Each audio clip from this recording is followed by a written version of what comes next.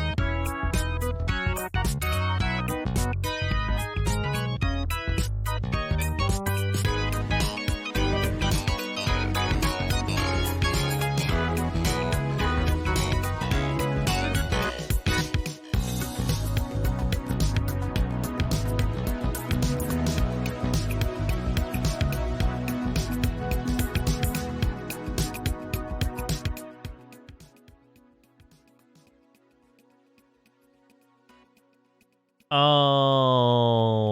right. Hello, everyone, and welcome. So, today, I decided that we're gonna do the Genshin tier list. Is gonna be the strategy for some part of this stream. We're still gonna do daily stuff. I need to farm a bunch of artifacts. I've got well, I guess not a bunch. I got 3 condensed resin to use on artifacts, and then I'm gonna do my 2 of my weekly bosses. And we are doing the tier list for the characters in the video game today. That is the master plan, the strategy. And we got tomorrow. What up? Oh, also, before we go any further, this isn't the spreadsheet I've come to know and love. Right, but this is like the easy way to do it on stream. Might hit 50 this week, though. I'm not actually going to go to 50, though. So, yeah, we're going to do some stuff in Genshin first, and then do some tier list things. Before we get started, though, Uncraftable, Zark, and Kano, thank you all for the subs and resubs. Much appreciated. And yeah.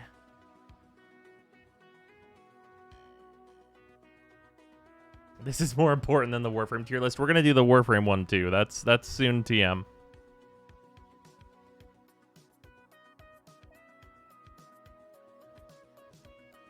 Yeah, so, first and foremost, we kind of have to make a decision. There's a beginning decision here to be made. So, for Clee, we have artifacts to level. So our fodder artifacts are pretty much going like directly to Clee because we're gonna need kind of the rest of our levels in like our crit rate and our attack and all that business. We need the other 4 levels here. We need the other 12 levels here. We need the other 12 levels here. So that's where our fodder is going. But we need to decide whether or not we're trying to get better quality items in these slots and also in the set that will eventually go to Bennett. Or we can work on maybe getting better Ning Hwang pieces. Because right now her crown is attack and it has 2 crit like pieces on it. And like the set overall, like we've got some like decent crit stats in here for her to be able to like do stuff as a DPS, but it could probably definitely be better for her. You hear that Bennett is rumored to be on the next banner? I did hear that, which would be extremely nice for everyone involved, if so.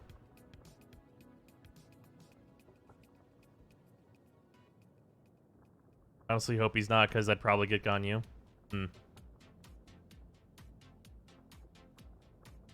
What's Bennett at currently? He seems like the universally safe option to work on. Yeah, he's amazing. He's the best 4-star in the game, bar none. I would say he's like he's like slapping some 5-stars in the face and telling them to get out of his way. Oh, what's Bennett on? Oh, in terms of his artifacts. So he's in Gladiator right now, which he won't end up in this. This will end up being Razor's set. But for what Razor is holding for Bennett right now, we've got a Witch's Flower that has crit rate on it. HP percent is fine for Bennett, so this is okay. We don't know the 4th stat. We have this really nice feather. It's a pretty good one. Energy Recharge, Elemental Mastery, crit rate. Really great start for Bennett. And then we have an Elemental Mastery, which is End Time. But it has Energy Recharge and HP percent on it and stuff. So the substats are not great, but Elemental Mastery is going to be nice because Bennett is going to be in a melt party. The Goblet, we do not have for Bennett yet. We don't have a 5-star fire goblet of any description. And then we have this crit damage hat that has attack percent on it. So like it's a crit damage hat, but like its substats could be better. Like I mean, there's always the chance that I roll crit chance on here, but some like okay-ish substats, like the feather's really good, but like the rest of it could be better. What do your fish pieces look like? Absolute garbage. Not worried about it right now. Gonna be 100% honest. Fish does the thing she's supposed to do right now, so I'm working on some other stuff.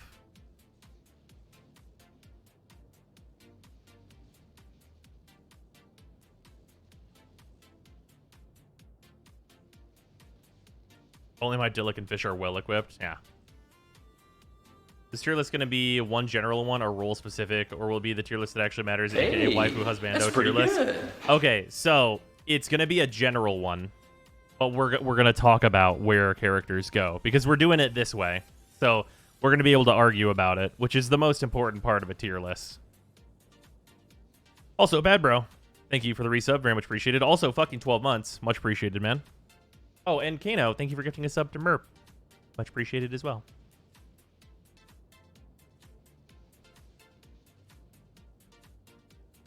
Yeah, you know, looking at these, I think we probably go for like more powerful Bennett pieces, huh?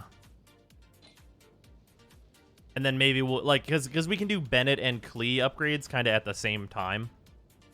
So I guess we just do that, and then either of those pieces as Pyro is awesome because it means we can sub out any piece on either of their sets if we end up getting one of those. So I guess that's probably the way to go. I'm so heavy. Can you do a waifu husbando tier list too? If we have time today, then yes. If we have time. It might be a really easy list to make. And it might be fine for the time being. You got the stuff ready for Ning level-wise? Wait, what level-wise? What do you mean? She's at 70. Like, I mean, obviously I'll want to get her to 80. And she has a weapon. Like, she's got Map of Mirror right now, but she's going to switch to Solar Pearl whenever I'm actually testing her. As for leveling the artifacts, that's just going to be a while, one way or another. We're going to do unit reviews on YouTube for this game. We're literally doing the tier list today.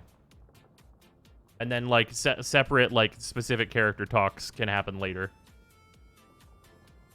As long as the stream going. I'm going to go to 6 my time, so it's going to be a little bit shorter. But I have some stuff to do tonight, so there's really not any way to avoid it. Yeah, Ning Hwang is on her way. I already have her 70 out of 80. Guess I missed that. My bad. I just remember you pulling her and having her on the back burner. Yeah, she has been on the back burner. But luckily, I'm getting to the point where I can like not need because like I've got like Please Bennett 80. Bennett is at 80. So like my 2 primary DPSs for my first 2 teams are 80, so I can be like, okay, let's get another DPS in here. I probably should have done Baidu to 80 before I did Ning Hwang, but I think Baidu at 70 is fine for now. Also, Baidu kind of has her artifacts. Like it's a real hard kinda because we've got like a fine gladiator flower that'll get better over time, a fine feather. We've got this attack percent. Like, I mean, it's just attack percent. It's fine. It's got crit rate, elemental mastery on it. It's fine. Got this electro damage piece that's 5-star that has amazing substats. It's fucking crit damage, crit rate, elemental mastery, energy recharge. All amazing stats on this. And then she's got a crit rate crown as well for consistent big crits, or consistent, at least decent crits.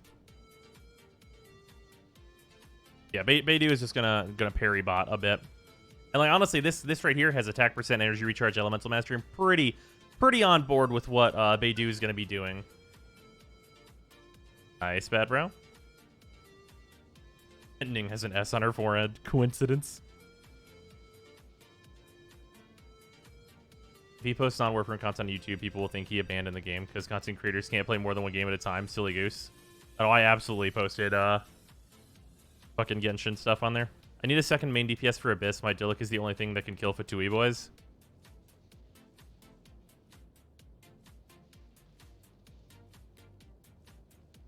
I mean, you have many options.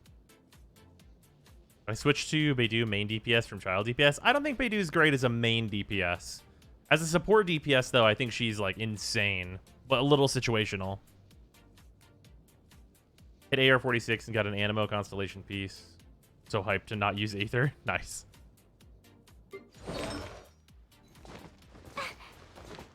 Alright, anyway.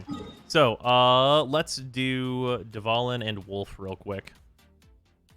Probably Wolf first.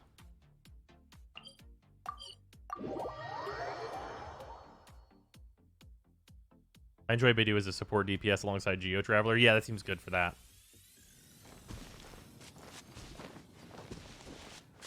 Grab these lamp grass real quick. Can Para come bully the wolf boy? I think I'll just solo it. It's fine.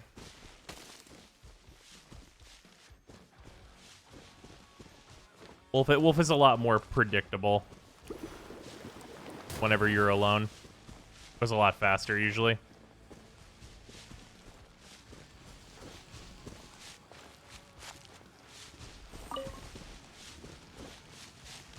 That was the plan. Baidu support DPS. You know, waifu before everything. That's valid.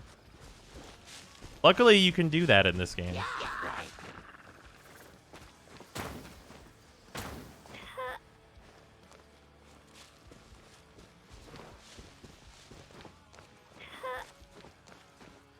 It's really unfortunate. I feel like Clee is not great at fighting the wolf. You know what's really good? Bennett fucks the wolf's entire day up and does not care.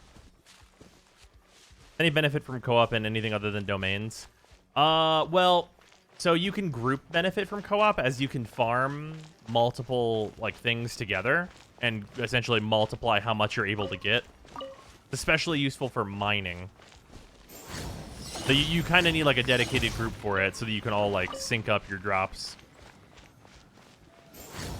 That's the tier list after I'm done with daily stuff. Baidu does well against Soul too. Oh yeah, I'm definitely switching her in. I'm 100% about to switch Venti out and switch in Baidu for fighting the wolf. Just because it makes it way faster. Although I don't think I've used Baidu on the wolf since I upgraded her a bit, so I wonder how much damage she'll do. Lower world level, can't join mine, and not every drop can be shared. Yeah, I mean, not everything can be shared. That's just how it goes. If I don't roll Xinyan before the end of this banner, I might need to level up Amber and Chef Waifu. I mean, Ling is great, so... How far have you made into Abyss so far? I haven't really bothered too much with Abyss. Like, I'm sure I could go 12 it right now, but, like, I just haven't dedicated a day to doing it. And being like, okay, these teams do this, do this, do this, do this, do this, just running through it. I need to, because it's just Primo Gems I'm just leaving there. But, you know.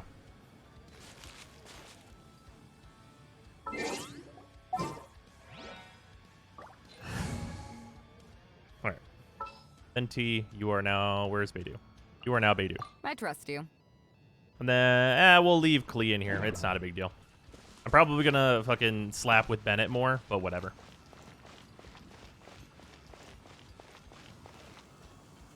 Probably open Baidu. I want to see just like a raw damage without reaction or anything on the counter. So I'm gonna whiff this counter real quick. Here we go. Hello, Woof.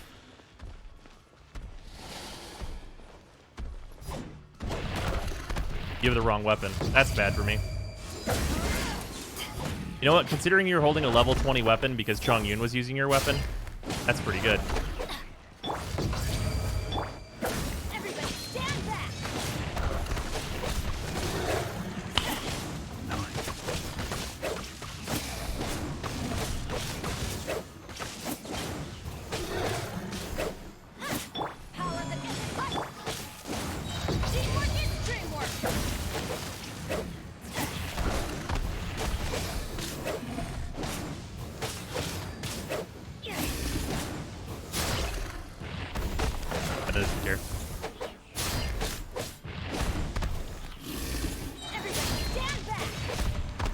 Bennett just doesn't give a shit at all.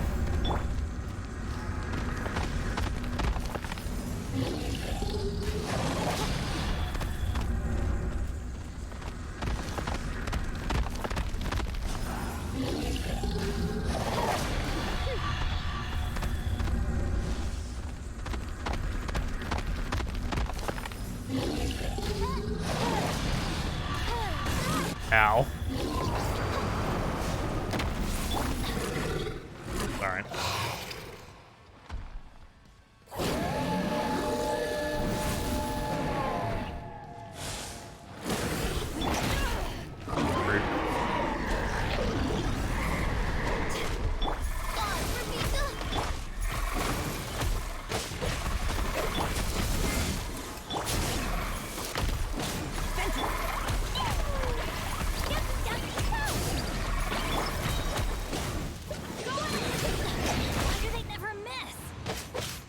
There we go.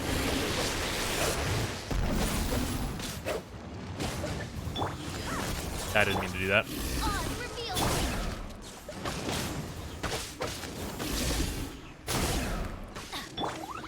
Bouncing. That Bennett's so ridiculous. Yeah, he's built his DPS, still heals.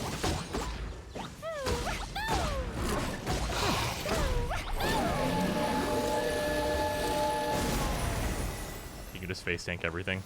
Yeah, Bennett kind of just doesn't give a shit at all. He's like, what's that? I heal you to fall. Okay. Okay, we got another Gladiator hourglass. Hopefully that's attack percent. And we got another Ring of Boreas. Good shit. I need a bunch of those. All right. Okay. I see you. Let's see this hourglass. Bad substats, but it's fine. It's an attack percent one, so I'll take it. I need more of these in general just because Gladiators is great. Oh, did I get another prototype? I didn't even notice. Which prototype was it even?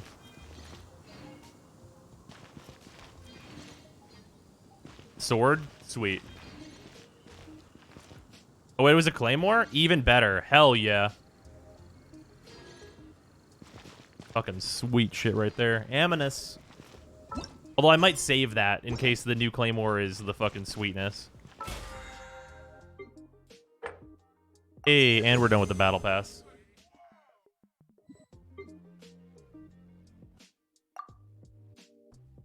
Oh, which one of these was Ning Hwang?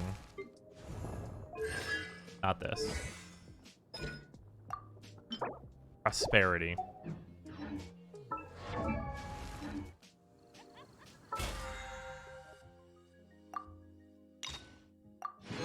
Here we go. All right, good shit. And now the value of the battle pass has been gained. Missed my gift? Oh, Dilden, thank you for gifting us over to Nightbot. Much appreciated. I don't know what y'all think, but I think that's pretty. All I got was a Ring of Boreas snore. Nice. And then let's look real quick to see if any of our characters need that hourglass. I don't think they do. I could be wrong here. Who would need it? It's not better than this hourglass, right? No, this has crit damage on it. Like this, I mean, this one could roll, but yeah, it's not even really comparable to this one. I mean, I guess it's very comparable. It's defense, HP, defense. This one's fucking defense, attack, defense. I mean, I guess technically it could be better, but probably not.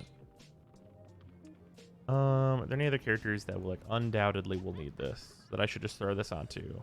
I don't think so. It's probably fine that it's just locked now. All right, let's go do Dvalin. We're gonna stop off at the Statue of the Seven.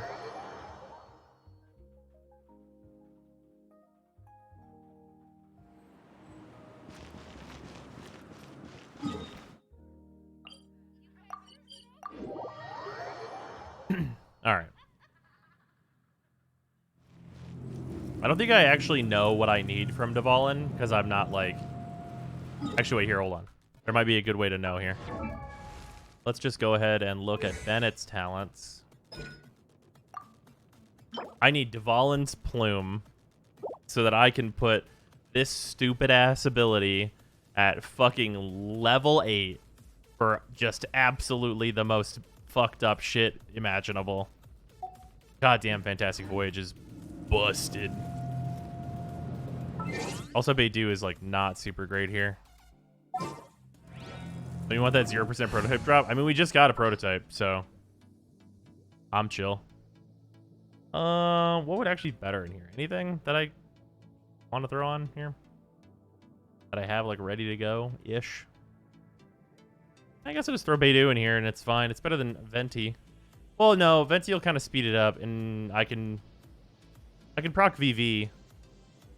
It's probably better, because there's not really anything to counter here.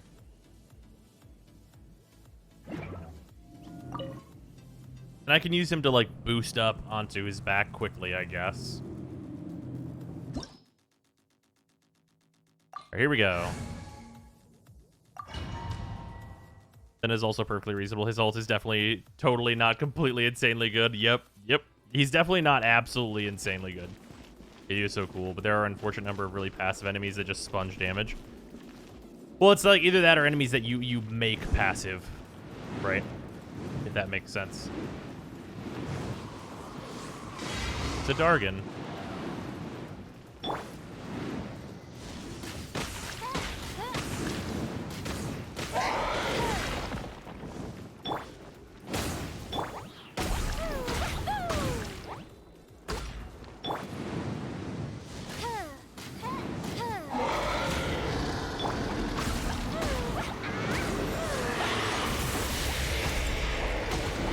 There we go.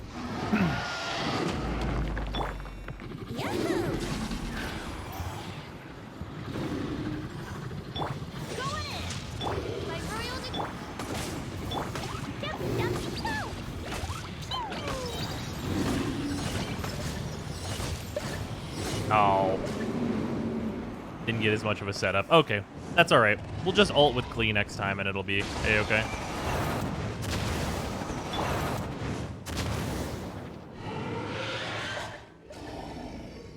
It's going to be S tier. I disagree with that.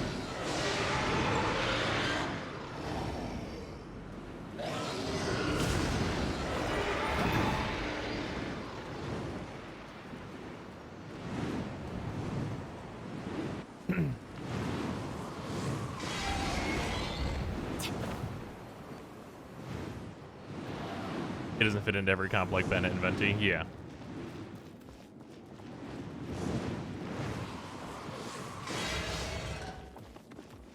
Come down here, you big fucking dragon.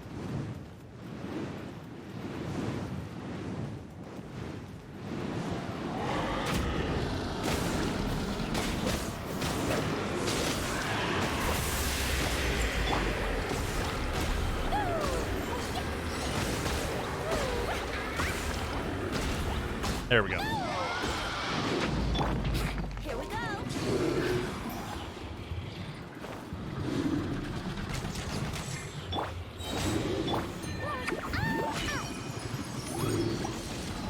Oh, whoops. Bad aim with the bunny.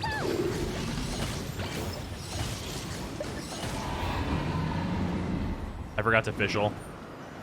That's okay. Started Genshin. I don't know anything good. Nice.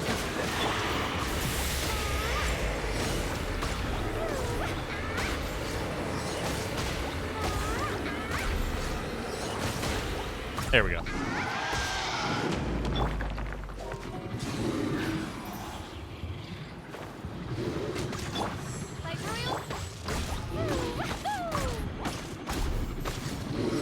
There we go.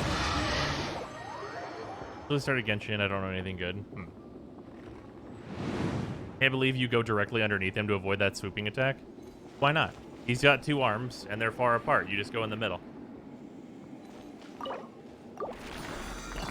Hey, Dvalin's Plume. We're nuts. And we got a Northlander bow prototype. Get fucked. My luck is outrageous. Then we got Concert's Final Hour as well, so let's look at that. For fuck's sake. Ooh, it's an Elemental Mastery one. That's potentially useful. I think I might have one more of those already, though. The same but different stats on this, but it's Elemental Mastery, so sure. Shut up and take my money. We skip two prototypes in a row. Two prototypes in a row. Got one more than me in two. Got one more than me in two runs than me ever. God damn it. That's so sad. Unfortunately, the bow prototype is least desired, right? Yeah, I mean, I'm not crafting them, but we're going to get more crafted weapons to our knowledge, so... Whenever there's a bow that's, like, desirable in there, which I assume there will be, that'll be sweet. Or if we get a, like, bow user who's, like, actually, like, a very proper physical DPS, then suddenly the compound bow is nuts. So there's always that possibility as well. All right, well, that went great. I'm just going to roll these dailies real quick. You still play Warframe? Yes.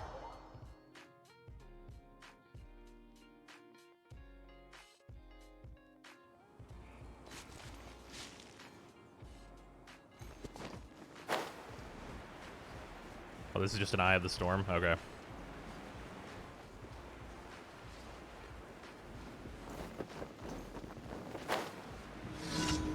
Who's the good one out of the current banners? Who's the good one? What do you mean?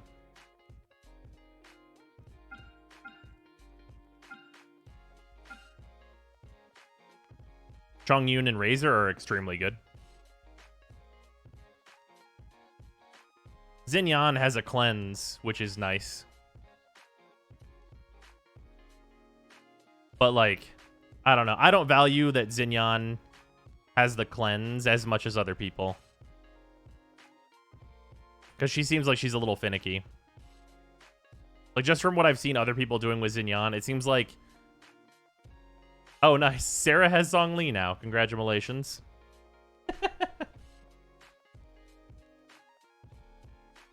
Congratulations, Sarah. You have the character you don't like.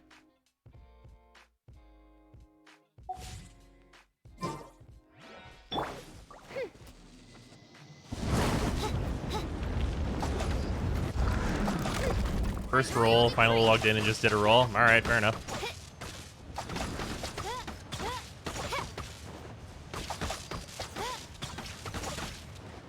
Or this is actually a Razor banner. I mean, Razor is in the banner, so yes, yes, that is how that works.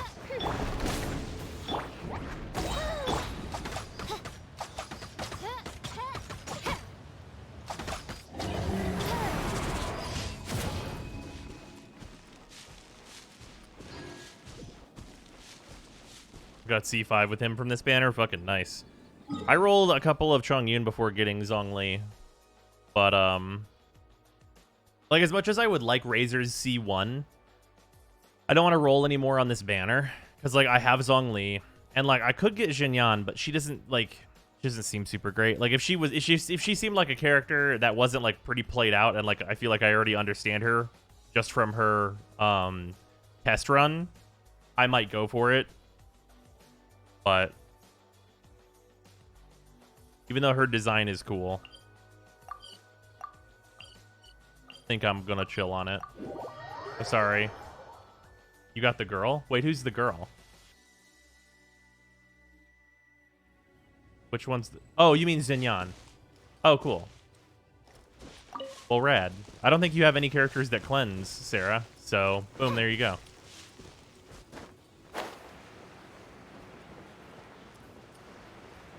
I want more Chongyun, but I keep getting Xinyan.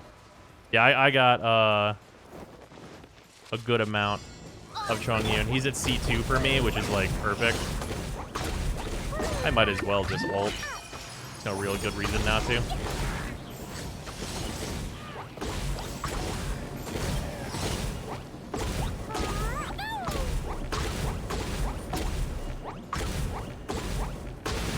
Here we go. Child's Banner was kind of better. Well, I mean, Child's Banner had Dionna on it. And Dionna is a fucking crazy character. Because it was, wait, who was it all? It was Dionna and, hold on. Names escape me. Yeah, it was, fucking Ning Hwang. It was, where's Dionna? Oh, Dionna's up here, right? Yeah, Dionna, Ning Hwang, and Baidu. Yeah, all great characters. Yeah, all those 4 stars are nuts. Like, Baidu is the least nuts of them, but, like, whatever.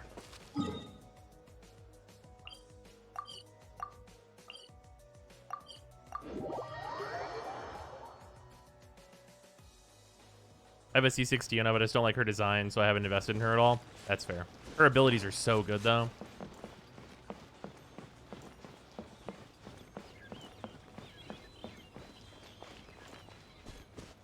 These new prototypes are weird. Is it? I heard one of the new prototypes is supposed to be for Razor, basically. Which sounds great. Because I could use a better weapon for Razor. Because I am planning on building him. Her healing is kind of bad. On Dionna? Her healing's totally good. She doesn't take any damage. So, like, her healing doesn't need to be that good. She, like, your team doesn't take damage. Her shield is, like, super fucking strong.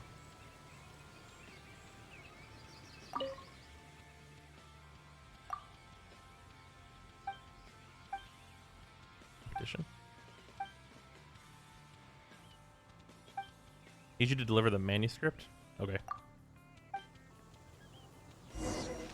Dionna's shield is actually statistically better than Noelle's. Wait, is it that strong? I knew it was really strong. Is it actually better than Noelle's shield? Ning is good. I can see how, but I'm probably misunderstanding. Well, she's a primary DPS that works on everything in the game. That can also, like, sort of tank and has utility because her shield can block certain attacks that are important.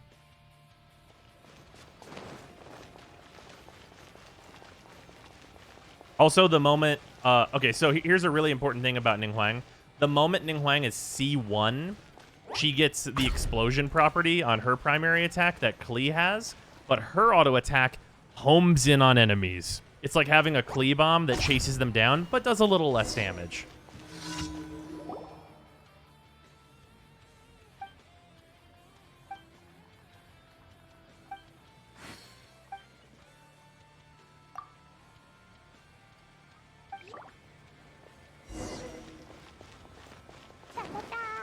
I can't wait to see my immortal daughter. Zongli needs to be able to heal if he's just a support. Well, it's fine to have a burst support. We have a 5-star that's basically just burst support. Her name is Mona. It's just that she gives, like, one of the most insane damage buffs in the whole game. Like, her damage buff is, like, second only to Bennett's damage buff.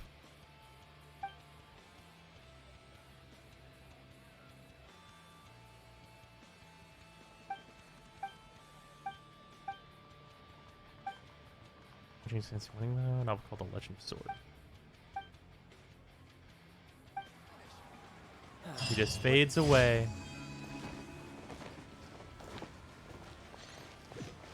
King's basic attacks might actually do more damage, but they don't make up for Klee's ridiculous charge attacks. Well, yeah. Well, I mean, if you're machine gun Kleeing, I'm pretty sure Clee will out DPS whenever she machine guns, compared to Ning Hwang doing that. And they're both charge attack characters, and Klee's charge attacks do more damage.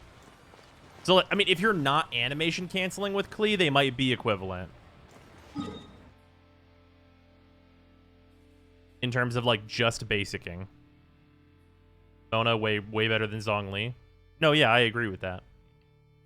But Clee has the clovers. Ning Hwang's ability is better than the clovers. Her charge attacks are free every time her basic attacks connect one time. 100% chance. Clee only has a 50% chance for hers to be free. Like, Ning Hwang is actually safer because her charge attacks are always free. You never spend anything on them.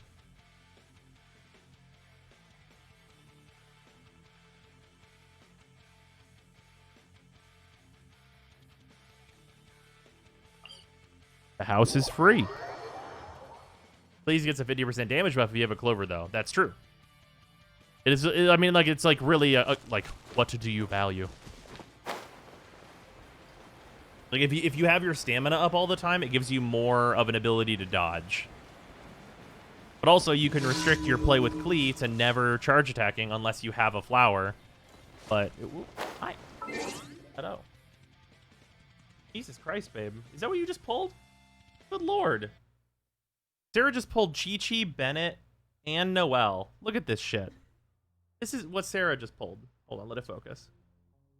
This is how Sarah pulls work, by the way. If anyone's curious how Sarah pulls work, that's a Chichi constellation, by the way. Well done. Well done. And a weapon? Oh, and Eye of Perception. Yep, that's how Sarah pulls work. Why did you want to bet? Oh yeah, I forgot you.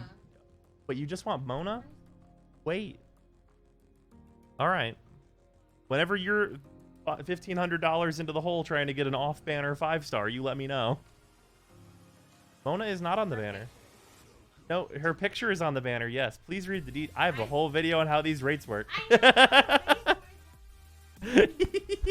She says she knows how the rates work. She just doesn't care. I know you want Mona. I also don't have Mona. Baidu is cool. You don't want Baidu? Really? She's a cool pirate lady. Okay, yeah. Sarah says she wants the butt. Wait, that's which is Mona.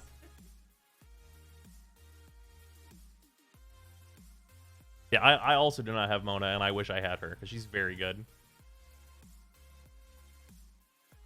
We're going to get a bunch of free rolls in 1.2.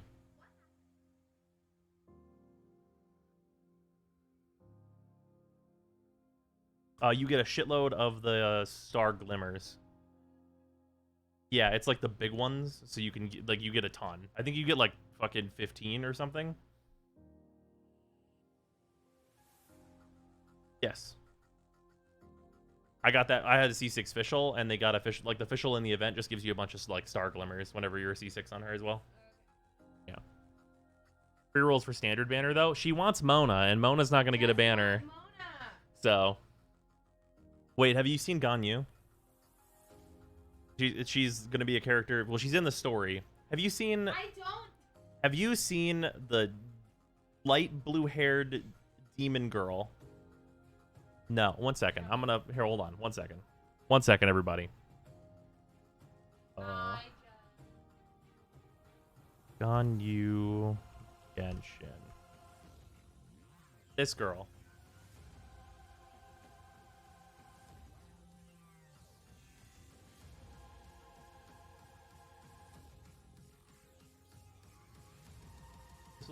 That's so tiny. Why would you give me a JPEG? That's good enough. There you go. That's what she looks like. Yeah, I figured you'd like this design. Yeah, this is maybe a character that's going to be on the next banner after Zongli. Well, we don't know for sure because they haven't announced it. But she exists, and she's been walking around in the story fucking willy-nilly. So it's like, bitch, are you gonna be on a banner or not? Are you gonna be on a banner, or are you gonna get the fuck out?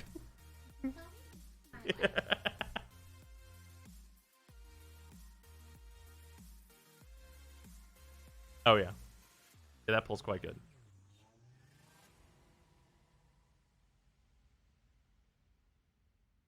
Did Sarah see Scaramouche? No. He was in the event. Yeah, she hasn't played in weeks. She just got on and started rolling. Wouldn't gliding be fast? There it is, everyone. You figured it out. You do roll really well. That's absolutely the case. Careless. It's because you don't want it. Yeah, that's probably true. I got careless. Another test subject.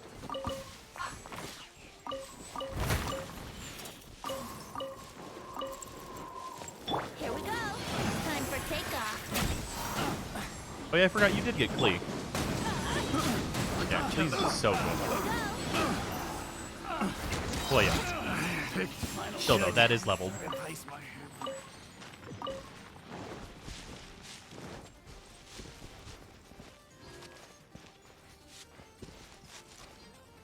I think her whole gimmick is charged bow shots.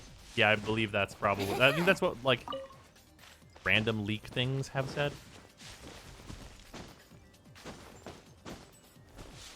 Wait, oh no, Sarah, Mona was in the overworld all throughout the event for you to oogle. It's true. Mona was a big part of the event. It was actually really cool and hilarious.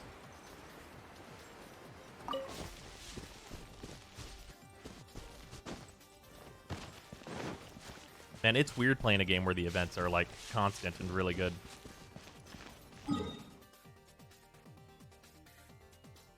The cursed image of... Oh, where they reverse her facial features? Why? Why would she be the one who did that? Okay. Yeah. I mean, she is a troll, but, you know. Wouldn't gliding be faster? Her Q works like Amber's. Well, okay. I want to clarify that Amber's Q is not bad. If you did like plus 20% range on... What did you get? You got Razor. He's great. Is that his constellation for you? Add Ast... Sarah's over here disgusted. Add Astra...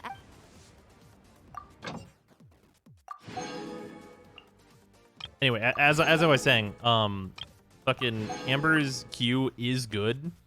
The problem is that it's just a little too small. So if you increase Amber's Q's range by like 20%, it's like awesome.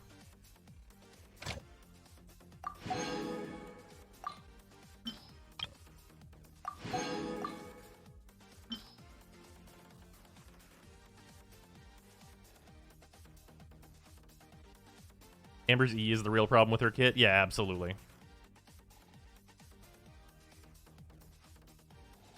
What'd you get? You have a C3 Chichi now? Wait, no, it's your third Chichi, or she's C3, which would means you have 4 of them total. Holy shit. Her Chichi is now C2. I don't even know what Chi-Chi's constellations are. What do they even do? Shut up and take my money. All right. Ooh, regenerating energy. That's good.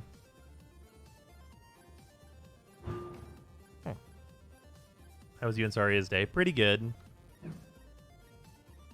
Ooh, also, Daytel, thank you for the resub. Much appreciated. And Xylo, I think I missed you earlier. Thank you also for that resub. Adventurer, think you can last a round against me? Or festive? Oh, no, I haven't told them yet. Oh, yeah. So, okay, so, chat. Are you ready to feel like 2020 has been both extremely long and extremely short? Today is me and Sarah's anniversary. Listen, let me tell you how it is. Is that? Oh, shit, you're 2 constellations away from Max Noelle constellation. To our Damn. success. Need another handsome son today? Paris says, I refuse to believe that. Another one. And another one. And Staple, thank you for gifting 5 and subs another to Riru, C-Tan, Cowpunter, BG Unbound, and Garbor. Welcome in to all 5 of you. Thank you, Paris. And everybody. Okay, what's that? Oh, Sucrose. You have C4 Sucrose? All right. Explode Me saying inside congrats. city Thank you, wall. Staple. Grounded be thy woe. Oh, you have Chong Explosions Yoon now. can Good. hurt people. Jin can be dreadful. That seems about right. Mondstadt be bombed. Clee be doomed. Those are the C4 on survival Sucrose rules is that the useless, Knights of but C1, Favonius C2 gave are me. amazing. Congrats to you. Appreciate it, Mecca. The feeling that Saria may not be free to play? No, not at all. Not even a little. No, she's not. She's lying. No, it's not. It's not true. It's absolutely not the case. This is full on, absolutely false.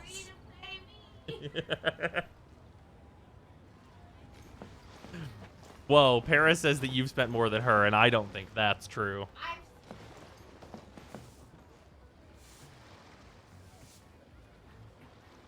Paris says she's probably spent $200. $250, she says.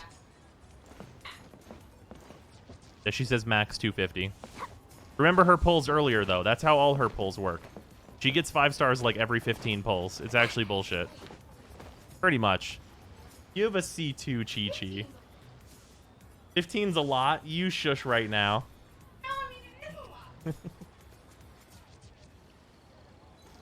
I don't mean 15 10 pulls.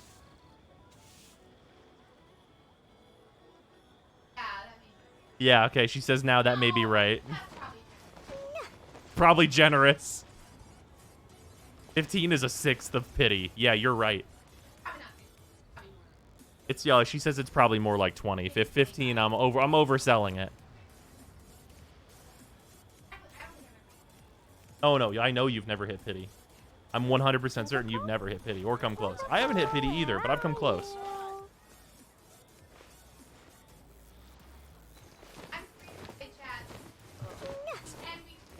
Paris says she's $250 of free to play. What is money for the construct? Only every 20 pulls, Lamau. Yeah, I feel that. I use credit, so.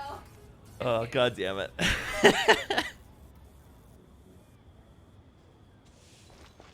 You stole your streamer luck? That's not even true. I've been getting like the most bonkers artifacts ever. Abstract thinking doesn't pay the bills, I have 2 jobs. she says she has 2 jobs. One job is for the gotcha. I am. For all games. It's for all games, she says. You hit pity every... Don't come near you. Why? I can't kiss you? No. Why not? Because it's gross. That's just rude. I have 2 jobs, managing hat mods and taking care of bros. Figured it out. God damn it, Farrah.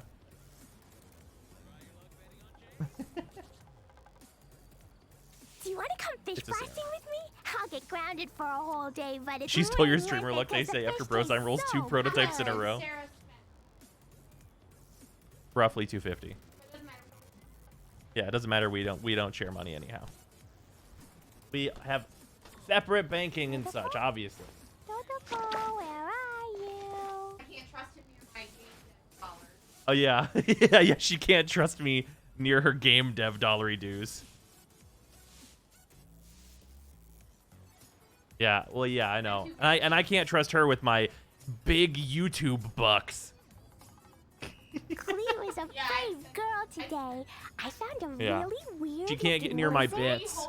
Want me to show it to you? Yeah. 3 whole rolls. You calm down. I can afford a 50 roll. Come on.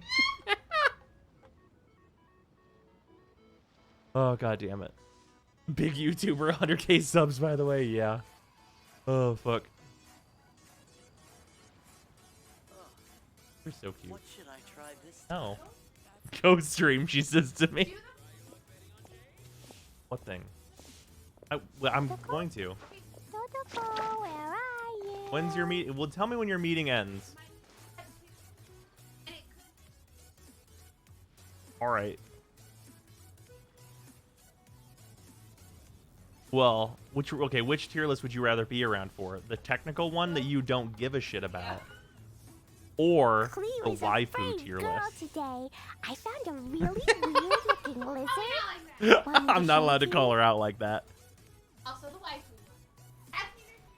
Okay, she wants to be around for the waifu one. Pog, the thirsty list. Oh, we're doing both. These bombs Sleeve so slaps the heavy. final boss. It's true. I love you, babe. Every pie girl. Coming by said. Explosion inside city. Oh yeah, we can talk Grounded about this be now by because what? Sarah Explosions fucking can hurt announced. people. So if Cheer anyone's can seen the be fucking dreadful. memes of Non-stop all these bombs, motherfucking Clee be TikToks that are doomed. like, Those are bi the women survivors. could have a Bombs woman, so but heavy. instead they all just get with the gamer boys. Sad gamer. The boy. sad gamer boys. We're just that meme. We're just that meme. Oh, Sarah, don't say "oh" with a question mark. responded to my Yeah, tweet. you fucking literally saw this, Para. You literally called me bilingual like an asshole. Yeah. Is the tier list going on YouTube? Yes, it will be on YouTube. Both of them. It'll be clearly marked. Separate videos.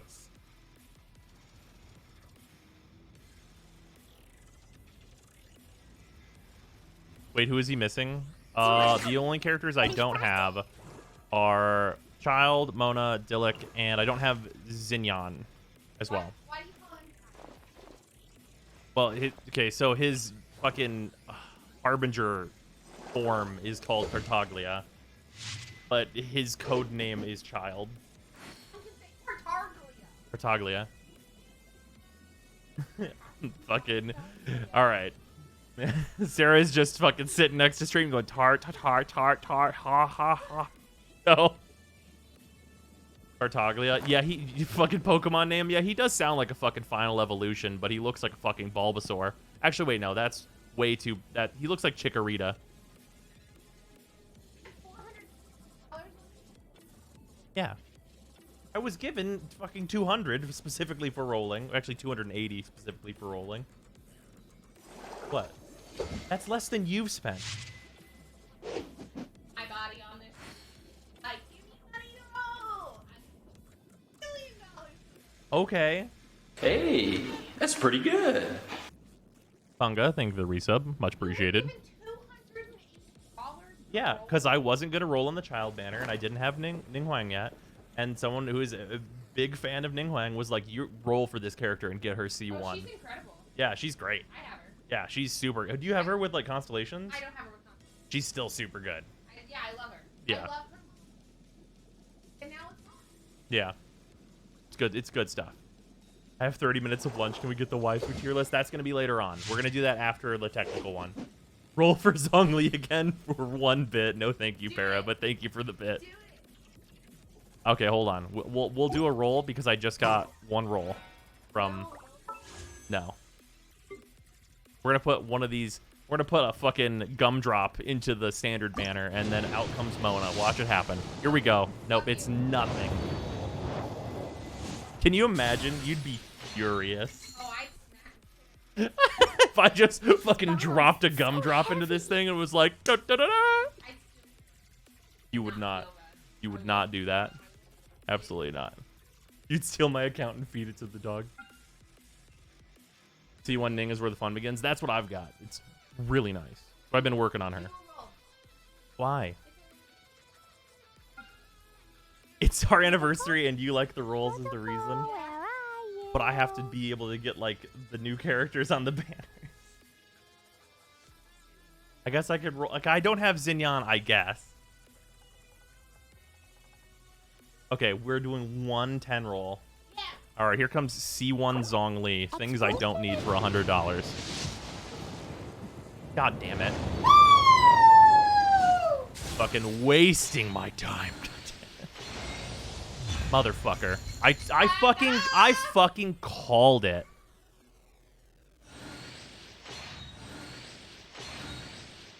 I called it. I called getting this trash. Hey, we also have Xinyan, though, so I guess that's one more character I didn't have that I've got now. You're welcome. All right. Well, we've used my incredible luck. And also Sarah's incredible luck. Double character roll, it's true. Also, how much... Okay, hold on. Let's look at our hits. How many was I into pity? Because I only rolled a little bit after I got Zongli. So this is before the 10 roll, so I've rolled 10 past this, so this is 6. Okay. I did 16 rolls and I got fucking Zongli and Xinyan after I got Zongli before. Jesus Christ. Sarah's just T-posing next to me. She's just asserting dominance over here. All right, well. Bombs. Zongli was your second or third pull, so it was less than 10 pity. It's true. What do you do? What? Why? Well, what does this even do? Oh, right. I can have 2 dongs. Well, look. Have you seen Zongli? You can have 2 dongs now. Here, I'll show you. A walk would be nice. Look. This is his first dong. He gets this by default. Then his constellation lets him have 2 dongs. Now T-pose. 2 dongs at the same time. The double dong Lee. You know what the fucking hilarious part is about this? Is like technically, you can like do this and like platform now that I can do 2 of these. I can do this stupid shit. Which is probably going to be abusable at some point. Yeah, who needs the ground when you've got double dongs? They can't stack, at least. It's true. I've got infinite stilts, though. Quake! Would be pretty good. The floor is lava. Yep. Quake! Sarah says she's caused enough chaos. Goodbye. Later, babe. All right, well, we have Xinyan now, so there's that. What should I try? We have all the 4 stars again. I guess that was worth. Osmanthus wine tastes the same as...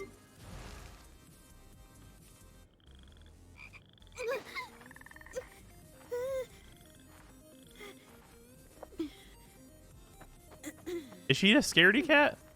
Shut up and take my money.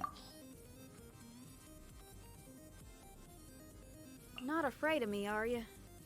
Some folks say I got eyes like knives, that I don't wear my clothes right, that I don't speak right. I send children a-crying every time I accidentally lock eyes with them on the road. She dislikes frogs? What the fuck is this? I was gonna put her at like a B rank on the fucking waifu tier list, but if she's afraid of frogs, that's instant D tier. Get the fuck out. Absolutely not. What a shit waifu. I cannot believe.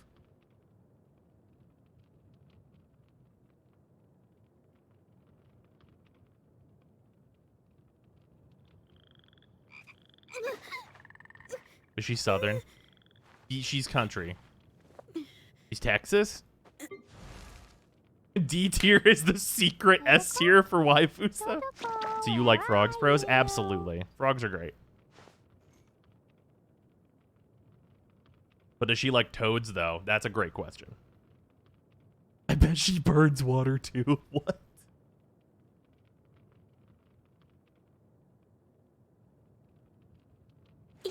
Why the fuck does she have one fishnet and one sock? Wait a minute. Oh my god, you're right.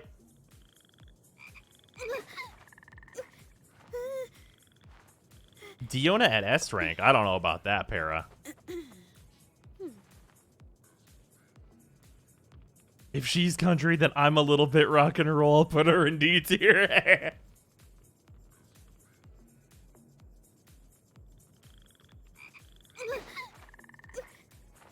Dionna's design is a home run. What are we? Have we seen the same character? This is a perfectly mediocre design.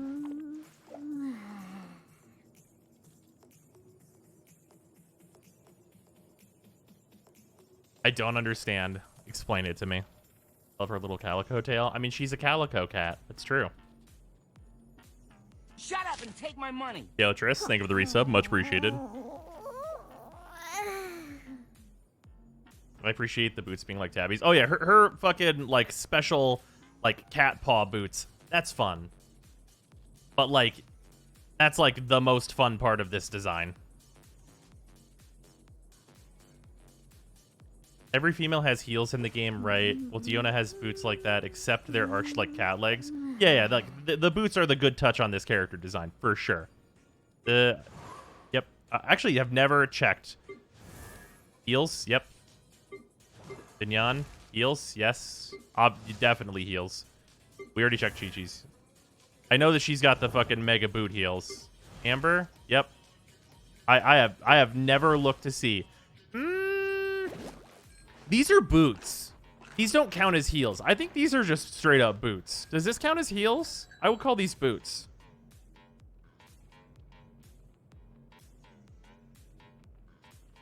Yeah, that's boots. Okay, so Zhonling, exception. Heels, though. I mean, it has a heel, but these are boots. Right? Let's double check, like, Amber's. Yeah, like, these are heels because they're narrow. You know, these are definitely boots. For sure. For sure, these are boots. And then Dionna, we're going to do a technically no. Technically not heels. There's no heels here. Jean, definitely heels. Traveler, these are heels too. Kaching, obviously we know these are heels. Baidu, heels. Ning Hwang, obviously we know, yep, of course. Barbara, I actually don't know. She has like, these are like tap shoes. Do tap shoes count as heels? I actually don't know. Because these are like tap dance shoes. I don't know if those count as heels or not. I don't know about tap dance shoes. Closer to a lift than a heel. They're platforms. Okay. I wonder We're gonna put Barbara on also the exceptions list to the does not wear heels character. Wait. They're not tap shoes, are they not? They look like it. They're heels? These count as heels? Sarah says they're heels, and I trust her opinion on this. So these are heels. Okay. Official. These are heels. Clee. Boots? Clee's just tiny. But I think these are boots. These are boots. I think these are boots. Yeah, not heels. They're platform heels. Well, here, Sarah, hold on. Are these heels or boots? Official's definitely in heels. Because I think these are boots. I would classify these as boots. And I think, like, proportionally, these are basically what Clee's wearing. What are we doing here? We're determining how many of the female characters are in heels or not.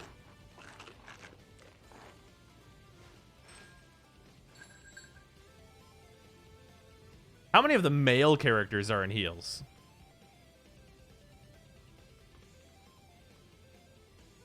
Barbara is in platform heels. Sorry, I'm on a delay. Oh, okay. All right, so yeah. So Zhonling and Clee are in boots. Everybody else is in heels. Okay. These are, you know, okay, yeah. Ching Chi, these are heels. Gonna be honest with you. Those are heels, bud. These are... Wait a minute. I've never looked at Kaya's fucking legwear. What are these fucking goofy boots? What are these fucking goofy boy boots? Kaya's design fucking sucks. Holy shit, Kaya. Fucking get it together. What the fuck are these? Like, absolutely what the fuck are you doing, Kaya? Holy shit. Fucking get it together. Good fucking lord. Razor. These are boots. Yeah, those are just boots. Venti. These are clogs?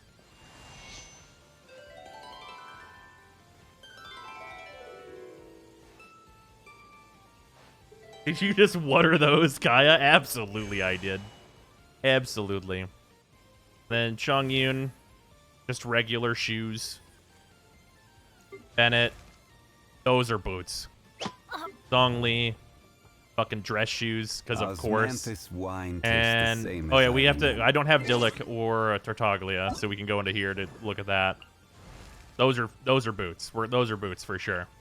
Those are boots. Those are also boots. We didn't look at Mona. Details. Those are heels. Okay, as expected. I like the question. These are clogs?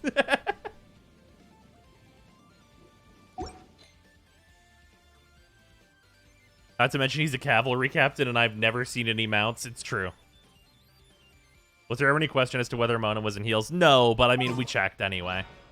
I thought for a second Mona wasn't wearing shoes. Can you imagine if it's just like, if anyone's noticed, Mona's so poor she had to sell her fucking shoes.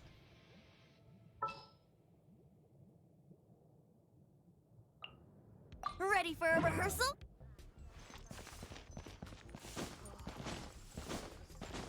Kaya's out here wearing Air Force Ones.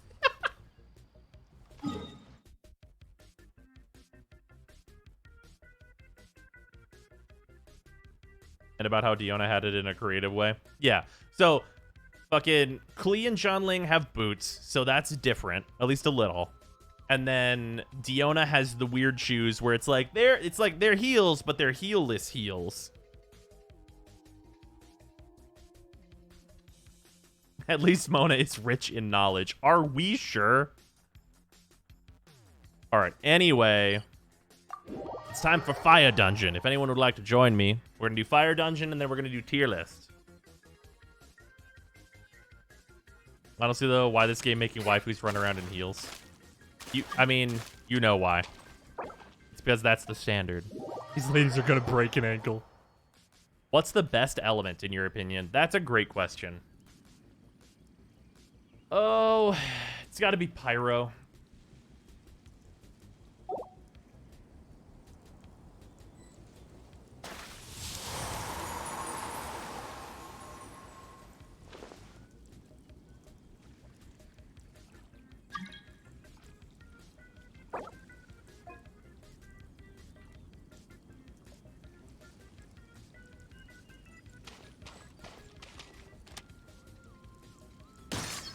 Super partial at Geo because the crystal shields negate damage and stagger.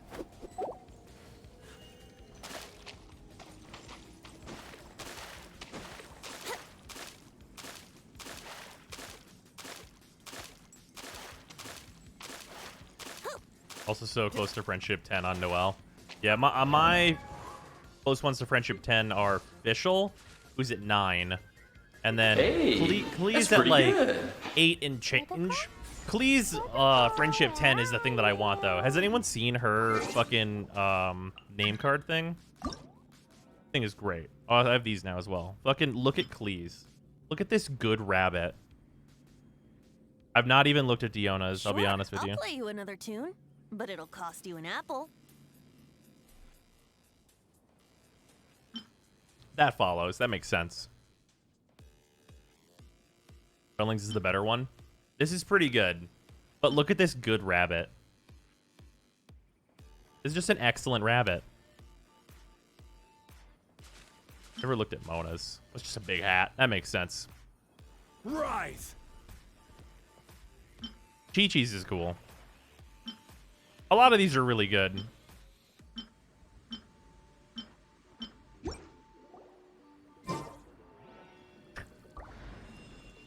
Damn it. All right, if anyone else wants to join, feel free. Sorry, I was distracted.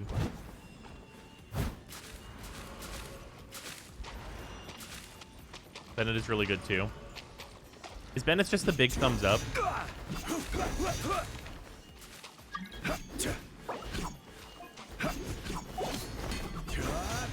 God damn it, Reggie. I can't believe I have fucking Constellation 1 Zongli. What is my fucking life?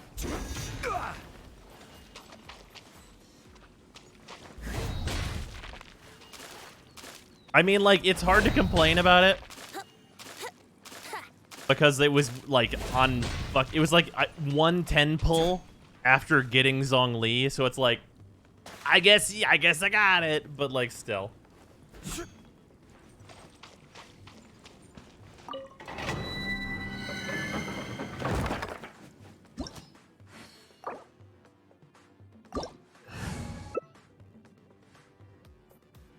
Wait, why did everyone not join?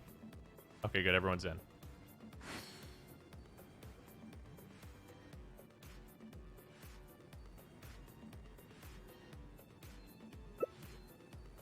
Zongli will probably be better if they make it so you need a tank character. I agree with that.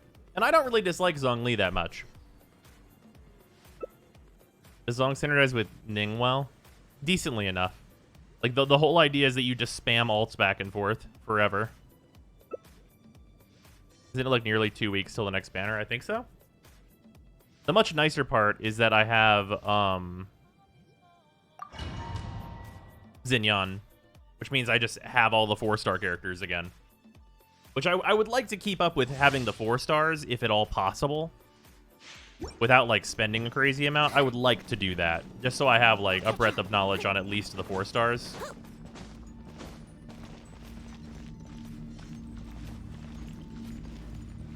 In most content, it's fine to have a BP shield over healing, so I don't see any issue with Zongli personally. Well, it's that, like, as a support, he's not offering very much. Think you can get away?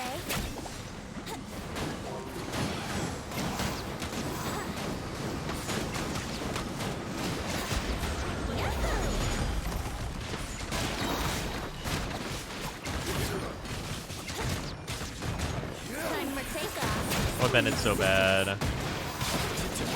have a healer on my Deluxe team. Oh, yeah. Well, hey, the theory is that he's going to be on the next banner, so good news, I guess.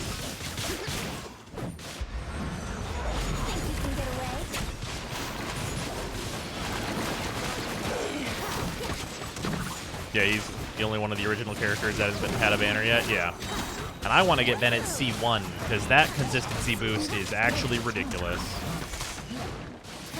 I missed out on Venti. That's unfortunate. I missed out on Child on purpose.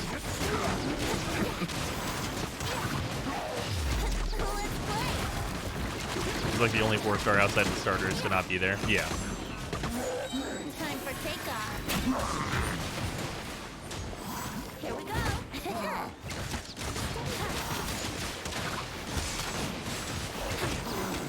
we go.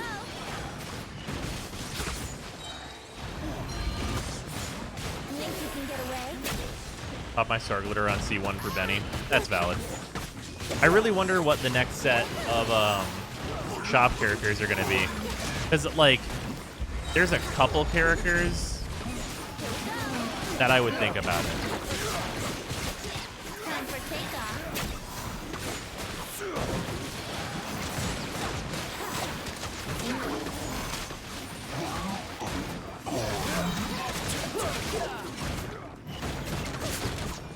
I just got C1 Bennett, so I'm all set. Nice.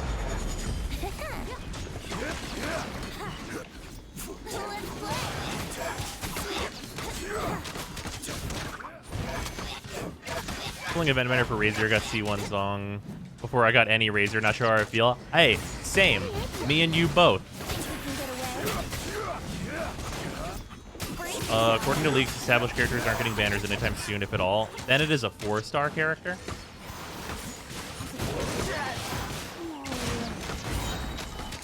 I know that's hard to, like, remember because he doesn't play like a 4-star character at all.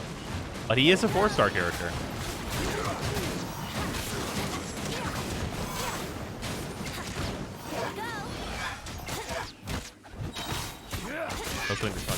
Oh, okay.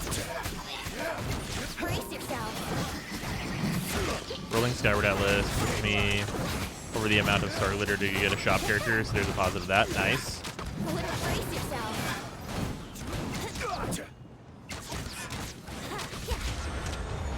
Here we go.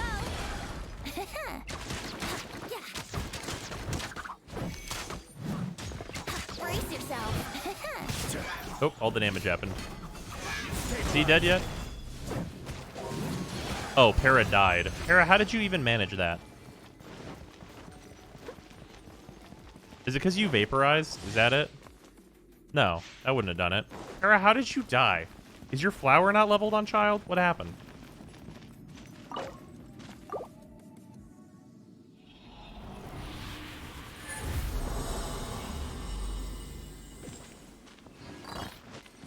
Okay, we got double Witch's Heart Flames. Please, one of them be Pyro, because a fucking nut, if so.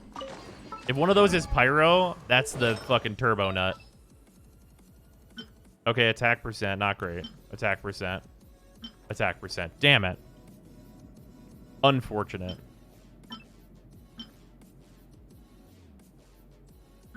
These are still pretty good, though.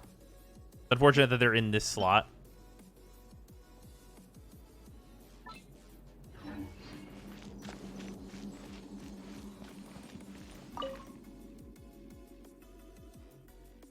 Feel your pain running this right now as well. What's nice about having Bennett? Keeps adore you in co-op. Yeah, he's definitely going to be like my co-op character of choice. Like when available, it's going to be him. I stood in the Abyss Mage Flame Aura. Oh, yeah, that'll kill you.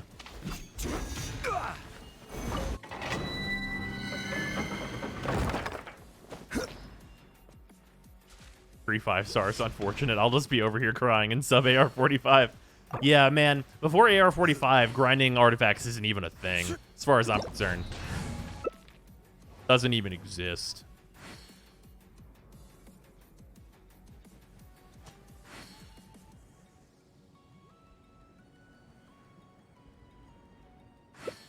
Ooh, ice and water. Xylo, that is a level 60 character. Are you sure?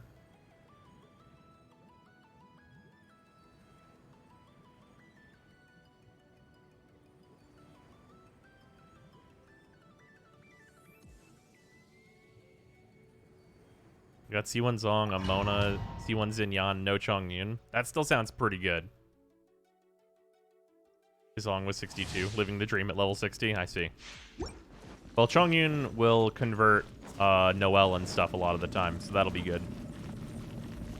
Not Venti, unfortunately.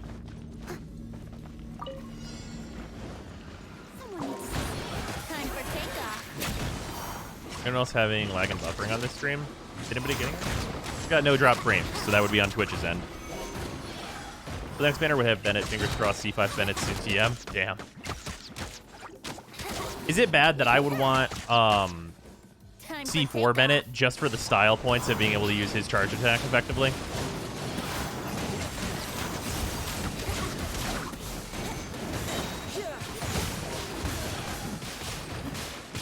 I've summoned 30 times, still no Chongyun.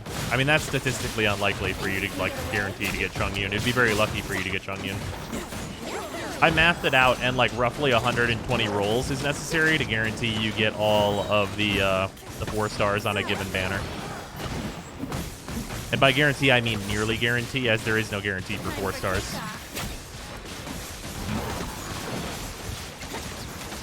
Do you think Ling or Bennett as the better DPS carry option? I don't have any better carry options. Bennett, absolutely. Bennett is insanely good as a carry, especially if you have Chongyun.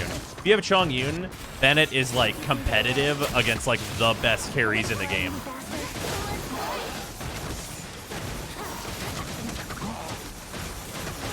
So you want C5 Bennett? I mean, that'd be cool and all, but like, I really don't need that. I want C4 mostly for style points. The only one I actually really care about having is C1, which will happen eventually. I've got him at C0 right now, and eventually I'll just get one. So.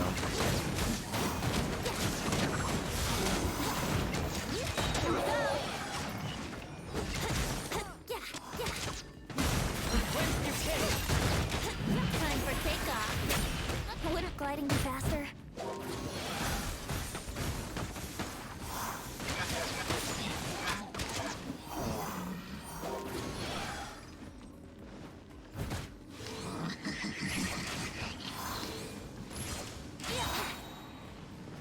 There you go. You can get away. Wouldn't gliding be faster? We can take care of this boy first. Hopefully the other one will just teleport over here. Pulling Pavonia Sword 2 times in a row. I give up on rolling for Chongyun. I'm going to save Primos for Albedo. After pulling Pavonia Sword 2 times in a row, you can't do that, though. Unless you're trying to roll on the standard banner, which you should not. Think you can get away?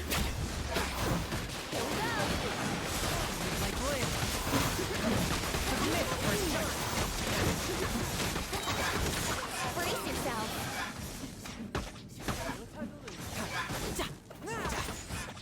Think you can get away? I want to get Venti to replace Traveler as my win character. That's valid.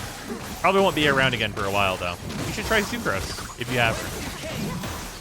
Sucrose is also very good. She kind of does Venti's job, but different. She's got, like, buffing aspects as opposed to the better grouping.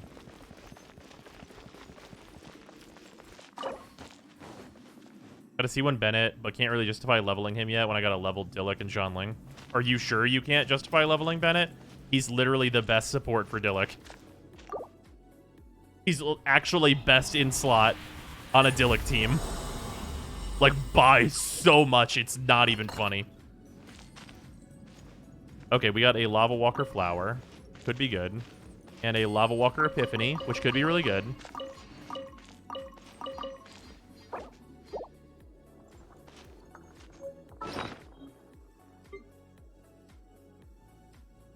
This flower, it's got crit damage on it. Okay, sure. Otherwise, kind of underwhelming.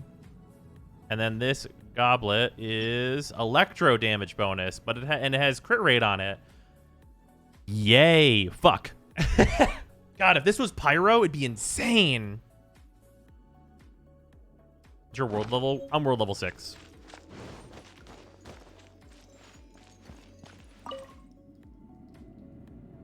Running Kaching, Fischl, Ching Chi, and Barbara as my main team. Think it works pretty well. Yeah, that sounds pretty solid.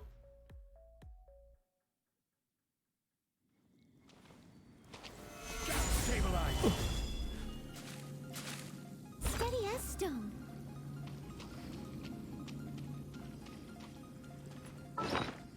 Off element rolls are the worst part of artifact farming. Yeah, we discussed last time we streamed Genshin that it really would be a lot better if it was just elemental damage percent.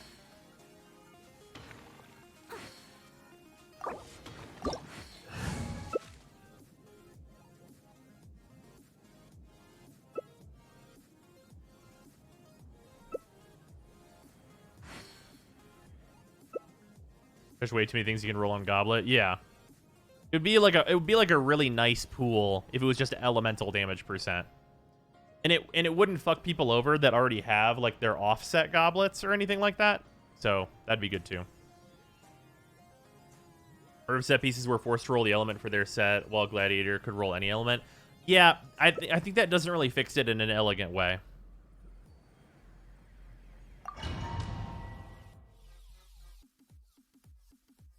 Gotta study stereochemistry or organic material. Gonna fuck me harder than Genshin RNG. Later, Rudd.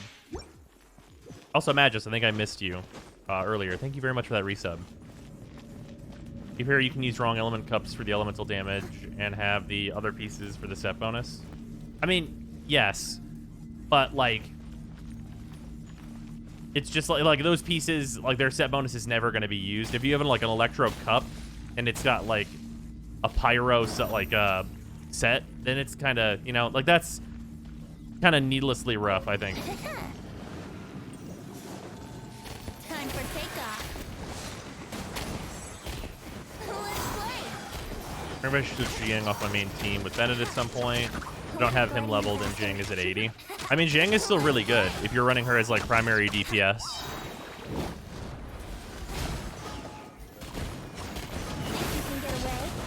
How should I build Sucrose? A fuck zillion elemental mastery. Just an absolute fuck zillion. Brace yourself. Someone needs assistance. Think you can get away? Like if it says elemental mastery, put that shit on her. Also, energy recharge is pretty good.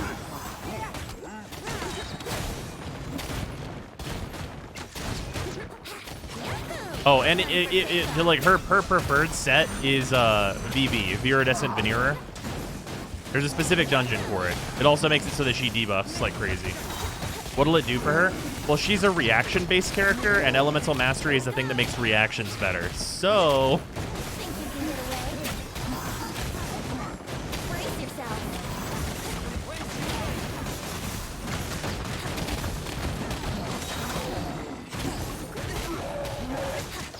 C1 Sucrose is pretty helpful. Yeah, C1 and C2 I think are her best constellations. Time for takeoff. Although I don't remember her C6, so that could be me just not remembering what C6 is. C1's definitely her really important one. Like, out of all of them, I think C1 is the most impactful. Brace yourself.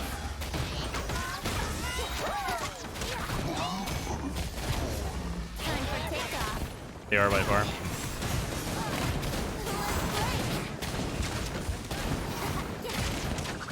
Oh, I'm in pain. Okay. Noelle is in slap-ass mode.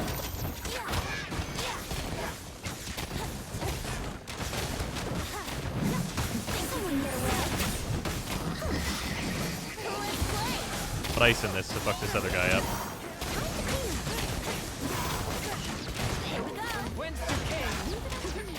Her C6 is an elemental damage boost to the team. Okay, that seems like pretty solid, but not necessary. Her C1 seems much more impactful. Think you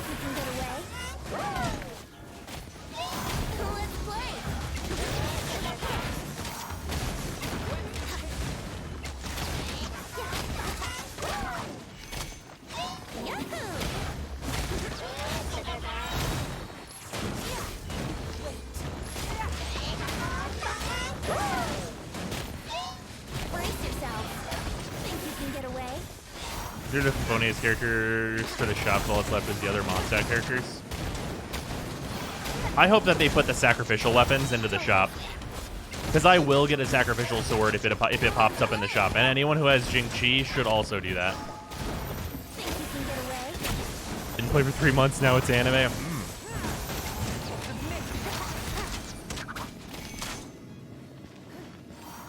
Need a sacrificial bow too. Yeah, I have the great sword for Chongyun support. I have the bow for Dionna, and I'd really like the sword for Ching Chi. All right, here we go. Give me a pyro cup.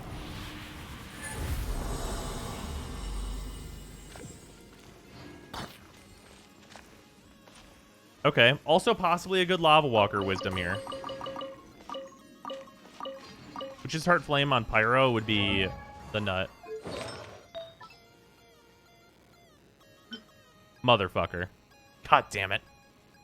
All right, let's see if this one's the nuts, though. Ah, healing bonus. Shut up and take my money. Unfortunate. Oh, well. Also, Apex, thank you for the resub. Much appreciated. Pyro healer when? Wait a minute. Bennett?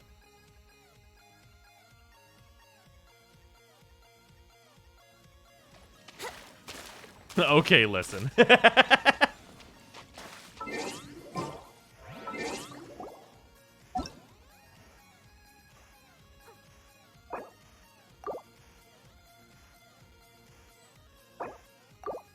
Waiting on an electro healer? Yeah, that'll be interesting.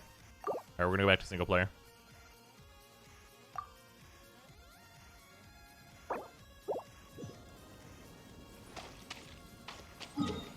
Want an ice catalyst user? Yeah. Man, ice catalyst is gonna be pretty good whenever we get one of those.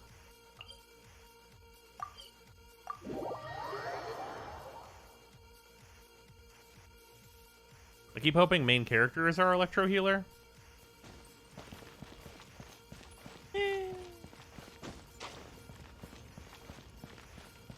Chichi's a sword, right? Yes. Ice Catalyst paired with Clee will be gross. You're absolutely right. Especially if it's like an Ice Catalyst user that fucking puts down an Ice AoE. Learning that Bennett's vision cauterizes his wounds basically made him, for me, flavor-wise. Yeah, they did a really good job with that as the flavor for him. Adventure time. All right, are we ready? Are we ready to tier list, everybody? Is it time? Are we prepared?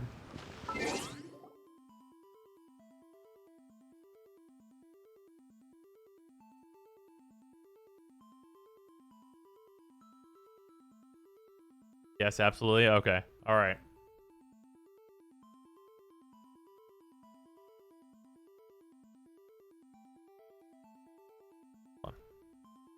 There we go. Perfect.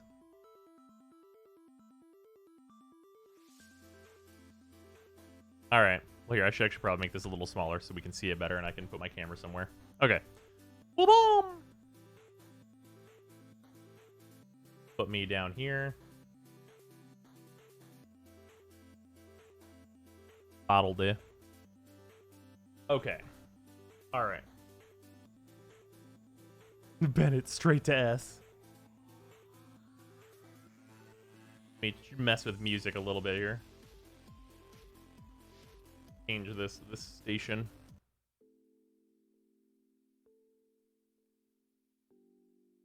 All right, here we go. All right, everybody. So this is going on YouTube.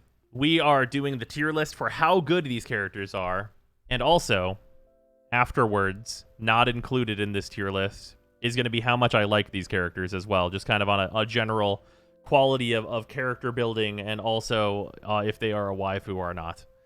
But this tier list is very specific in how good the characters are.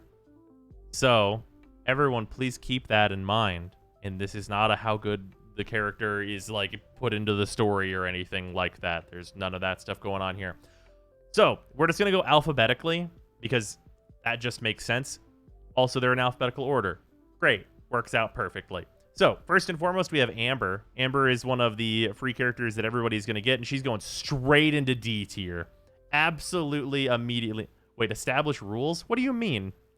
We established the rules. How good the character is. All right, chat, are there any problems with this? At base level, considering constellations. Oh, yeah, I guess I have to go over if there's fucking constellations in here.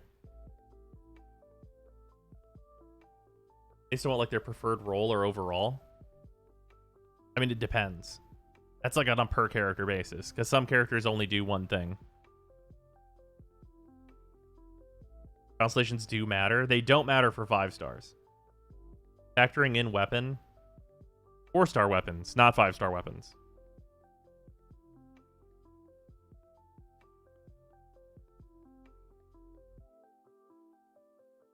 That's what I meant, chat. We'll go crazy if you don't. Okay, all right, fair enough.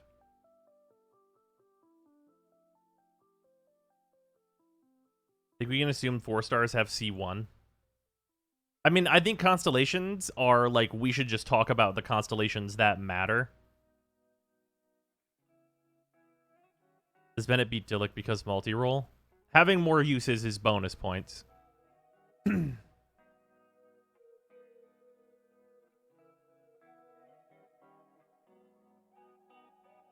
Yeah, we can't just, like, assume all the 4 stars are C1, because some 4-star C1s don't matter.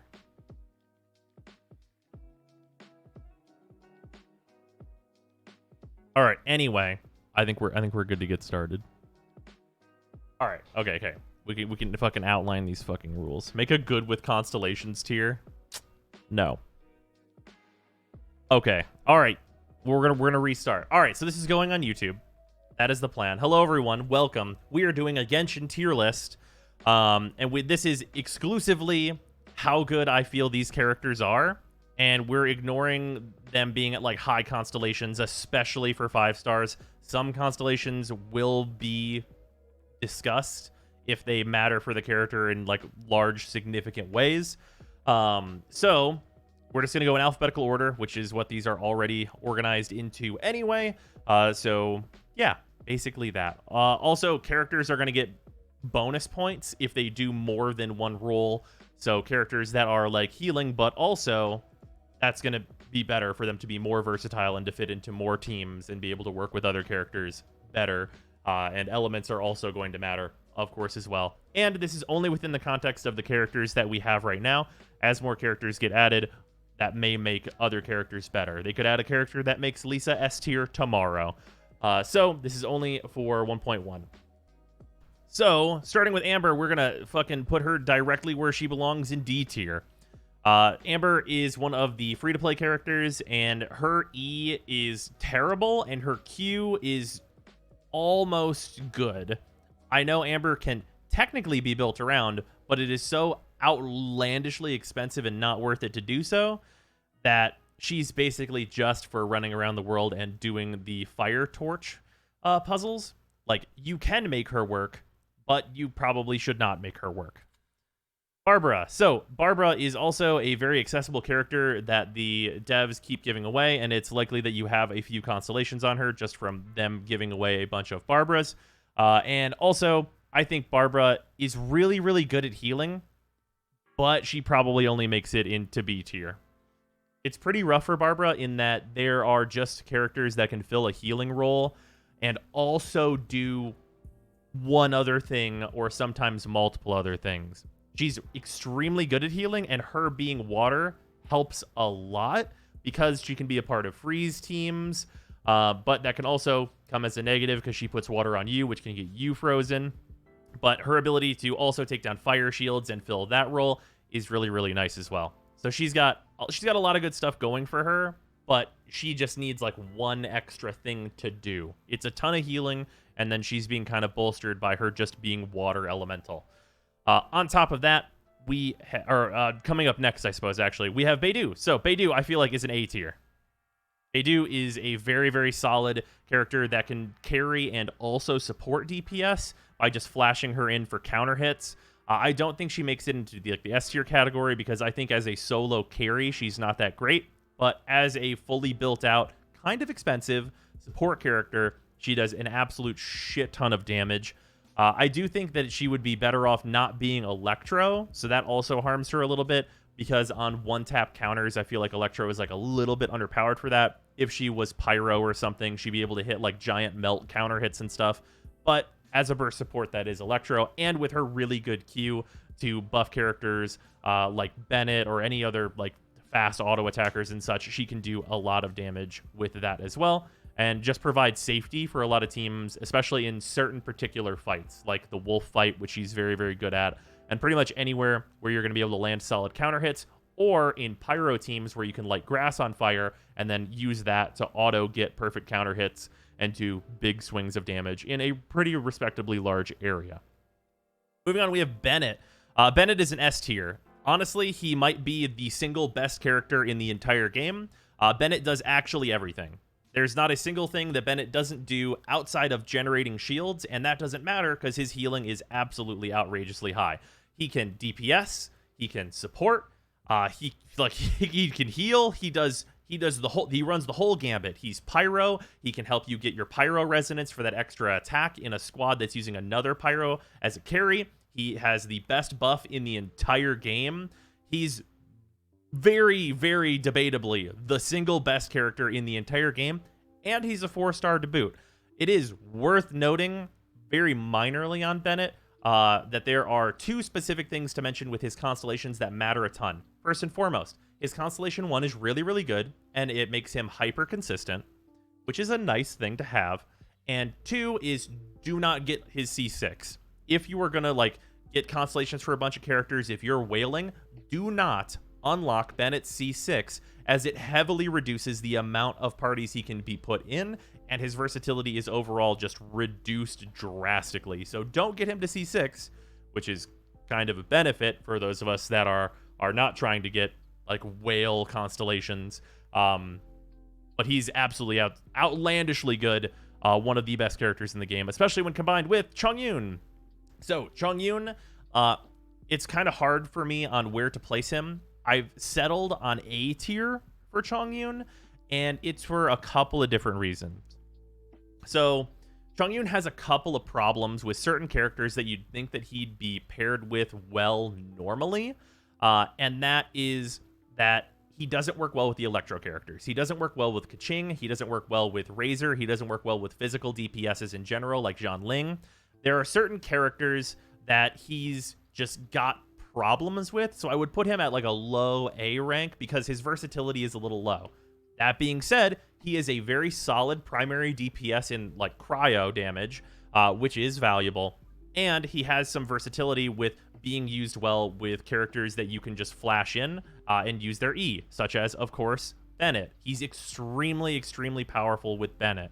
That being said, like, being able to be a primary DPS and support in situations like with Dillik, he is a solid support and doing plenty of damage on his own with his very, very cheap ult, being able to build Noblesse.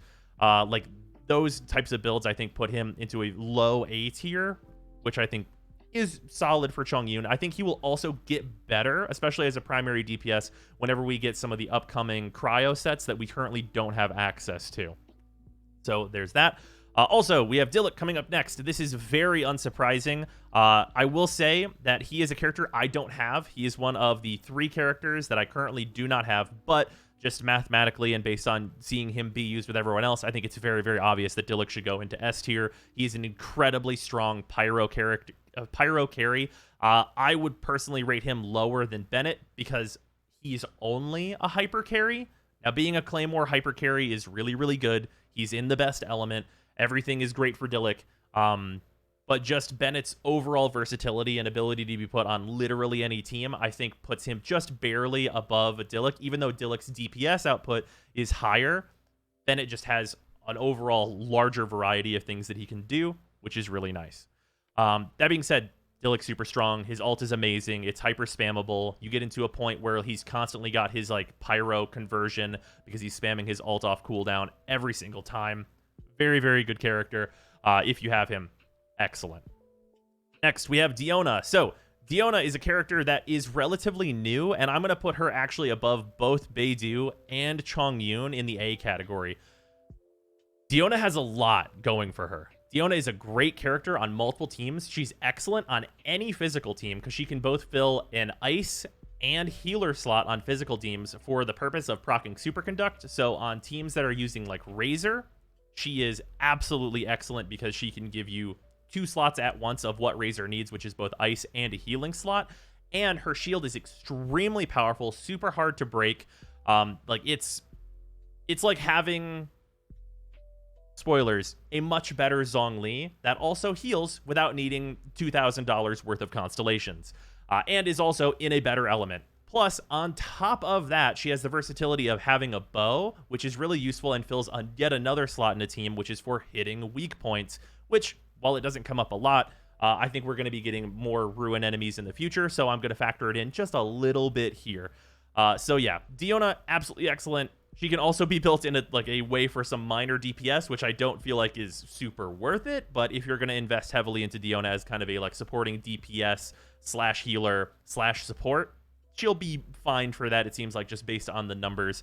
And I will say that the Dionna that I have used, which is only level 40, has overperformed in just every single conceivable case. Like, there has been 0 times where I felt like Dionna has not done what she needs to do whenever I put her into a party, and she's very, very good. Next, we have Fischl. Fischl is going to slot in just above Dionna. Fischl is an excellent support that can also be a primary DPS. She's also one of the characters that is kind of free. She was in an event that was, you know, a very well worth it event that everyone should have done if you were around for it. So she's really, really accessible, as she was also on the first banner, so I suspect a lot of people have Fischl. I will say, for Fischl, there are 2 things that really matter here. Her Constellation 1, super nice if you're going to be using her as a primary DPS. And her Constellation 6, if you have her Constellation 6, I would put her at low S tier, because it just makes her so much more powerful as both a support and a primary DPS that I would put her in like a very low S tier if you have that Constellation 6 for her. Without that, though, she's still really solid. She's an amazing Electro support. She's got Oz on lock all the time. Her Q is another cast of her E, so she's got basically 100% uptime, and I think that's really solid. Like, 100% uptime on that ability that you just want to be turreting and just, like, electroing every enemy that's available and doing very solid damage. It's good stuff. So, next up, we have Jean. Jean, I'm going to put at low A tier. Jean is a very solid character that, like, has uses as a healer. And I will say she's good in co-op. But in general, I don't like putting her in parties. She feels like she is just... Because she's Animo and doesn't have a real great way to be built for VV, because she does have that short cooldown on her E, but it's not a large enough AoE for it, it's a little bit rough. So you basically need to build her as a full DPS in order to get decent healing out of her, or build her as ult spam, and her ult is fine and does a cleanse, but like it just doesn't get her into an S tier type of range. Like it's good. She's a solid character that can do a few different things, and I do really like her in some comps, but like she just feels like she's low A. I would not probably build a party around Jean before I would build a party around Chongyun. Moving on, we have Kaya. So Kaya, I'm going to put at B rank, but above Barbara. So Kaya is one of the free-to-play characters, and he has way more uses than you would probably expect in teams.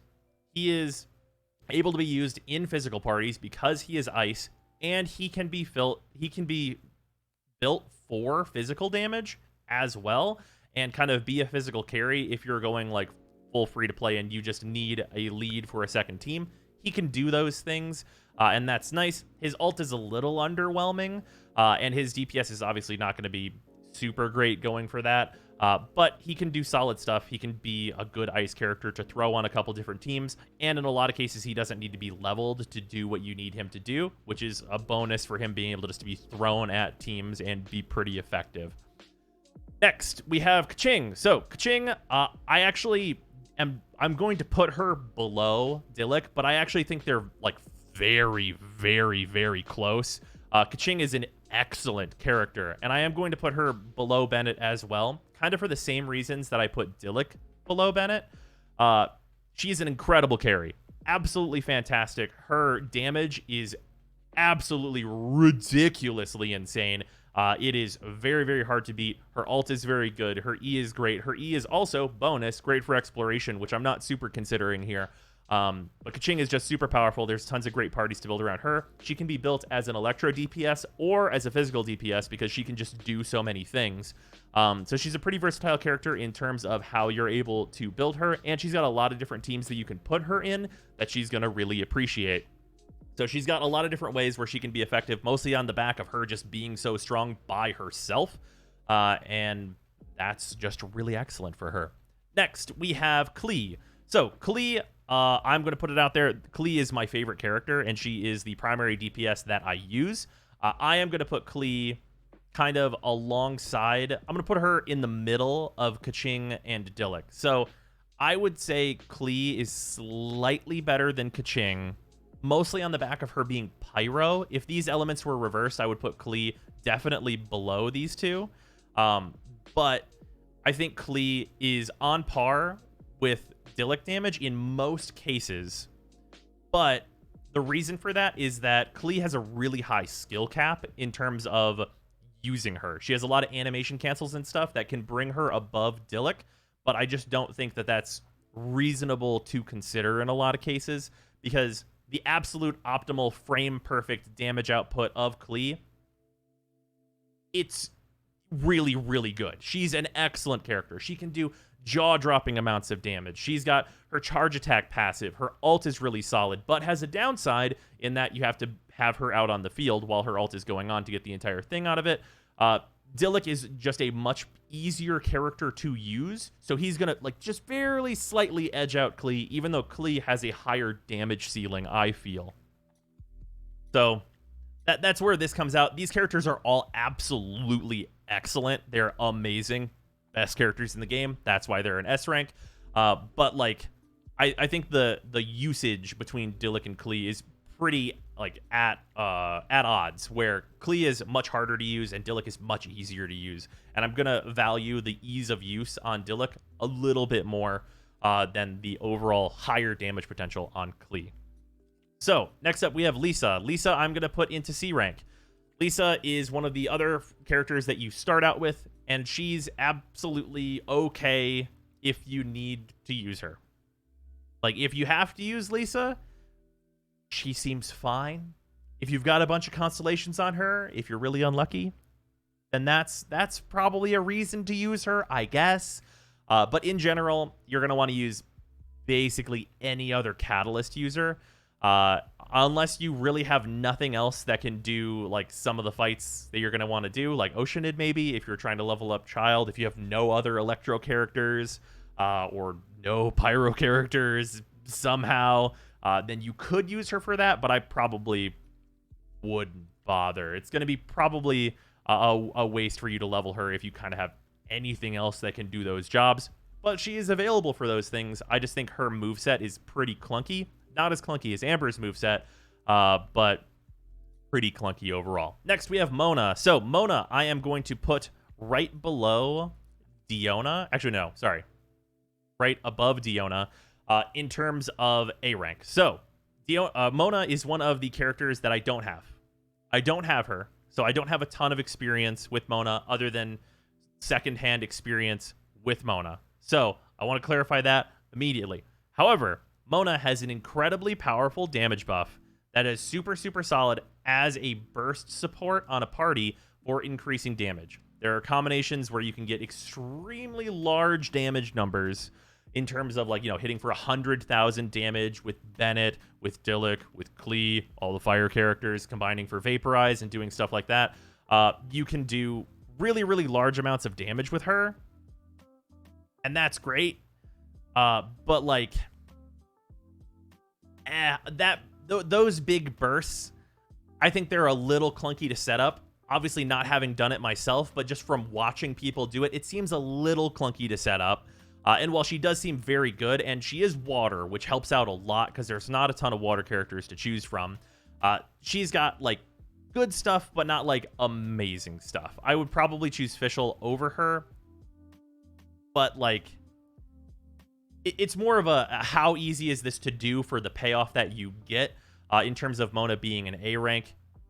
Why is Clee S tier? Because Clee is an amazing character that is in S tier. Why would she not be? Anyway, moving on. Mona is a character that I will very much say that I am less informed on than other characters, but I still think she's very good just from what I've seen. Just a little bit clunky. Mona also has Taunt. Yeah, I don't value Taunt very much. Moving on, we have Ning Hwang. So, Ning Hwang, I am going to put just above Dionna. So, Ning Hwang, from everything that I've seen, is an incredibly powerful burst character. She's great. I like her a lot. One of my favorite characters in the whole game, but she's Geo. If she was any other element, she'd be absolutely broken S tier. Being in Geo gives her some defensive capabilities, which is really nice, but I just feel like she's, like, slightly below, obviously, our S tiers, and she doesn't provide support. She is a, like, main carry, really, so I would put her here. I think that's pretty solid for her. She's one of, like, the really nice DPSs to have around, and being Geo, she's dragon damage. She works on everything except for the Geo cube, so I'm going to put her pretty high on here, because she is a solid carry to choose from. So, yeah, seems great. Moving on, we have Noelle. So, Noelle is a weird one because she's got some catches to her in terms of how good I think she is. So, I'm going to put Noelle at the top of B, but there are some caveats for this. I'm putting her at the top of B because there's two really major things here that really change where Noelle goes on this list. At a base level, Noelle's healing, I don't feel like is consistent enough to have her be in A to go alongside her damage. She really wants her C1. With her C1, I would put her at the bottom of A. With her C6, I would put her at the top of A. Like, it matters a lot for Noelle. Her C6 allows her to do an absolutely insane amount of damage because her conversion on her defense and everything is so amazing. And her healing is really going to be very important to just, like, you know, being able to support parties and stuff. She can't really be run as a support slot unless you have that C1 for that consistent ability to heal. So yeah, I think Noelle belongs here whenever we're talking about Constellation 0. The moment she has Constellation 1, I think she goes to the bottom of A, though. So, moving on, we have Chichi. So, Chichi is a character that I have, but I've not messed around with a lot. Mostly, I have watched other people use Chichi. I'm going to put Chichi in basically the same spot that I have Baidu and Chong Yoon. I'm going to put her slightly above Baidu. Now, the reason I'm putting her here is because I actually legitimately feel like Dionna is a better version of Chichi. Like, straight up. The healing from Chichi, really good. Being an ice support, really nice. I actually feel like Dionna does both of those things better, and Dionna provides shields, and she has a bow, which is more versatility for your team. I just don't think Chichi is trying to be a main DPS, and having a sword doesn't help her with not being a main DPS. Like, she's a great healer. She can provide tons of healing, but just not as much versatility as Dionna. I think Dionna is a better character that is just going to be able to fill in more for your party, but they're pretty similar. Like, they're both ice characters that can fill a very similar role. I just feel like Dionna does it better. Moving on, we have Razor. So, Razor, I'm going to put at the very top of A rank. He is a really, really good physical DPS. He is an absolutely excellent physical DPS. Him being Electro and having him, like, he's a physical DPS that is Electro, which means that he is half of the Superconduct combo. So taking Razor and combining him with Dionna, with Chichi, like, that stuff works really well. Even combining him with Kaya, that forms a really good core for a team that can do a lot. You can go on top of that and, like, add Barbara. Like, there's just so many characters that Razor can work with notable exception of Chong Yoon. Like, you can use him with so many characters. He just has a lot of characters he works so well with. The only character he just really doesn't want to be around is other mainstay carries, because he is a main carry for a party, and Chong Yoon. Pretty much everyone else, you can make it work, which I think is really vital and important, because that versatility really pays off for him in being able to just build out into a physical party, especially as a secondary party whenever you have your primary party set up, and then you're just going to kind of ragtag some characters together for a party 2. Moving on, we have Sucrose.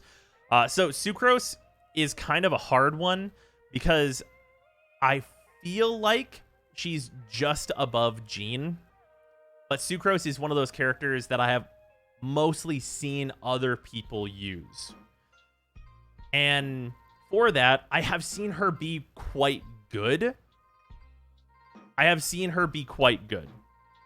So, like, she can do a ton with grouping enemies, mostly for ground-based teams like for Razor, and doing elemental reactions with, like, a huge elemental mastery build. And her teams are really cheap to put together because you don't need to level her that much. You mostly just need to stack a shitload of elemental mastery, and she kind of just does it all on her own. And she has team buffing. I will say that if you have C1 and C2 for Sucrose, I think that she moves up significantly and probably moves into around the Mona and Ning Hwang range. But really, really solid. I think she is a very solid character for just being able to be essentially budget venti, which we will get to in a moment. Next up, we have Child. So, Child is a character that, straight up, I will say I don't like, but I would put him at the bottom of S tier. So, he has, objectively, a lot of damage, and there are parties that he can be built into to do a lot of damage. He's really good, and I hate him. He's basically, for those of you that have seen my Warframe content, I feel the same way about Child that I felt about Loki back whenever he was a relevant character. I hate him completely, but he does do an absolute ton of damage. So, there's that. His kit, I feel, is really clunky, but there's enough ways to use it, usually in a very expensive party, that can make him do very, very well and do an absolute ton of damage. So, I don't like it, but I think he's at the bottom of S tier personally. Moving on, we have the Traveler. So the Traveler is... I've seen a number of different ways the Traveler has been used so far, and I think going forward in the future, the Traveler is going to be really good. But I would probably put the Traveler at the top of B rank, because I think that the builds for the Traveler right now are a little kitschy. The builds that I've seen work well for the Traveler are basically just using the Traveler as a Geo DPS if you are either totally free to play and not rolling at all, or if you are using him as a support in an Animo party. I think that works fine. I think Geo is a bit better, and you can do a good deal of damage that way. Like you can get the Geo Traveler to the point where you are like chunking enemies for like 4k on auto attacks and stuff, and you're doing like 10 to 15k on his E's and stuff, or his or her E's, and that's fine. But I think both builds and both elements right now are kind of underwhelming. I think in the future, we are going to have like one element or maybe even two elements that are really, really outstanding, or maybe hyper specific for certain parties that are going to be really good. But as it stands now, I would say high B rank for the Traveler.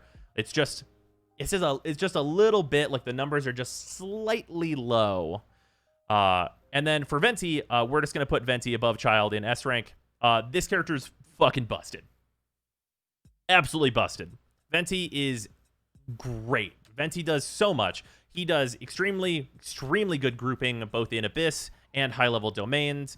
He has access to the VV set, so he also gets the reduction on enemies. He does a shitload of damage. Like, Venti's great. Absolutely excellent. The one thing about Venti is that I'm going to value primary DPSs that are good elements over Venti's ability to support a group. He can do tons of stuff. He's got lots of ability to be put into parties, but sometimes there's just not room, and there's content that he's just not good for. Like, using him on Devalens, pretty whatever. Using him on the Wolf, pretty whatever. Using him on, like, the Child fight, pretty whatever. And large enemies, he's pretty whatever against. He's a little bit narrow in terms of certain enemies showing up that he just can't interact with. So he's great at, like, most of the things that you're going to be doing, but, like, because it's not everything, which I feel like all of these characters fill into, I'm going to put him here. Like, I feel like all four of these characters fit into put them in anywhere in any content pretty much, and they're great. And I feel like Venti is just a little bit more restricted, but still absolutely excellent. Moving on, we have Zongli. So Zongli is able to do a lot of different things. I would probably put Zongli right above Ning Hwang. Zongli is a pyro, which helps a lot, and she can also be built as a physical DPS, and everyone's going to get her from doing Abyss naturally, so everyone's going to have access to this character. So she's really good. She has a lot going for her. Her as a pyro support is excellent. Guoba is a great character, or not a great character, a great ability, and she's just solid. She can be used a bunch of different ways, which helps her out a lot. And just being pyro, being able to be a pyro support so you can get that pyro resonance in like a Dillic party or a Clee party if you don't have Bennett, that stuff's also absolutely great. Moving on, we have Ching Chi. So, Ching Chi, interestingly, another character I don't like that much. However, this character goes into the top of A rank. And the reason this character goes into the top of A rank is because they are too specific in what they require. I think Ching Chi has some restrictions that are a little specific. Like, Ching Chi's really, really good, like, directly below S tier. But I think that this character kind of needs a sacrificial sword or some pretty specific stuff to get them going. That's not how his name's pronounced. Whatever. This character. Like, his ult is on a huge energy cost, and his E is on a gigantic cooldown. So if you have, like, a sacrificial sword, you can do busted shit. I think he's legitimately above Venti if you have a sacrificial sword or a really good way to enable him. But without a good way to enable him, he's just really, really fucking good, which is still excellent. But, like, having Sacrificial Sword or any great enabler immediately puts him into S rank. Moving on, we have Jinyan. So Jinyan is new. Both of these last characters are new, both Jinyan and Zongli. So obviously I'm not going to have a ton of experience with either one. I have both of these characters now. Jinyan seems like she's kind of only great for adding into parties that need a cleanse in Abyss or kind of in physical parties. I'm going to tentatively put her just above Noelle because she seems fine. She's pyro, which helps a lot.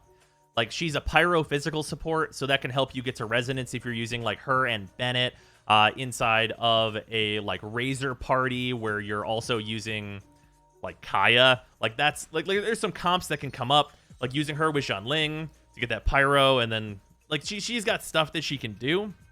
But I think her E and her Q are both pretty clunky. So it's a little bit rough, I think. With Constellations, she can do some pretty crazy shit.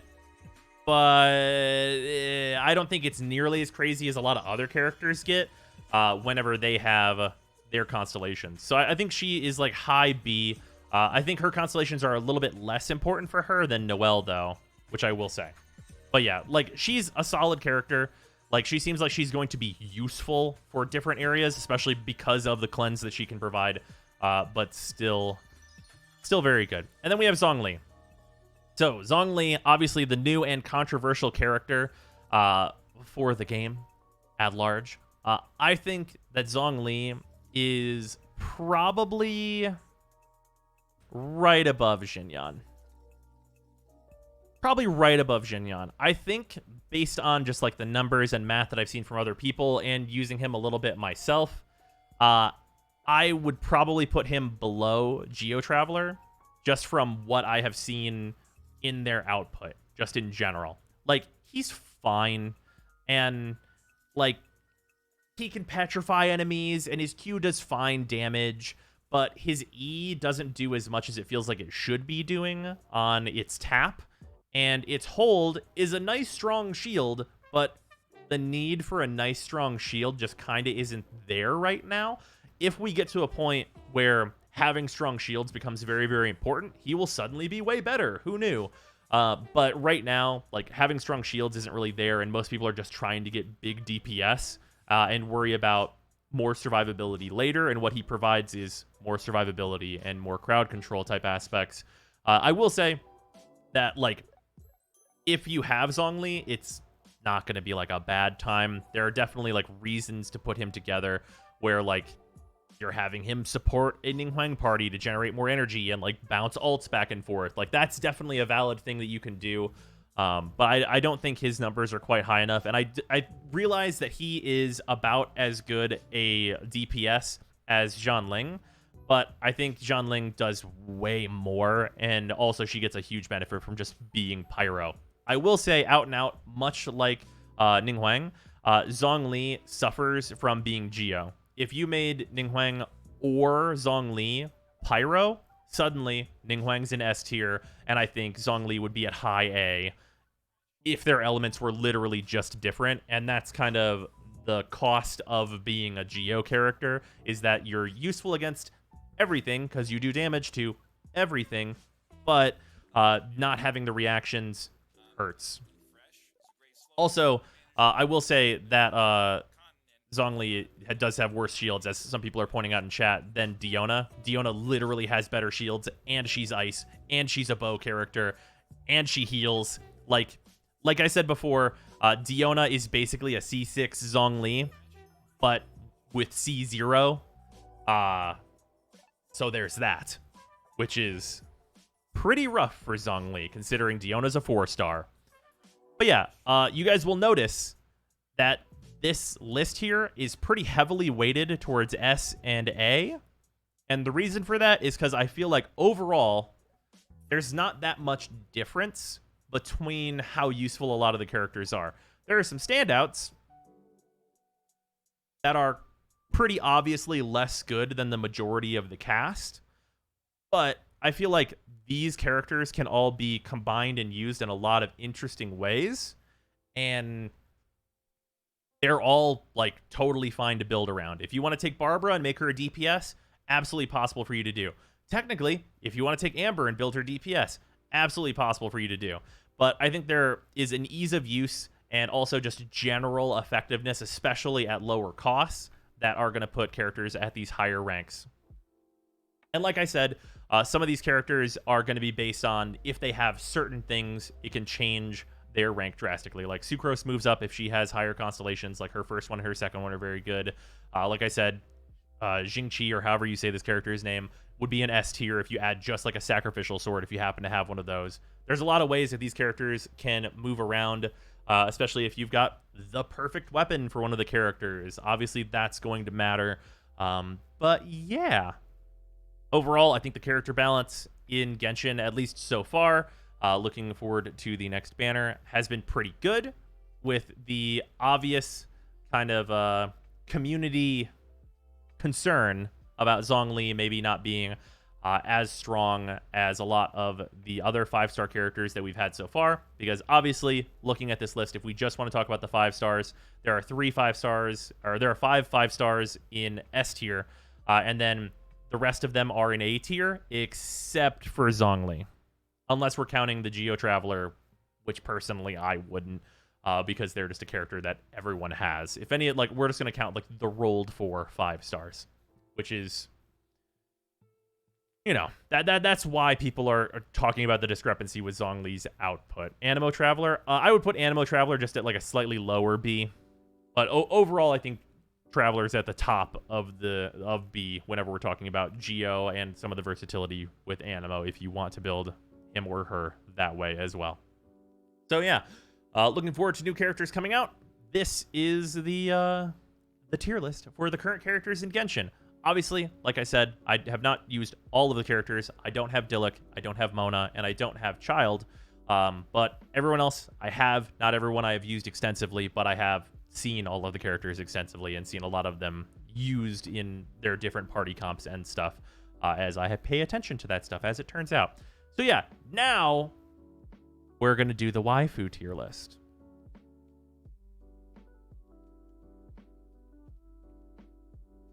Okay. That's the break for that YouTube video. Okay, now here we go. All right.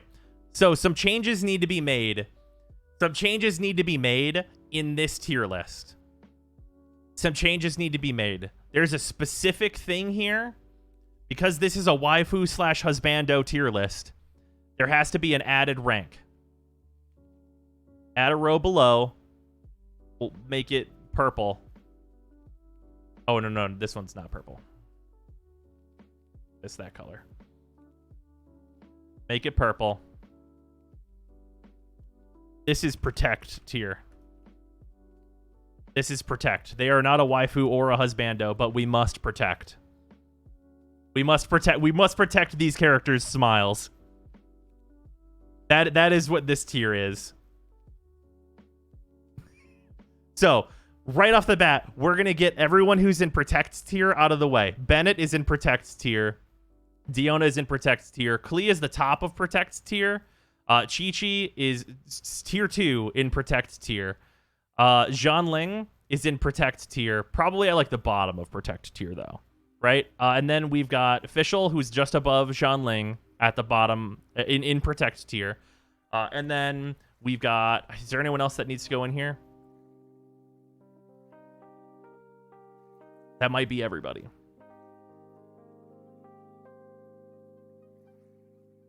Oh, I missed Barbara. Yeah, Barbara's at the bottom of Protect tier as well. Okay. Now that we have Protect tier out of the way, these are the smiles that need to be protected. We can put these characters into their appropriate ranks. Also, we are going to change D rank as well, and this is going to be trash. So if your taste is trash, I don't know what to fucking tell you. And we're going to go bottom up here. Your taste is trash. If these are your husbandos / waifus, I don't know what to fucking tell you. Like, fucking, I don't know what to tell you. All I can tell you is to stay mad.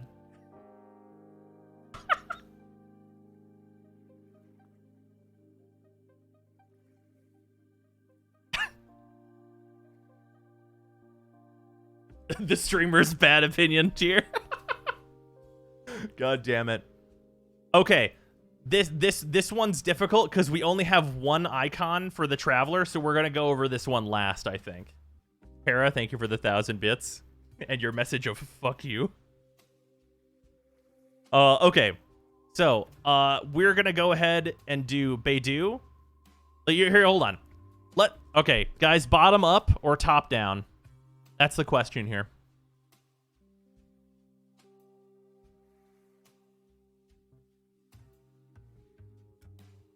Okay, we're doing bottom up. All right. So,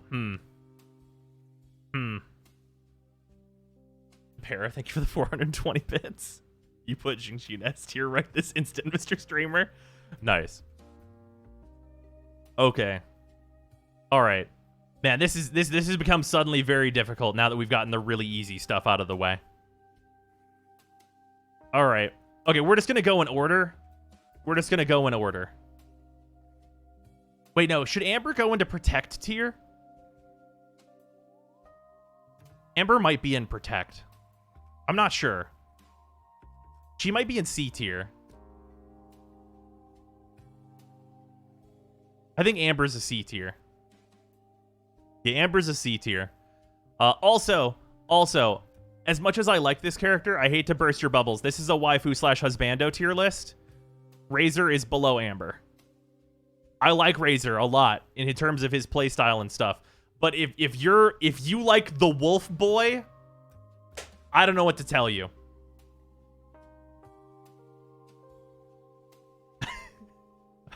He is a good boy, but he is not a husbando. Furries absolutely molding. Make a furry tier. But then Dionna has to go there too. But yeah, this is our start of C tier here. Okay, Chongyun. All right, Chongyun seems cool. He does. However,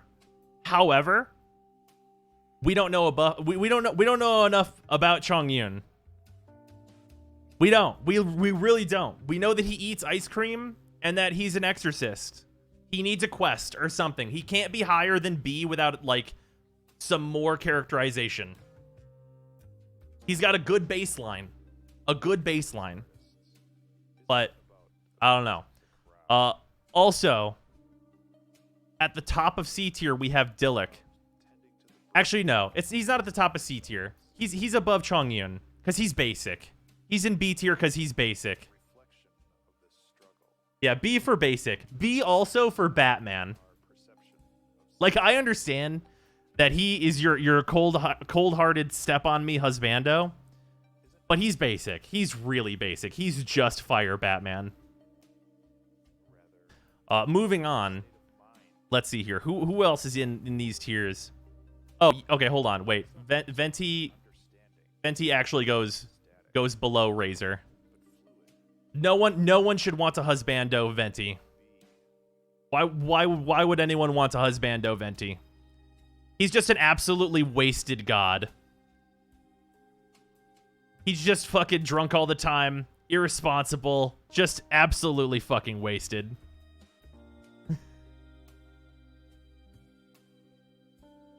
Although he might be above Razor. He's above Razor. We'll put him above Razor.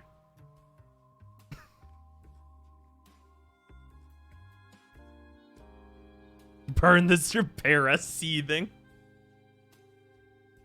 I'm seething.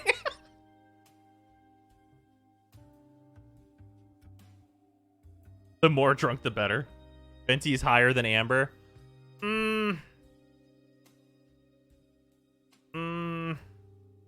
The most controversial tier list this year. I don't know about that.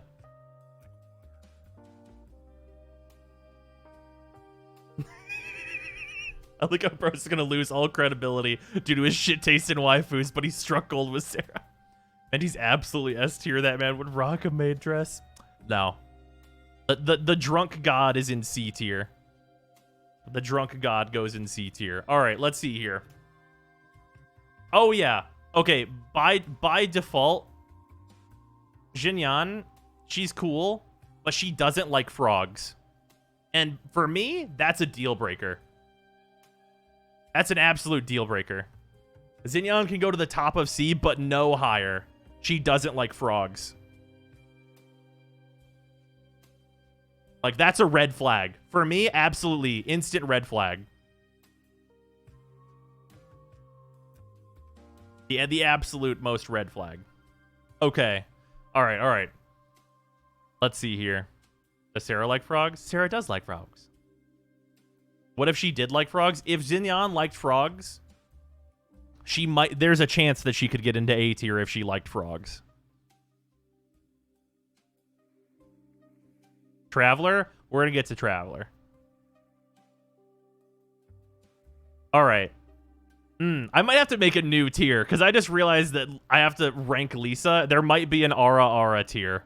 That's probably just S tier. Okay, we can pretty safely just put Lisa up here.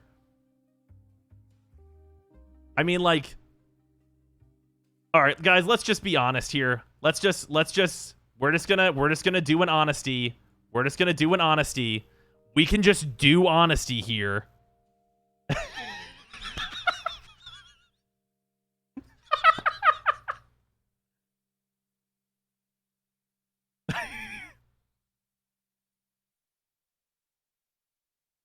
All right, we're just gonna hold on. Hold on. There's some characters that gotta move. All right. Pirate above librarian, you Philistine. All right. Okay. All right. We took care of some business. All right. Now here we go. Zongli, I respect it. I respect it. Those of you who enjoyed Geodad, I understand. I understand. I get it. He wears a suit. I get it. He is an S. I disagree. I disagree. Jean, also A tier. She's a little bland, but mom stat can be put into A tier. You know what? She's above Zongli though.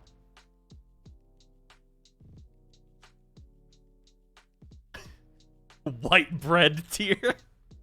Mom and dad deserve S tier. Okay. Now we're down to the final three. These are very important. Also, her tights are too tight. His voice, though, his voice is very good. That's part of why he's an A. I understand. I get it.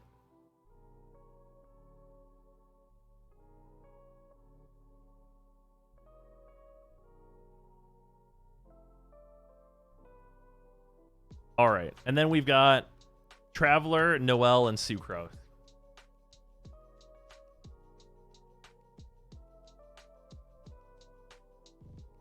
Noelle's A tier. She just wants to help, and I can appreciate that.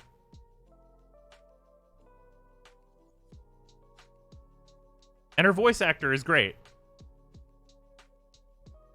Yeah, she is the protector of the protect tier. So which Traveler? Okay, so the Traveler one's gonna be difficult. Okay, so the Traveler one's difficult because I feel like just based on their designs, I legitimately think, I'm pretty sure that they both go into different sides of A tier.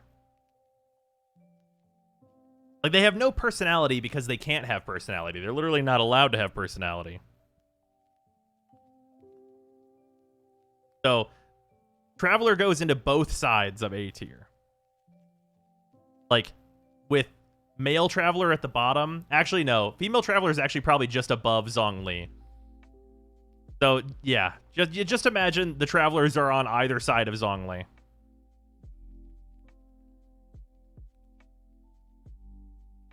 And I think that's valid. I think their designs are good.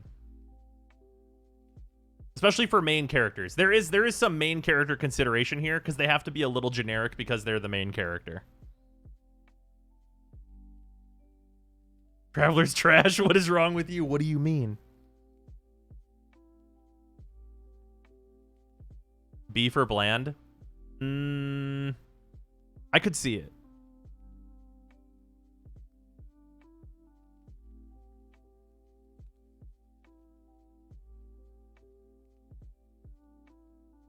Oh, yeah, you know what? Actually, hold on. Super valid point in the chat. literally, Traveler digivolves into Jean. That's consideration. I think that's, you know what? That point right there is enough for me to put them at the bottom of B. You know what? That's absolutely valid that the Traveler warp digivolves into Jean. So that puts them at the bottom of B instead. Well, fully on point consideration in the chat. Fully on point. Okay, and then obviously we do this. Sucrose is great. Sucrose needs a storyline or something, but her design is so good. She just does a science. Like, her fucking, like, idols are adorable. Very adorable character. Especially her, like, new idol. It's very good. Sarah, thank you for 1,000 bits. I hate you. Why are you like this? Why are you like this? God damn it. Noelle not an S tier is a crime, though, no lie. Noelle is high tier. She's an A.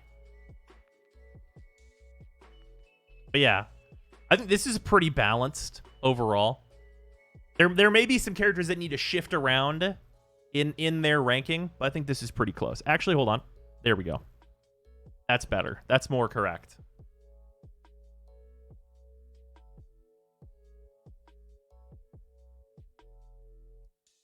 Blatant straight male bias. What do you think? I don't know what to tell you.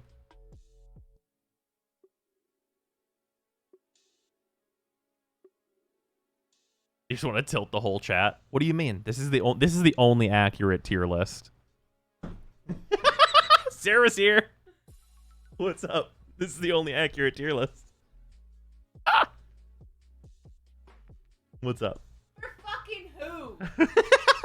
Everyone. You can't argue with protect tier. What's your arguments? Tell me. No. You asked me to argue with the one thing I don't have an issue with. Because you know the rest of it's fucked up. What do you mean? What do you disagree with in S tier?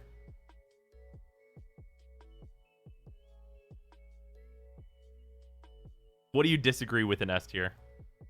Tell me. Tell me one disagree you have in S tier. Oh, you've got the controversial opinions. Yes. Ooh, Sarah says that Kaching does not belong in S tier. Uh-huh. Where does she go? First of all. Okay, whoa. Yeah, I'm right. He goes here. You literally started the statement with if Wolf Boy is your husbando, you're wrong. And You then know what? put him in C tier. That's valid. You're valid for that. I'll give her that. She's valid for that. Sarah's valid for that. All right. She goes in A. You think Kaching goes in A? Absolutely goes in A. You think? She's not S tier. Look- Where? Okay. Look at your lineup here. The only reason that you have her there, Hmm. cat girl. Wait, she's not a cat though. Okay, yes. But she fills that role. Okay, where does she go in A then? Huh? Where does she go in A then? Oh, Jean's too high. You think Jean's too Yeah, high? you have a thing for moms. Bias. What do you mean? You have a thing for moms. This is Where bias. the fuck do you think Jean goes? She's the mom stat. I think this is correct. I think Jean goes above Dylan. I don't know if that's A or high B, but Okay, I could see moving Jean to the bottom of A. That I think I can see validity in.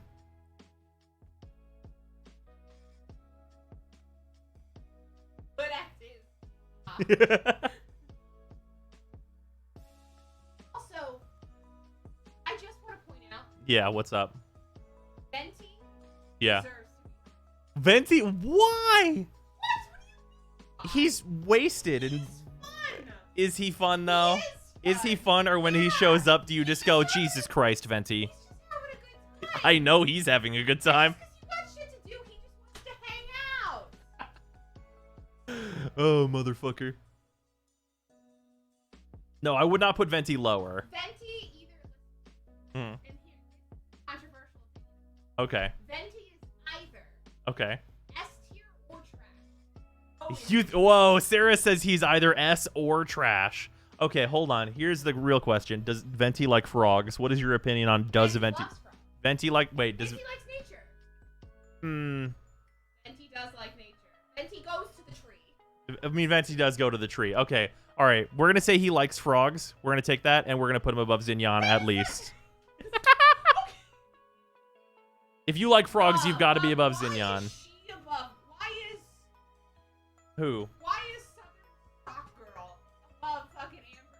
Her design's great. Amber's trash. Whoa, Amber's not trash. Come Why on. is Amber not trash? She's just trying real hard. She doesn't do a good job, but she tries. These other characters actively don't try and suck as Aspandas. I'm gonna say you're Mm-hmm. right. Uh-huh. I'm just gonna say it. I need you not to get upset. Okay. From this list, Yeah. your list is a bit hetero. No. List is a bit hetero. Is it? Yeah. No. Yeah. No. Yeah, all the men are down here except for Batman. What about Zongli? And also Chong Yoon? And the Traveler? Yeah, I know, but how come there's no men? What about Zongli? How come there's no S men? Why? It's a We bit don't hetero. have any Hey, yet. You have no men. Or no women. Well, it doesn't. Hey, MiHoYo made a bunch of trash men Overall, characters. Trash is that?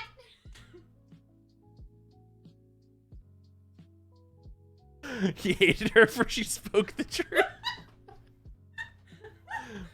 Don't tell me that fucking Ching Chi should be S tier.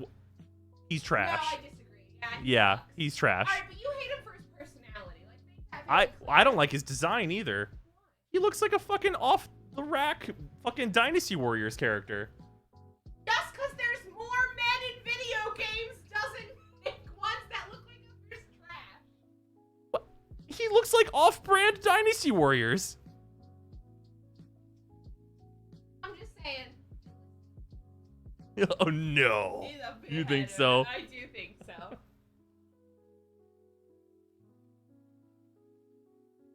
It's not even shorts, it's just no pants. Man, I can't believe you want Kaching to be an A tier. Yeah, what is special about her? Well, Tell me why. 'Cause if they're an S tier, as to me, she's an enjoyable character that shows up in the story. That's an A. That's an A? Give me a reason why she's S, because that's the thing. S is like special. What Yeah, makes her her ability aesthetics are like the No. best in the game. What do you mean? That's a part of this. No, it's not. Why is that not a That part has of nothing this? to do with their waifu. You had a technical time. No. How her stuff looks. The visual design of like her abilities and stuff. That matters for this. Why does that not matter for this? Because that's rad. I don't give a shit if my waifu can do anything. God damn it. I just need to be pretty. Okay, if we're taking all style Well, out of it and have a good personality. and have a good personality. Okay. To be S tier, you gotta have both. But personality can't get you into S tier. Is that what you're trying to say? And your design can't? No, okay, it's not design. It's not fucking button. It's What do you...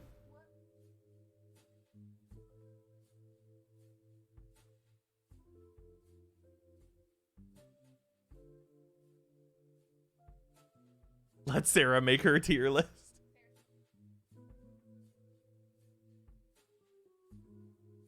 If personality mattered, child wouldn't be trash tier. That's where you're So wrong. your implication is that no women are basic and only men are trash. This is your take? You calm down saying some nonsense your like that. take. No. Women are basic and all men and only men are trash.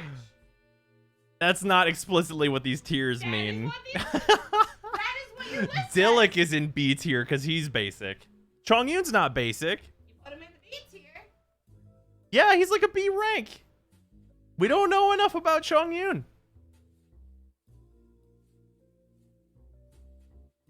Only men can be trash.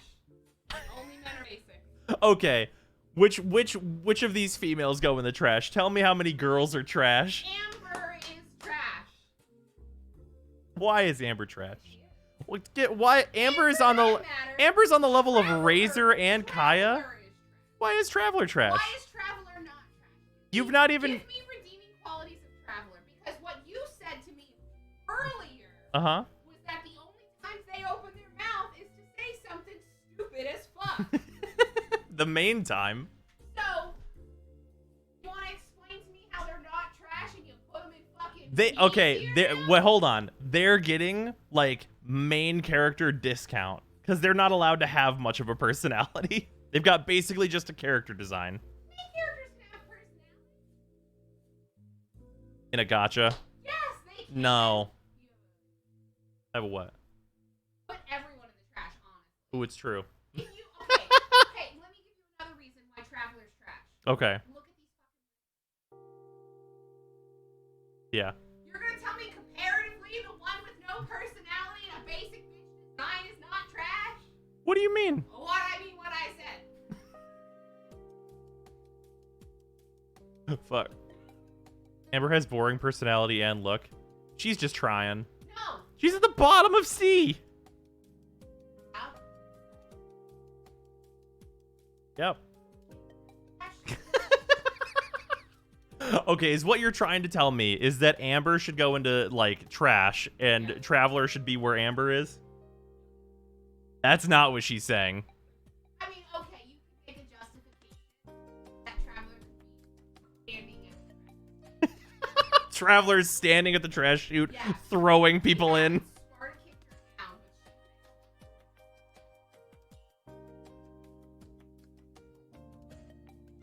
There's no way all those cute boys are below Amber. Which cute boys are below Amber? all the ones in the trash that you... Okay. I get Kaya, like, I get that. Okay. But justify the other... Not Razor. Fucking child sucks. Why? He's not hot and he sucks in the story. No. Why? I don't like his design. I like his design when he fucking henshins. Then his design is sweet, but he doesn't henshin. Ever, almost. Okay.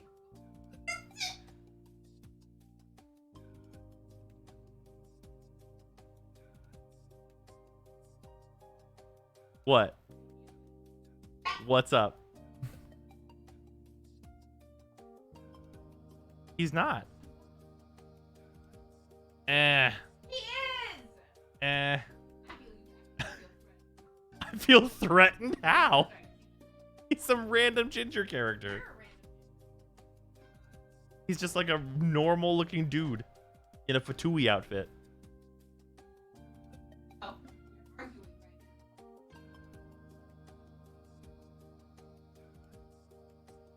now. You're 11. You don't have a kid. Gavin says the main character is the S tier, everyone else is trash. I'm your old. Even I disagree with that completely. Okay, bring up child. All right. And tell me why standing next to these other two children.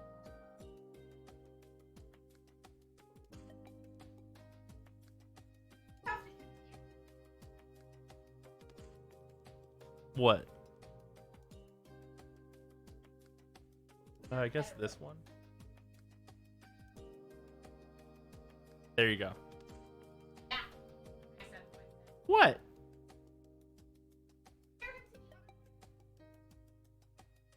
He's above Ching Chi and Kaya. I guess Razor should probably be above Razor. Have Razor and C, so why is he not trash? Amber 'Cause can he's better than Amber. no. Yeah. No. Yeah. Amber's a way better character than Child. Child sucks. Why? He just sucks. You've yet to give me He's a fatui asshole. love an asshole. No. Just like men love a bitch sometimes. Yo, we love an asshole. Yeah, he is an You got asshole. nice guy syndrome. I have nice guy Yeah, syndrome? you're always the nice guy, so you're like, fuck assholes. No. That's not even true. Dillick is in B tier. He's a fucking asshole. Yeah, don't say no to that. No. He's also a dickhead, though. Yeah, Dillik is very edgy. Yep. Child is lame. Child is lame. Child can be lame, but child's not trash. I wouldn't put him above Amber. I put him at the bottom of C. You'd put him at the bottom of C. At the very least. He's the tortured soul asshole. Hmm.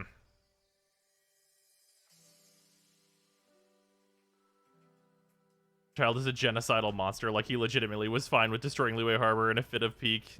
Yeah. Yeah. That is true. Admit it, you sculpted this. I still travelers traveler. They get like a discount for being a main character. What? I think that's fair. They like don't get a personality. What is this inquisitive look? They really don't. All gotchas have me. Pretty much. Fire Emblem Heroes. There you go. There's one. It's a major popular one. Ning is C? Whoa. Ning Hwang. Character. Come on. Don't you even pretend.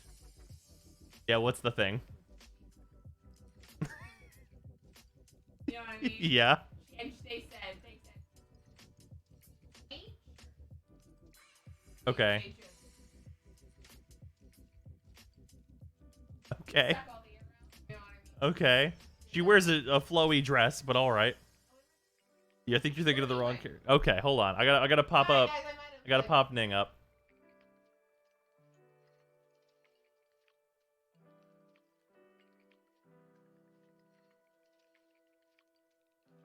Yep, I said what I said. You said what you said? Oh, that's so fucking the tiniest JPEG I've ever seen. Is this a large image? I guess whatever.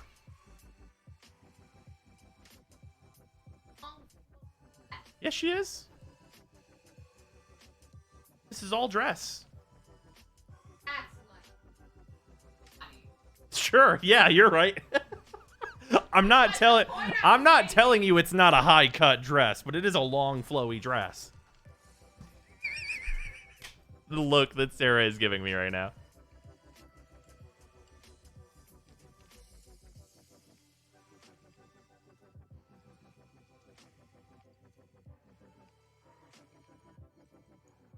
I'm gonna be honest. Mhm. You think Jean belongs in B? As a worker. I'm in B. Oh no. She's the most basic. Oh come on. Well, she is pretty basic. Why is she an A tier?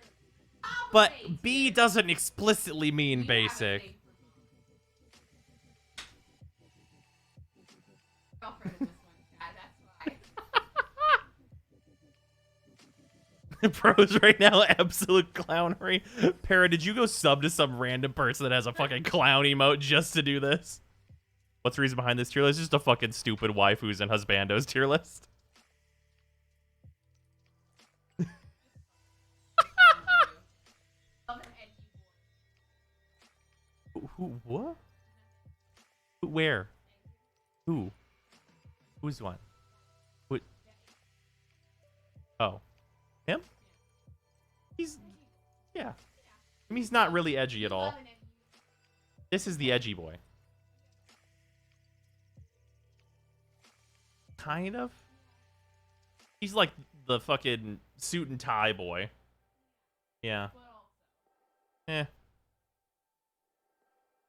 also. I actually think Zongli should go into S. I don't know about that. I could hear an argument for him being above Noelle. I Sucrose. Chris is great. What do you mean? Her design's awesome. She's like the adorable shy character. Yeah. I'm just curious. Yeah. Mo, look at you. Absolutely. Also, she's great in the story. She's fucking hilarious. You gotta play her quests. If you don't do anything else in Genshin, please play the Mona quests because they're excellent. Actually, like, realistically, Mona actually is probably above Lisa, because Mona's quests are great. Yeah. Come on. Don't ask me why and then smile like you already fucking know. You know why Baidu is up there. Come on. You've looked at her design before. She's a fucking badass pirate claymore user that's super hot. Come on. I don't know what to tell you. Yeah, the two of them are right at the top of S tier.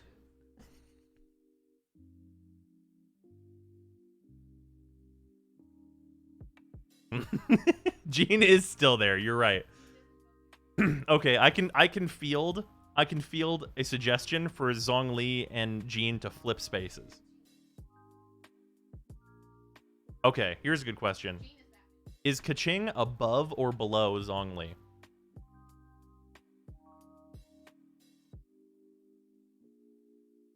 Above. So what you're saying is that Jean should be above Dilek and Kaching should be at the top of A.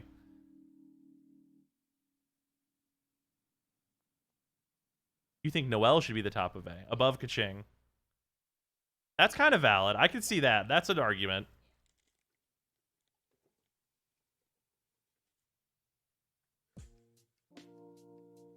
All right. I can field this argument. Sarah has made her point. This is valid. I don't think Amber goes into trash though.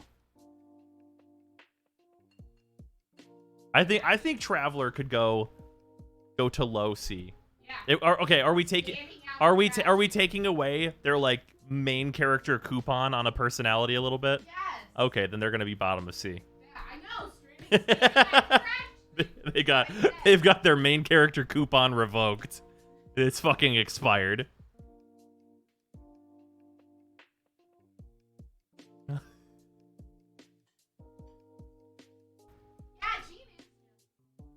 Yeah. Mm-hmm. Yep.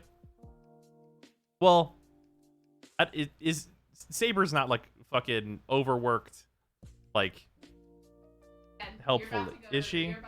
Well, yeah, but I mean, like, I don't think Saber has any personality. Yeah, I guess that's true. Yeah, I guess there's just different amounts of getting tired. Why is that upsetting you? Because there are some... Zhao's not out yet. I disagree that Venti could, like, maybe get to A.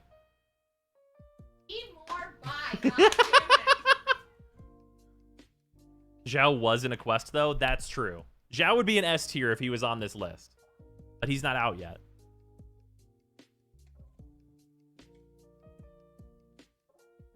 What's the tier that I have to make? Emergency. Paimon's not on this list.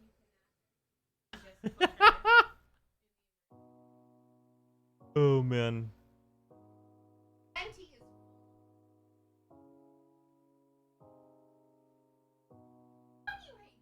He's mostly just wasted. What do you mean? What do you mean? They are mad? I like Chongyun, but he needs a quest. I think Zongli's cool. I like Razor, but he's not a husbando. And Bennett's in Protect tier. Because he sucks. It's not just that he's an asshole. No. Okay, Venti being chill is not the reason I dislike Venti. Because he gets wasted and breaks shit. That's like his whole fucking storyline. And then he gets his fucking shit whomped by Signora. He gets punked. He's a god and he gets punked like it's fucking MTV. Is he doing his best? Because I think that's a lie. He sent us to go fix it. That's what he did for the dragon. At the end, what does he do? He tries. He does try. Remember his actual story? Yeah, he lets the dragon go off and do whatever it wants. Yeah? Yes. I understand that. Venti became a god, so he would never have to try his best. It's true. Venti's entire storyline is that he does not do his best. I agree.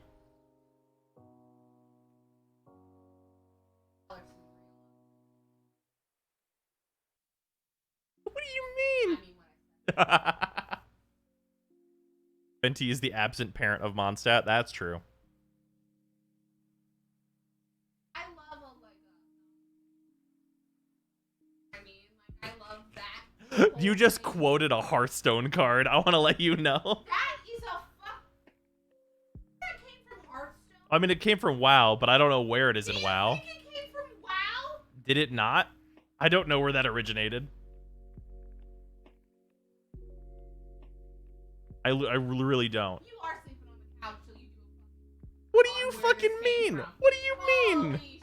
What did he say? Yeah, babe. What was the saying? Ow. Fucking the not all wanderers are lost thing. Not all who wander are lost. I don't know where that's fucking originally from. I have no idea. That's from Hearthstone cards, and I know it's in WoW.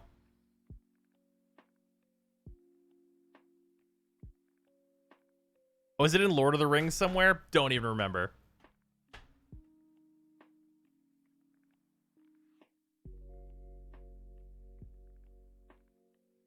What? Why? Uh-huh. But I'm disappointed. Okay, great. On me? My nerd boyfriend. Because I'm not a fucking Lord of the Rings stan. Or stan.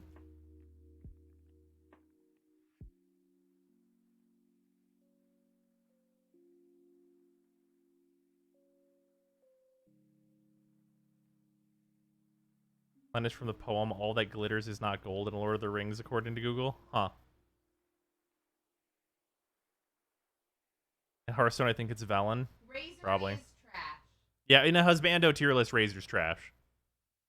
Also, Razor is very. Yeah, no, yeah, Razor is very close to Protect. Absolutely agreed. Yeah. It is it's also, oh, wait, hold on. Wait, no, this is just a waifu's Husbando. So that doesn't count. What?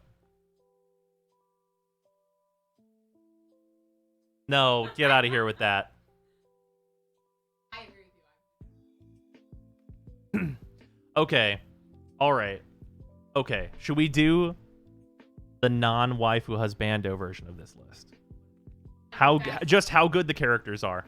Yeah, okay. Just without considering like them being fucking hot or whatever. Wait, we can't not consider them. Okay. Well, if it's part of their character, we can consider. What, like good character design? Yeah. Well, yeah. No. Sure. Yeah. Their raw character Smash up design. this man's bad takes and then let's get going. Okay. All right. Okay.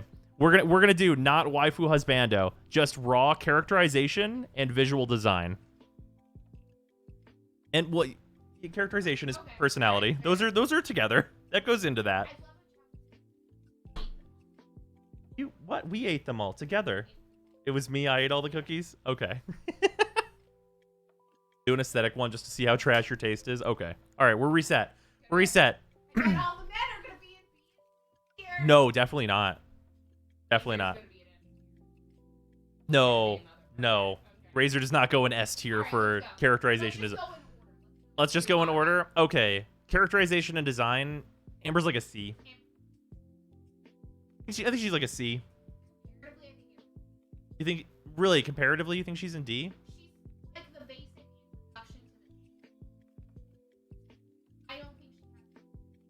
I don't know. Her, like, she has, like, a lot of, so, Okay, she has, like, a lot of, like, she has a, failing, yeah, doing she, her best, and yeah, all she's, that. like, doing her best, failing, like her, the characterization from, like, her special food item and shit, where it's, like, it's undercooked, but Amber made it, and you just gotta help her a little bit. I can see. Yeah, I think with her characterization, she's, like, a solid C tier. Okay, Barbara goes in at least A. My opinion. Yeah, what's your She goes in opinion? S You think she goes in S? I love her. Can we compromise on high A? Okay. Because she hasn't gotten a lot of characterization.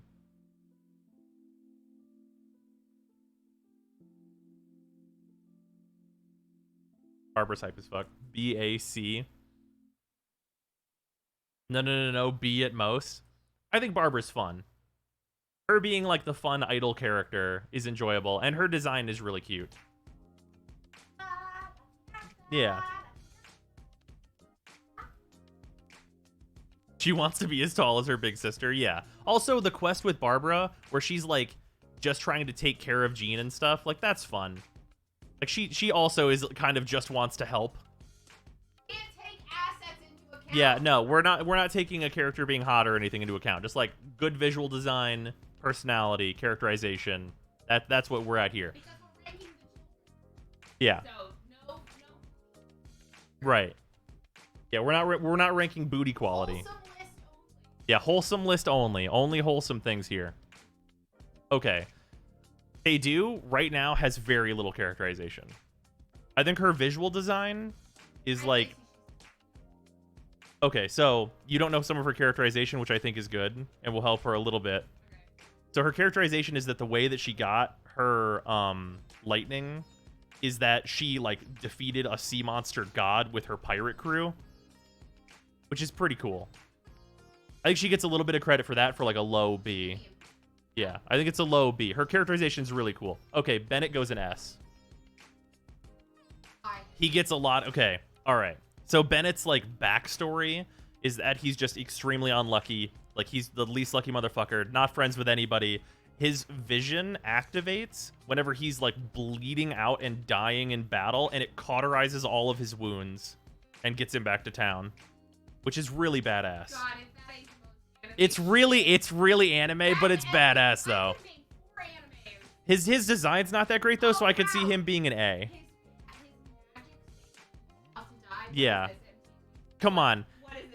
It really is his spark activation for Magic the Gathering. It 100% is. I'm not going to argue with you at all. Okay, you know what? I think A, because his visual design's a little underwhelming. Probably below.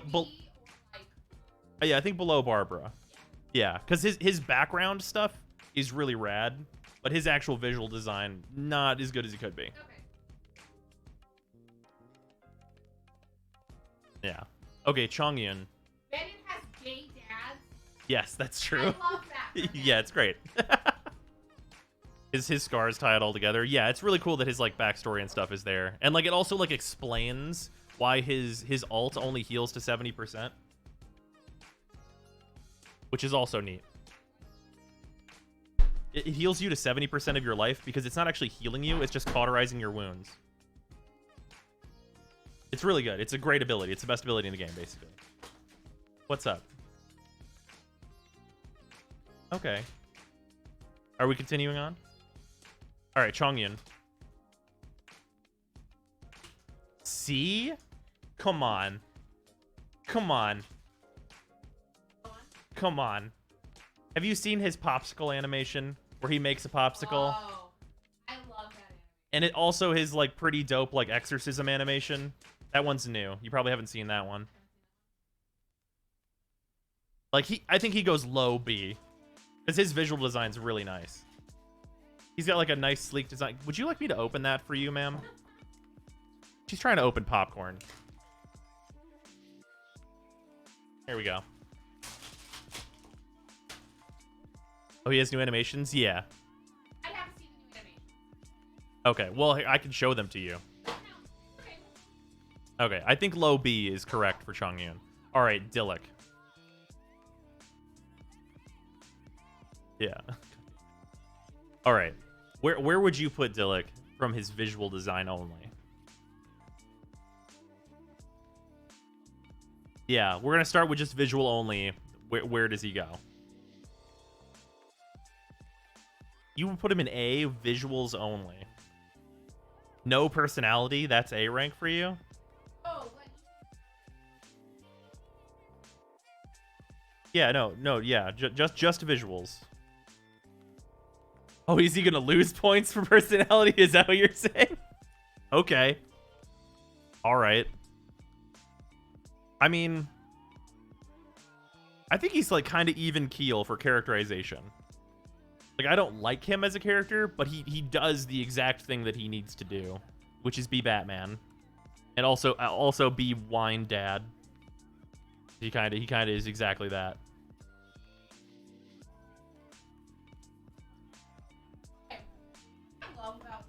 What's that? Okay. Hmm. Yeah.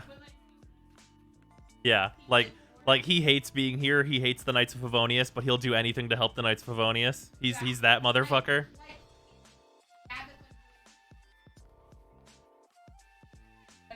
Mm-hmm. Yeah. Okay. I think we could put him low A. He's above Barbara for you. Wait, really? Huh. Hmm.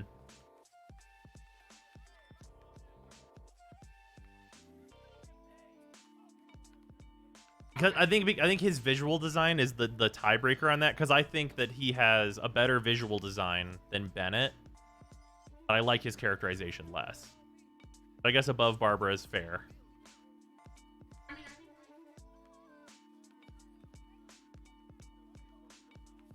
That's fair.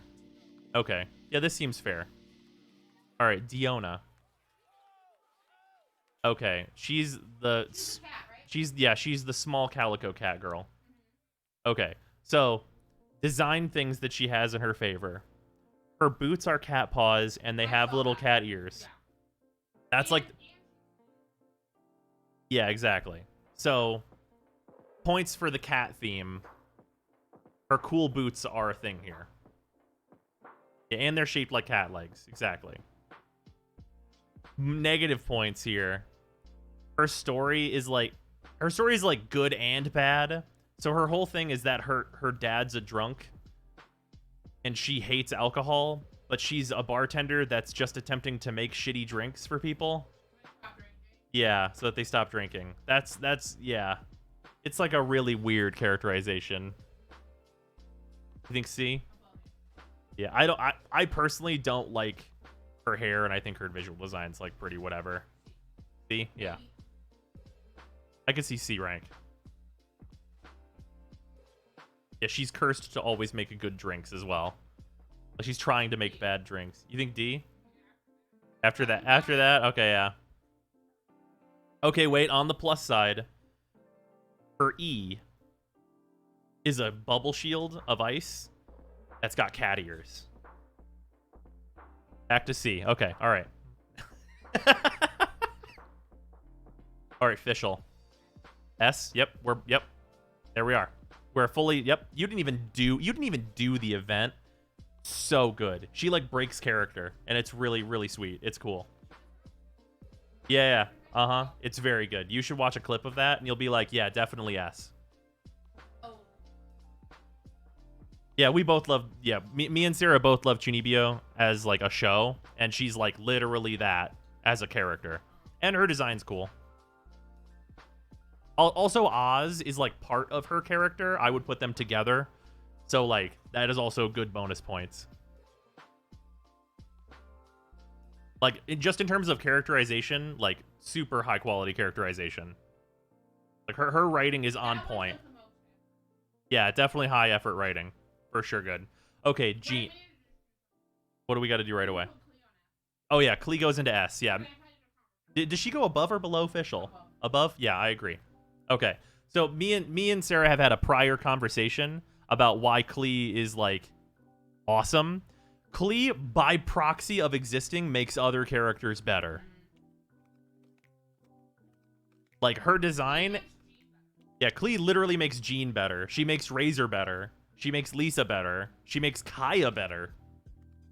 Like, she runs the gambit on, like, making other characters better by her inclusion. She makes Mona better. I don't think anyone's tilted about this. I think everyone's just on the same page with Clee being excellent. Like, everything that they do, and also she makes Dillick better in what he does. Because if you heard Clee's... Like, yeah. Her story is sad. Yeah, that's true. Yeah, Clee definitely hardest, like, super solid characterization. Absolutely great. And then, okay, where do you think Jean goes? I think she's, like, low B, personally. She has, like, a stale characterization, but I think her design for being kind of a Saber clone is good.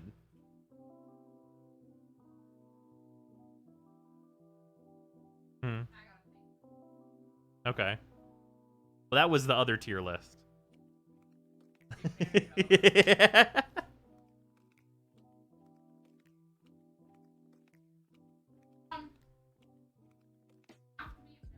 Mm-hmm. Okay. I think her characterization in relation to like the other characters in Mondstadt puts her in C. Right, but like her as like an anchor for a lot of the other characters. I think C is good for her. You would argue D?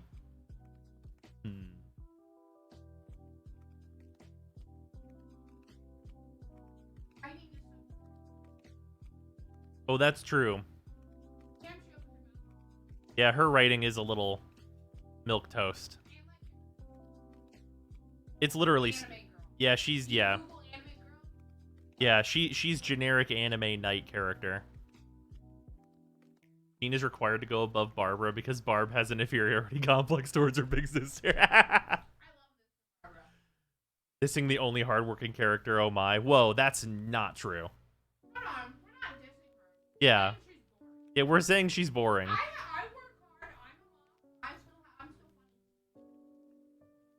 All right, yeah. We'll put Jean into D. Okay. Kaya. D? Yeah. Lower. Oh, fucking Sarah says lower. All right, yeah. Kaya sucks.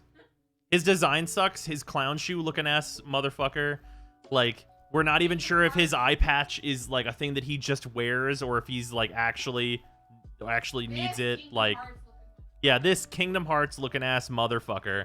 And like also his characterization is that he's probably a spy, but he seems pretty shitty at it. Like,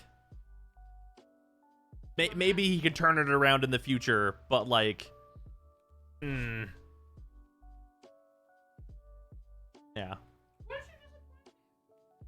I don't know why people are disappointed. Not liking Kaya is not a het thing. Yeah, Kaya just sucks.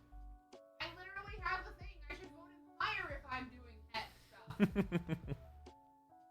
He does utilize Clee to troll people, though. That's true. That's true.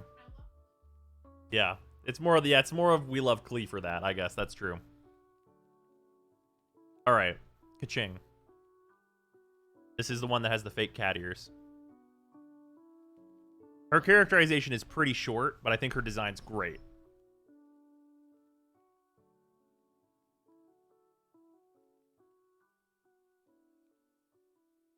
I probably put her above Baidu. Just like in high B.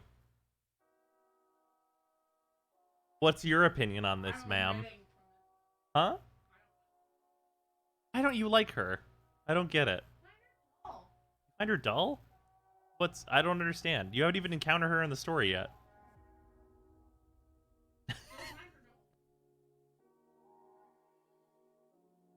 find her character design dull?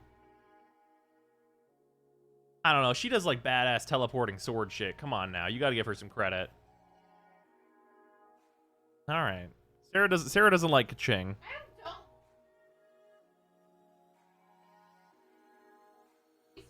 I mean, I think she hits B just because her characterization is like a little on the low end.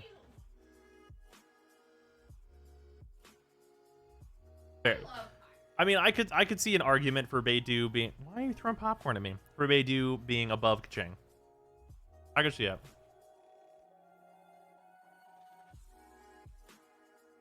People are always mad. She asks questions, which is good. It's true. She does ask in some questions. Is this an actual tier list? Yeah, this is a characterization and design tier list. Ka-ching gets minus points for being a fucking cop. Jesus.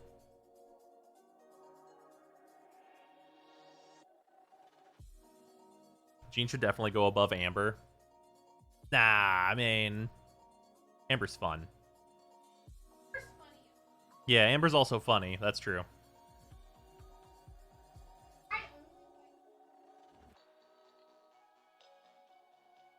That's fair.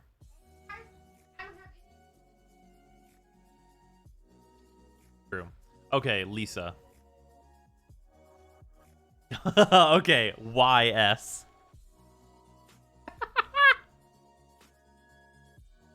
You relate to her on a spiritual level? Okay. She's just Ara Ara. It's true. Ara equals A at least. God damn it. Her big hat and her design are very nice. Yeah. Yeah, she's a base character and her design is very cool. It's true. Okay, I would put her above Dillik. I don't think I'd put her in S.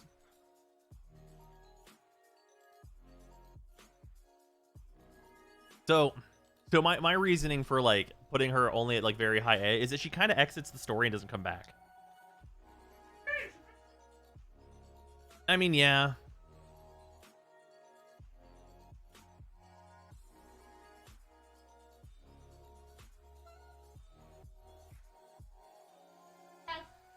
Yeah, she doesn't do anything. Yeah. Well, it's part of like their characterization is I guess she gets that one quest that really slams it home that she wants to fuck the main character really badly. She would like to Ara this lady or man in all ways.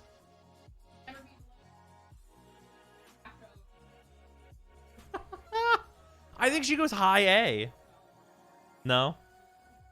All right, I'm going to pick my battles here, and we're going to do low S for Lisa. Okay, Mona is right below Fischl. So, Mona is also... Okay, so she... Yeah, so she is a main character in her own quest and in the event, and she's fucking great during the entire thing. She is one of the characters that's, like, tied to Fischl and Clee throughout like the whole of it, and it's fucking hilarious. The first correct choice in this tier list above Lisa, absolutely. Like Mona is like competitive for Fischl. Like I could see the argument to put Mona above Fischl.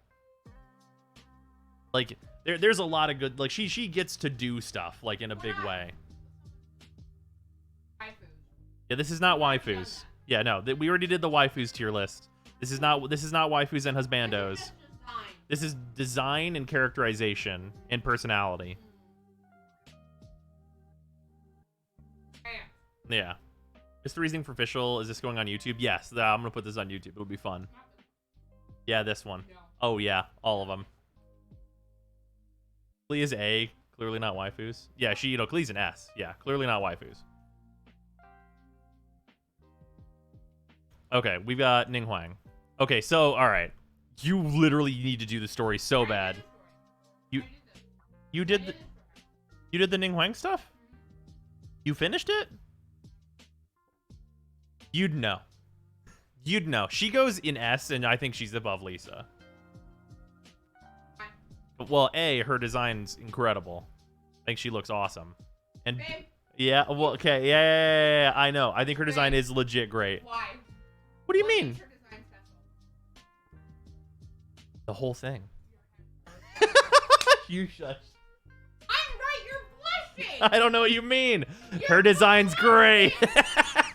Also, outside of that, her place in the story is really cool as like the mayor of Liyue. Yeah, y'all see him. She.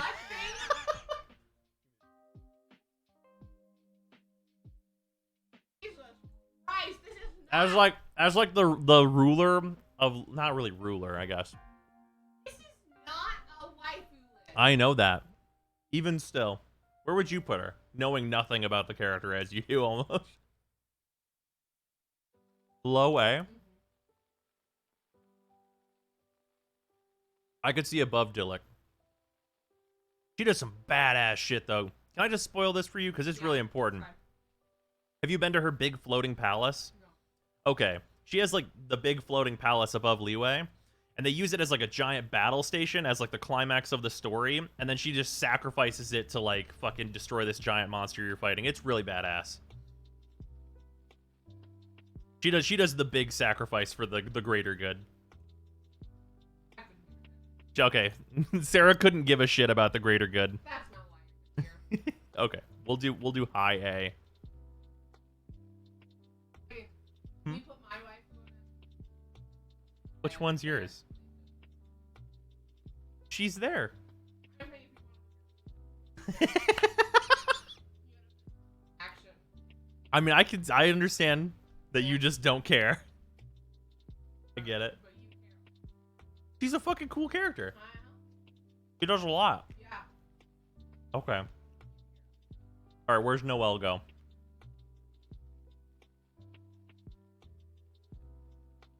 And her characterization is amazing. Love Ning Hwang.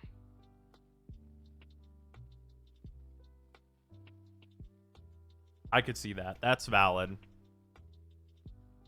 Yeah. This is what Sarah says, and honestly, fair. Noelle's very good. Noelle Maybe. could go in S. Yeah, Like- Noelle could make it into S. Like low S, above below Lisa. Yeah. Yeah, bottom of S I think is absolutely valid. Thing is absolutely higher than Lisa. I agree with you. Sarah has not completed the main story though. Well, Noelle does. I was more saying high A. Right on that line. All right, Chichi, where's she at? Have you even done her quest yet? No, you've just listened to her voice lines. Her quest is really good. You should really get there. I love Chichi for a long time. I know. You would sit there and watch. Yep. Mm-hmm.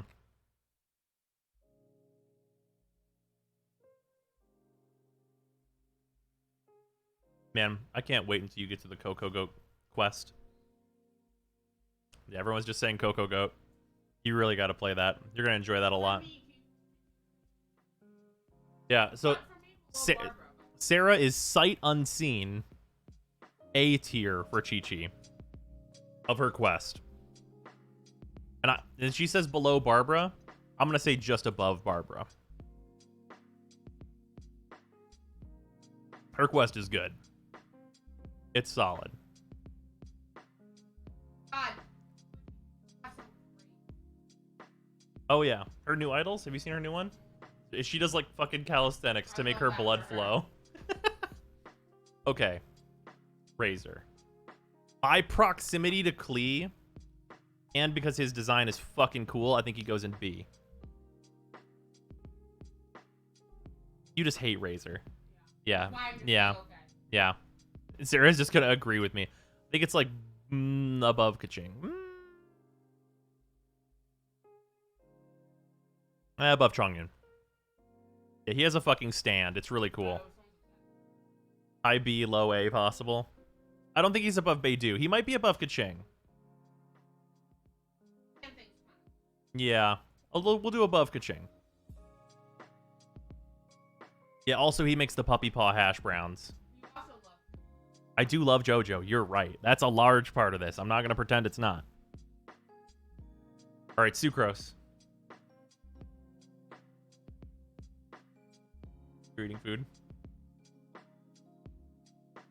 What are your thoughts?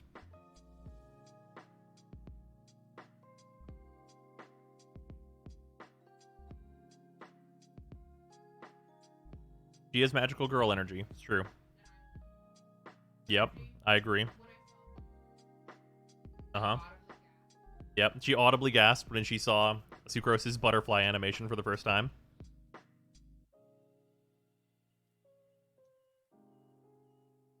Yeah, she's like a little diminutive nerd. Mm-hmm. I would put her below Ning Hwang and Dilek. You would not put her below Dilek? Her design is really fucking good. It's really good. Yeah. Yeah, Sucrose really does deserve a quest. You're absolutely right.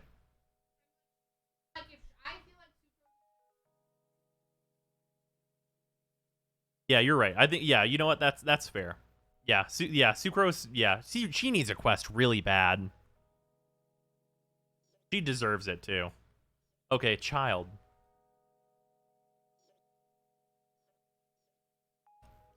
I'm just saying he wanted to fucking start genociding. I'm just saying. He has a really badass henshin, though.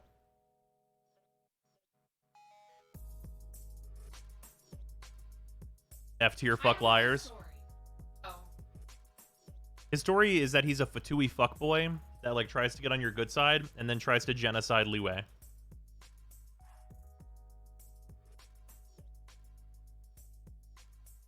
Below Kaya then? Okay. Well, He does have a better design than Kaya. I'll give you that 100%. Mm-hmm. Yeah. Yeah. Okay, wait. Actually do this right. Okay. All right. So, after you hate him, I didn't mean bad guy. Okay. The fact that I hate him so much means he was a successful character. Okay. So, okay. Are we going to say like bottom of B? He does have a really cool henshin. It's a really good henshin.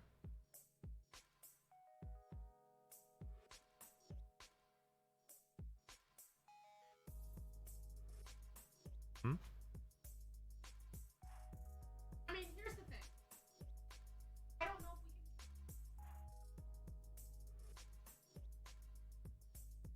Like, I think we should put it Okay. Well. but, like, not necessarily that he's a bad guy. Okay.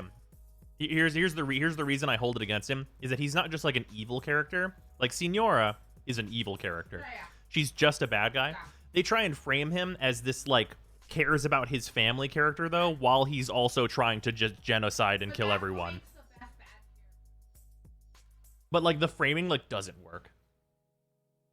I don't think so.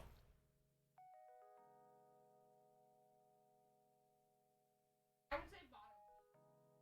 Actual. People will have bottom. I think his cool henshins and stuff that he does and things, and like he is an evil motherfucker. I think bottom of B is like valid. It's hot. I disagree. So hot. Okay, the Traveler. What do you got? Tell me what you got, babe. D. Above Kaya. Above Kaya.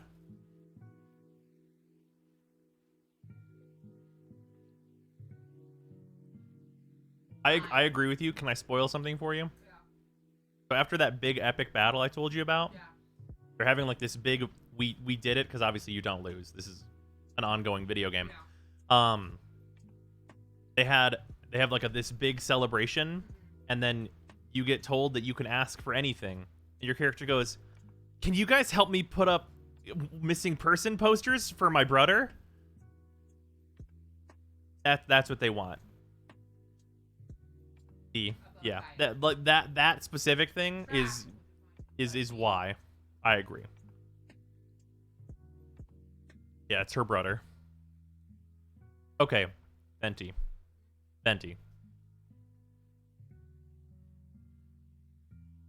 Okay, sure, I agree. He is characterized extremely well, and I would put him at the bottom of S. I agree with that. I do not think he is a husbando, as we discussed, but characterization wise, for what they're going for, bottom of S.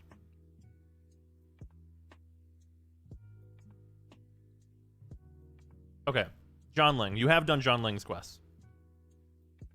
What are you thinking?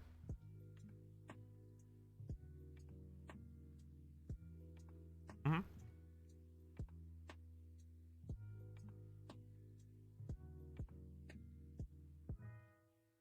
Because she's just a chef. She's just a chef, He's just a chef. right? Has the cute little bear. Why not? Because why does she have a bear?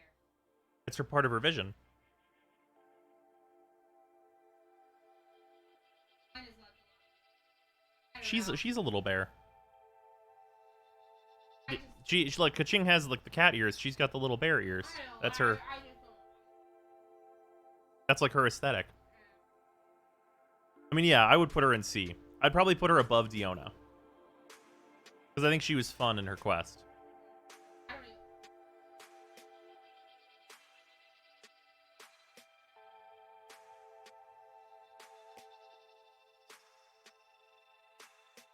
I would agree with that. You think low C? You think What? below Amber? I don't know if below Amber. I think Amber. That's kind of fair. I think. Okay. That's fair.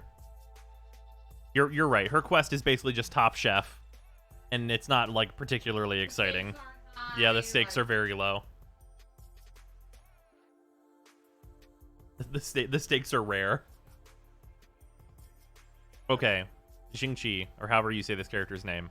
Oh, stakes there, boo. Yeah, that was a pun just for you. Yeah, boo. Ching Chi, I know you've done his quest. C feels high. He's worse than Think he's worse than Jean? Okay, I agree. Yep, I agree. You think Jean should be low C? I could see that. you. That's valid. Compared to the, I look at like the actual boss. Yeah. He makes more sense. Yeah, fair enough. I mean, I guess no. Traveler is girl. Well, yeah, Traveler's both. That's kind of whatever. Okay, Xinyan. She hates frogs. D. All right. Doesn't even make sense as a character. Why does that not make sense as a character trait? Anyone can hate frogs, but they suck for it. Yeah. Yeah. We're just on the same page. If you hate frogs, fuck you. Yeah. Okay. Yep. Where at? Above Kaya or above Jingchi? She looks cool. I hate her voice. Yeah, her English voice is not great. I also hate the Okay. So the theory on why they made her Southern. She's like,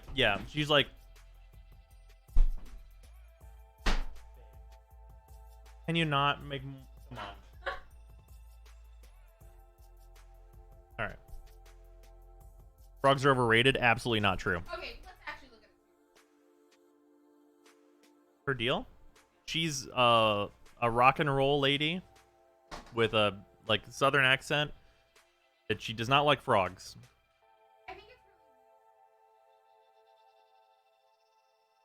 Well, I mean, I it's think well executed. I think her rock and roll aesthetic, like her visual design, I think is good. You think so? I feel like her accent was a misstep because it's like a thing that is often done when translated because like she's supposed to be like an out in like the countryside Right.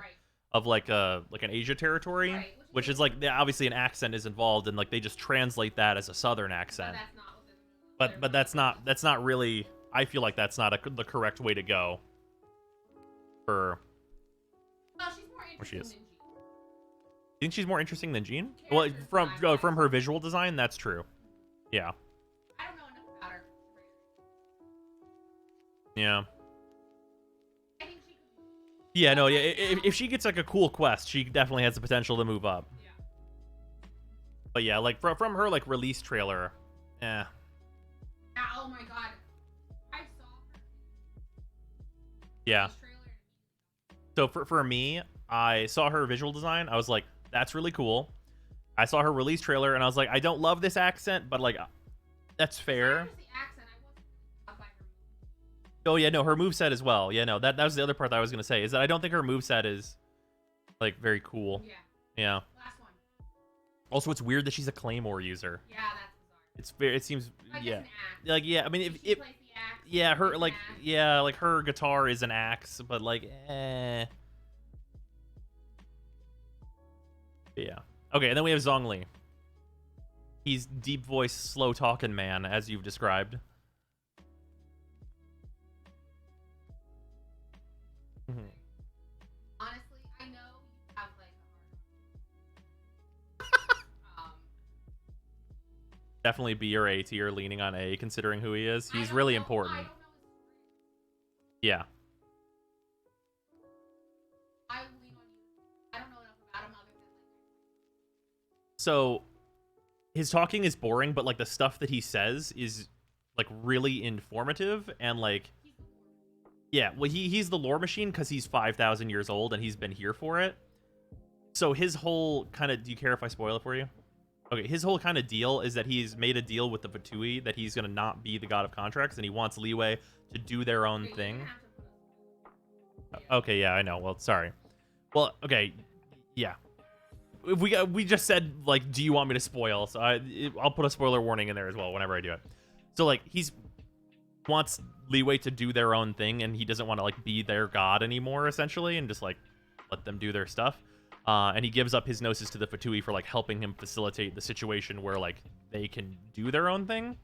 And he's been around for so long that like you pair around with him and like do all his quests and stuff, and he just knows all the things. Like he's the god that creates all of the mora, all of the money. So he's terrible with money because usually he can just create all of it. I love that. Yeah, so he's just absolutely fucking broke, but he's like the high and mightiest god of contracts character. He's S tier then. Like He sounds like a good time. yeah, the thing that you saw me playing was him like talking about like the god of salt, which is like a weak god and all that stuff. I watched that. Yeah, like that stuff is all I think really interesting and like does cool stuff with like who he is in relevance to Liwei. I think his design. Oh yeah, I think his design's good. It's solid. He's like suit man. So A or S. Mm, How important you make. Definitely above. I think because his characterization is like a lot deeper and he gets more time with like his region as opposed to Venti, who only gets like a little bit of time with like one part of his region. Really, I think he's like right.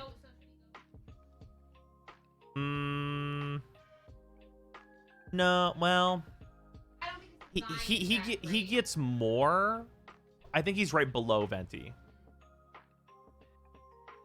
Because I feel like Venti like has a lot more personality to him, but like we get to know a lot more about Zongli. I like this list. Yeah, I think this is solid for like just like how the characters have been in the story so far. There's a bunch of these characters that need to do more though, because like they just need their own quest and stuff. Like Noelle needs her own Yeah, I quest. think this list changes a lot the minute some of these Yeah, quest lines. like yeah, Or like just quest lines. yeah, for sure. Like once some of these characters get like Chongyun, if Chongyun gets a quest and it's great, then he could easily move up to like A or S for sure. Zongli might be a bit more dry, but he has more personality than Venti. Alright, Okay, later, got your babe. tier list. We got our tier list. Our tier lists are completed. Is this gameplay rankings or writing rankings? This is like writing and visual design. It's like what now? Yeah, it's like game design ranking. Although not really game design because it's not mechanics based at all. Why is Lisa S? This is just story stuff. Story and visual design.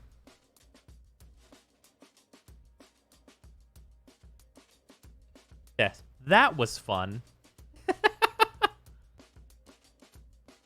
anyone wants the correct tier list, you can check the Discord. God damn it, Para. Zongli has more philosophy behind him. It's true. She has no story, though. Lisa's in the story. Also, her character design is great. Where's Jean? She's at the bottom of C. Jean suffers from being, like, Saber. She's just like a little milquetoast. Paimon's not on here. These are only playable characters that we have on here. Literally 4 times the length of the normal tier list. It's true. There's a lot to talk about with this stuff. Because, like, straight up, like, if Traveler, like, if more stuff goes on with Traveler and they become, like, an overall, like, more defined, better character, I could see them moving up. And, like, Baidu getting her story. Honestly, this whole middle tier here, like, a Ching getting her own arc, Chong Yoon getting his own arc, Baidu getting hers, like, all 3 of them could easily move up higher, I think. Yeah, Dionna could maybe move up to, like, B. I'd say Zongli is above Venti due to being active, but S is fair as he needs more screen time. Yeah. Traveler needs to not be a silent protagonist. It's a boring, bad cliche. See Kaya in the bottom of every list. I mean, hey, on the gameplay list, Kaya was, like, doing pretty good. Like, in terms of, like, gameplay, Kaya is above Amber and Lisa.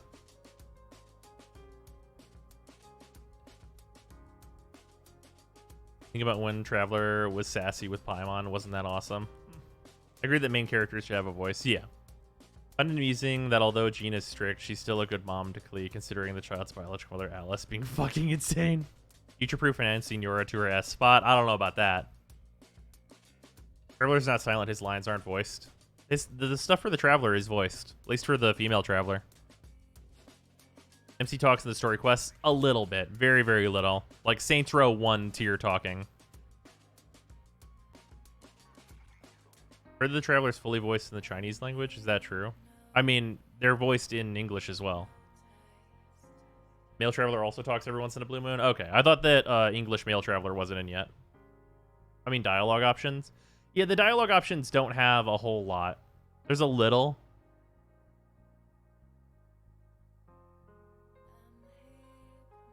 Talking cutscenes even, apparently. Yeah, but they talk very, very little. Like, even in English, they talk in cutscenes a little bit. But it's like the tiniest little bit. And it's not great characterization from what I've seen, like, in all the cutscenes where they do talk. Paimon talks in most of the places where travelers should. Yeah, I agree, for sure. Like, imagine this game where instead of having, like, Paimon talk all the time, it's both the traveler and Paimon. Paimon is Destiny 2's ghost. Yeah, basically.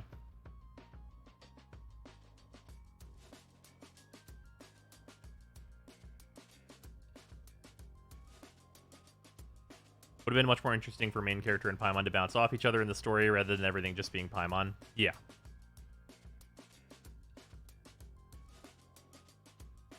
Mainly straight man, woman to set up jokes for Paimon. Yeah. I must go. Thank you for agreeing that Mona is the best overall. Goodbye. I think it was cute how Ning Hwang asked if she could do anything to help the main character. And he was just like, can you help me put up some missing posters? Oh, I think that shit's dumb. Like, I get it, but I think it's dumb. I 1000% forgot the main character was looking for their sibling. Yeah, we kind of got off the trail on that.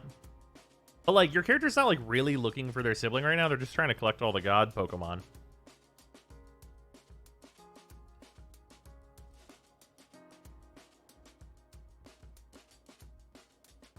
Or at least the traveler doesn't know the history. It's true. You should add the missing poster to the tier list. A tier for annoying.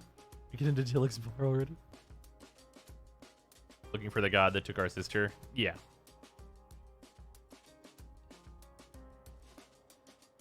For travelers with names Aether and Lumen. I mean, sure. But, like, we call them traveler because you can be either. But yeah, I think this turned out pretty well. This turned out quite well. And these are going to be hilarious videos to have up. So that's going to be a fun time. Jesus. Going to be fucking outrageous. Those are the canon names. I think Male Traveler is the true canon pick, right? Maybe? What's this tier list about? This is just characterization and visual design.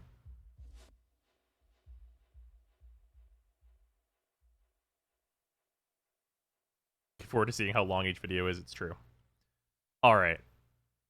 That's going to do it for this. What time is it? Okay, cool.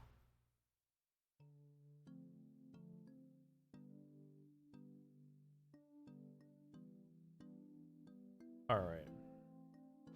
Ba-ba! This literally might as well be in Greek to me. That's valid. Don't worry, we're going to have even better time whenever we do that for the Warframes. Although I will probably do that offline. As like, whoop, whoop, almost slipped through the world.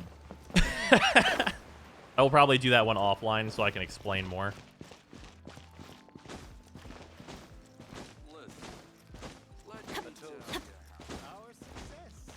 There'll also be a tier list for team comps. I mean, no. I mean, I could make that, technically, but that's, like, too wild. That's, like, such an insanely large chart.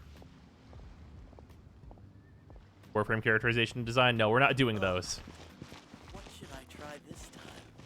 Characterization. None.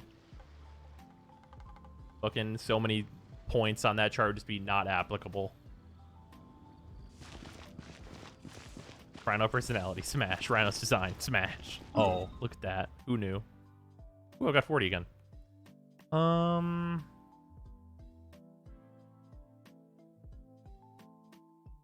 mean, hey, let's try and get those fucking sweet relics, bro.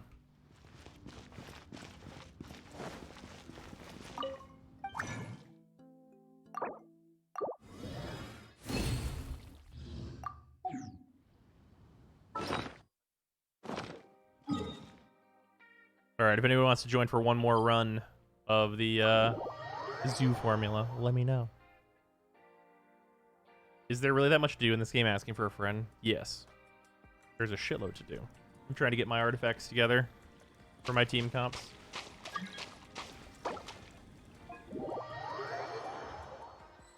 Controller is kind of rough to understand. Like there isn't much. There's so many questions. Well, yeah. I mean, like they're still at the beginning, right? Like we have 2 of the like fucking 8 regions that were planned. I think apparently. Also, we have 1 more spot open if anyone would like to join. You can do exclamation UID in the chat to get my UID.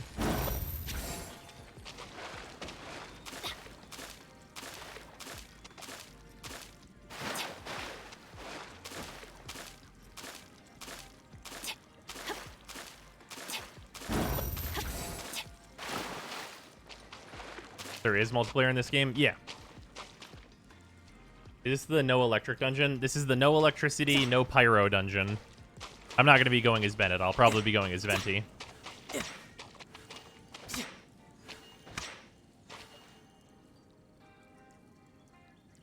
like the attention to details, though, like Venti's vision not glowing near the meteorites. Yeah, that's really good. Venti main? No. For co-op, though, Venti's really, really good. I did not get this game at all. Why not?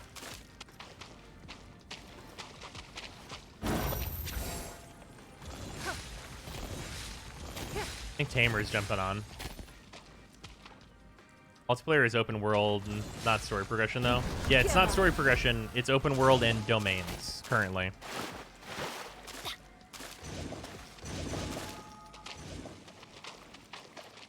Wait, where are the meteorites? That was during the event. The event's over now. Will the water bow guy work well with Dillik? You could. I don't know how good that would be.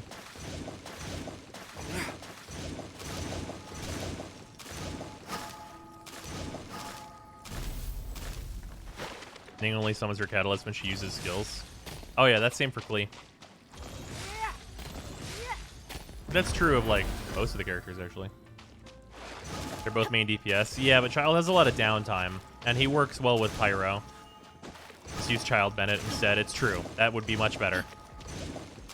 Shocker, if you're combining any characters, one of them should probably be Bennett. Who knew? Basically switch between characters to do different things. So 4 people in one spot. So you got a tank to tank, a damage dealer, damage, etc. There are kind of roles, like you want a healer and like support. There's a bunch of shit that goes into building a party. Also, whenever you're solo, you have 4 characters that you switch between on the fly in combat. In co-op, basically you just reduce the amount of characters that you personally control for more people to have active characters on the field.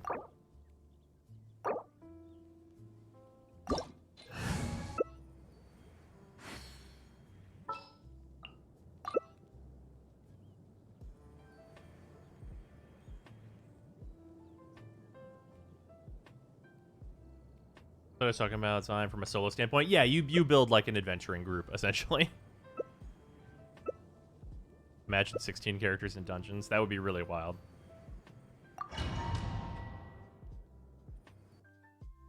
You can play this game, and I don't know what the point is other than to run around and kill things. Well, there's like a big proper story. And then in addition to that, it's like a big open world where there's a lot to do. Like, think Breath of the Wild with a more directed story. And then you're most of the way there. Here we go. If you're playing Venti while he's an Archon or a human, he is an Archon at all times. He's in human form.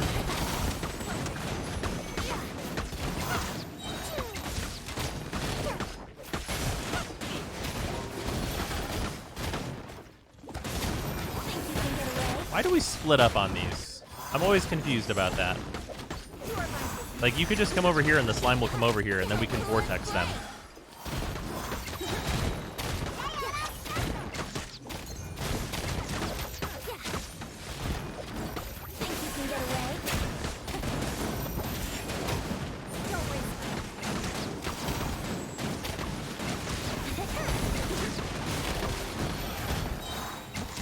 There we go.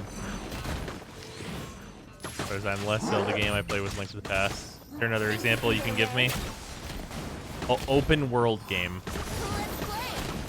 Think like a Ubisoft game, but like better. whose gameplay is just about spamming his ult is awesome. Oh yeah. Well, that's the way I have him built. You can build him for like better auto attack damage and stuff, but I have not done that. I've got a VV set on him, which is a lot about debuffing to elements and stuff. So I'm like combining with other people's stuff to both do more damage and also make them weaker to elements.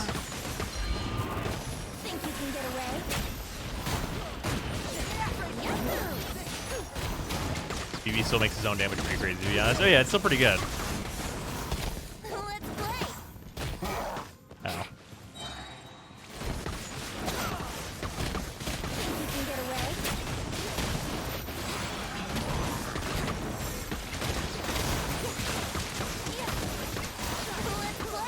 There we go. No time to lose. Time for takeoff. Poor Animus, that is awesome. Yeah, it's fucking super good. Hey, it's water. Good shit. Hopefully the other one comes over here. Yep, there we go. Alright, they are vortexed to shit, so this will be very easy. Time for takeoff. Yeah, these enemies no longer get to move. I'm just gonna ult them over and over.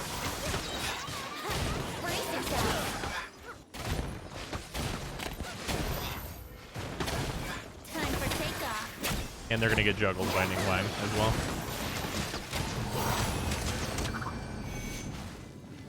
Alright, there we go.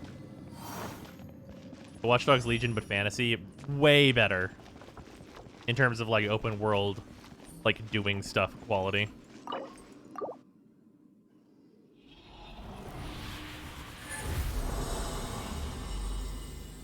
I see people so readily play multiplayer considering countless and theorize to be affected by that. I mean, I have all the factors of 2. Okay, we got double Lava Walker Wisdoms and another Witch's Flower. Hopefully one of these Wisdoms is like crit damage. That'd be pretty sweet.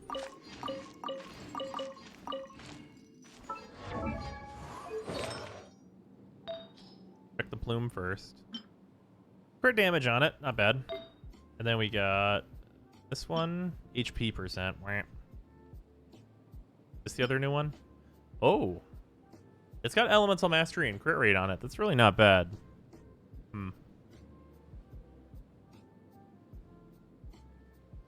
How much customizability does this game have? Well, I mean, it kind of depends on what you mean. Character customization, there isn't any. Outside of, like, your builds. Like, the visuals are the visuals. Legion seemed pretty fun when you played it. Wacky but fun. Yeah, Legion was a good time. As far as weapons and damage. Oh, so weapons, there are a bunch of different weapons. It's not, like, totally, like, freeform. But there's also, like, artifacts are builds. There's a bunch of different types of sets of artifacts. They come in all the rarities, etc., etc. Like, artifacts are your build for your character, and then each character has their own abilities and talents and stuff. Yeah, it's true. You can customize the wings, so you can get like these. Which of these are the like different city reputation wings? There are those ones. Ow! Yeah, and then otherwise, like your attributes, there's leveling up for both you and your weapons and your artifacts. How do you get the condensed resin? When you've leveled up in the weekly stuff for Liyue, you'll get the blueprint for them.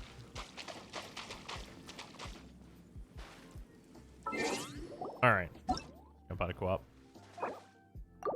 Only had the one condensed to use.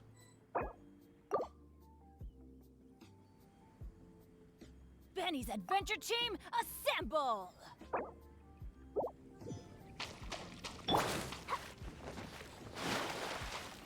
All right.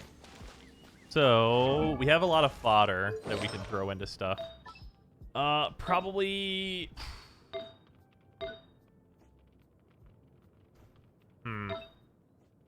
This one can hit crit damage, which would be a huge increase to our damage, and I kind of like having the tankiness on Clee.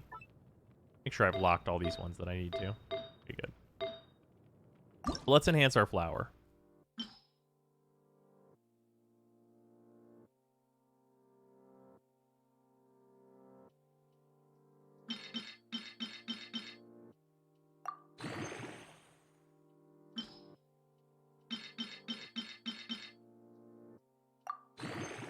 Hey, bonus.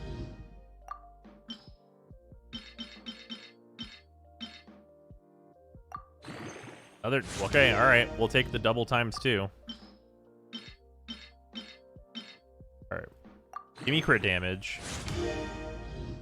Whatever. I want to use the auto select 1 to 3 because it'll put a bunch of 1 stars in here. It prioritizes putting 1 stars in here, and they're less XP. I might as well just use these for like small chunks that I need, and just like use my 3 stars first because I'm not going to use these. Let's start this again. These are just tiny miracle, right? Oh, these are guardian. I don't need these at all. I pretty much only want to keep. I want to keep very few 4 stars. I don't need any 4-star feathers because at this point I just don't. I'm not gonna make a build with 4-star feathers at this point. It's just easier for me to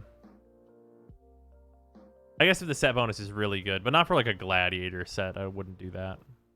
Okay, we can put those in. What are the stats on this? Elemental mastery. I already have higher level ones of these, so we can do this. Let's take this thing to 16, hopefully. Here. I guess we can just start chunking these low level ones.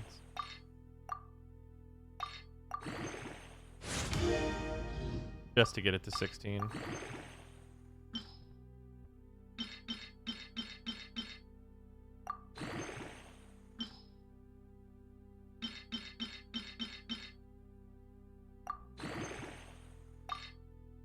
Come on, crit damage. Well. That's fine. That's not like the worst it could be. This is still a pretty good piece. And obviously we always have like the plus 20 chance to get a another large upgrade there.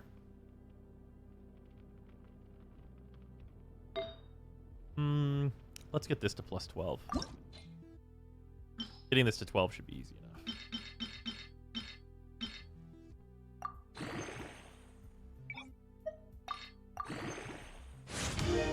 We get that extra crit chance.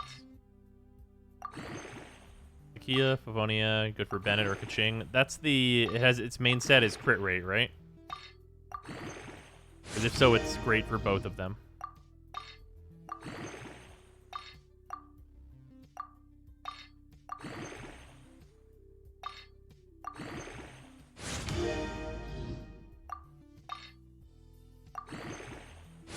Nice, got the bonus. Fuck. Well, that's unfortunate. The HP upgrade. Really want to hit attack percent on this one time. Physical damage bonus? Oh, that's really good for Kaching then. You could use it on Bennett if you were going to make physical Bennett, but like it depends on if you're going to do that or not. Alright.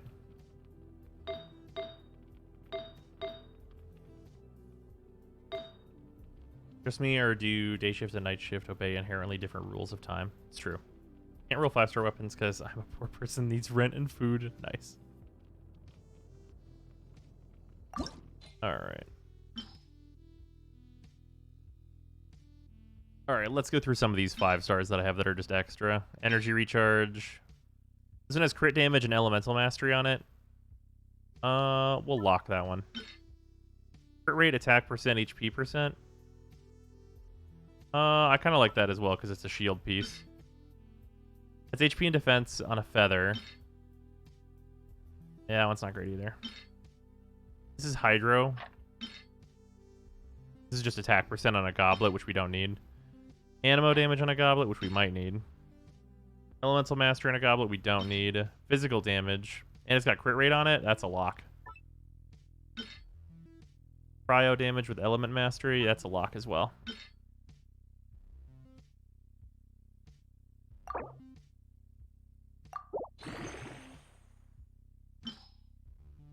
Type Amunis is an amazing free-to-play claymore. Oh yeah, absolutely. Isn't the current weapon banner crap? Yeah, it's absolute fucking garbage. This is element mastery and attack percent. I mean, I guess I'm just gonna lock this. These ones that are specific elements that I might need, I'm just gonna keep. It's an attack percent. That's a defense percent. HP percent. Elemental mastery on Bloodstained doesn't seem like that's super great. Okay, what is this one? Elemental Mastery, attack percent, and crit rate. All right, that one seems solid. We're going to keep that. This one seems much less good. Defense on a feather, not good enough. Later, Tamer.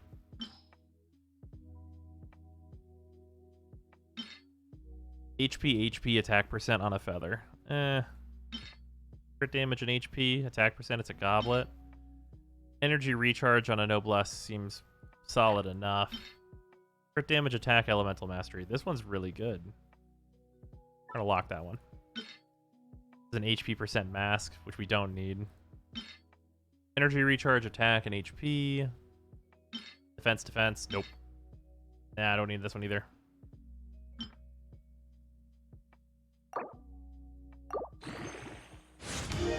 Scott here, any good artifacts? We got like a bunch of fodder this time around, but we have like solid sets that we're starting in on and finishing up for Clee at this point, actually. HP percent, defense, we don't need that. Crit damage and energy recharge. That's one I would settle for on another fire character, so I'll lock that one in. Defense percent, attack percent, but really, really bad things. HP percent, defense percent. Yeah.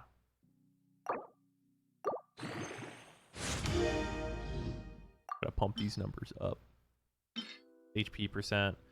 So crit damage, HP percent. I would settle for this one over the others, so we'll go ahead and lock that in. This is a goblet, which I don't want attack percent as my slot of goblet. This is a geo damage bonus. We'll lock that one in. Just to keep those around.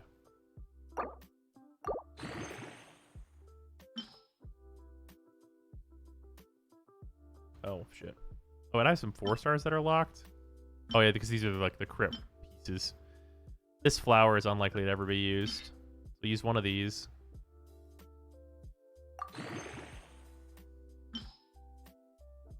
I'll really go over on XP if I do this. I'm just going to go pick some stuff up real quick to finish off this hourglass.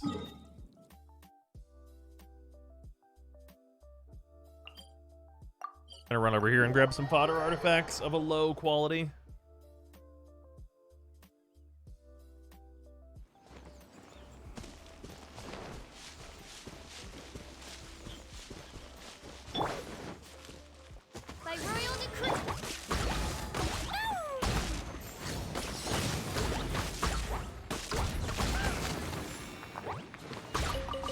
There we go.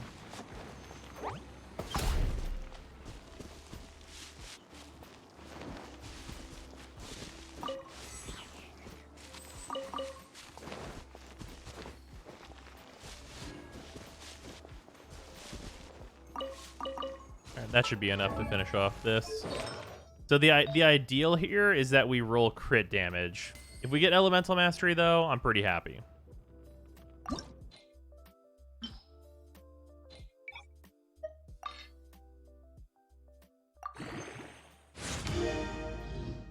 Fuck. Well, that's unfortunate. Oh well.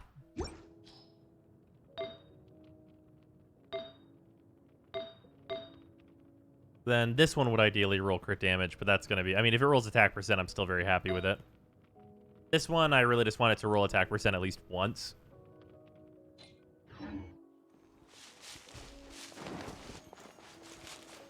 14% isn't bad crit damage, though. It's true. I just want a little bit more crit damage on my Clee in general. I really don't care what piece rolls it. But if I get, like, one more, then I'll be at, like, a good split. I mean, this is already, like, still a pretty good split. But I would really like a bit more crit damage.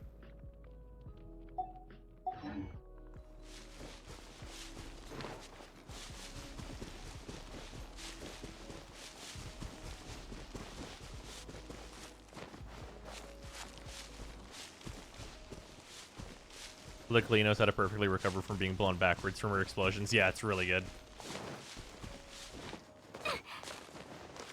You have a crit damage circlet? I do not. Not in that set, anyway. Also, like, how much crit would I be losing? I'd be losing 20% crit, which would put me at, like, 34%. Which is a little rough. Like, I like the consistency.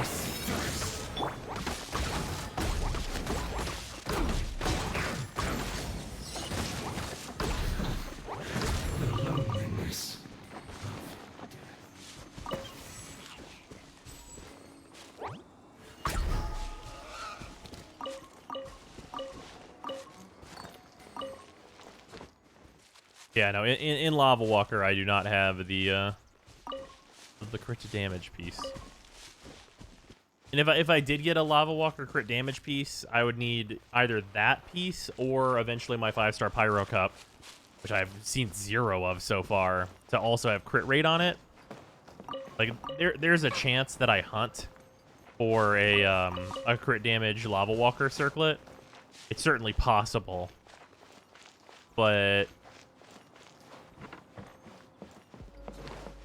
a tough one.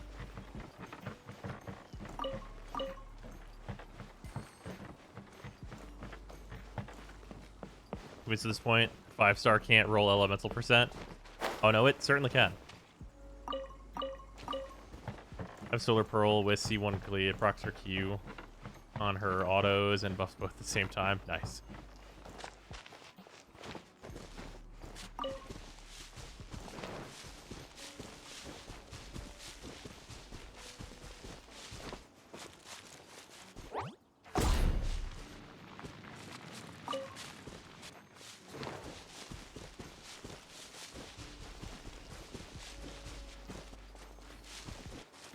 I do wonder, like, and just because, like, the rate at which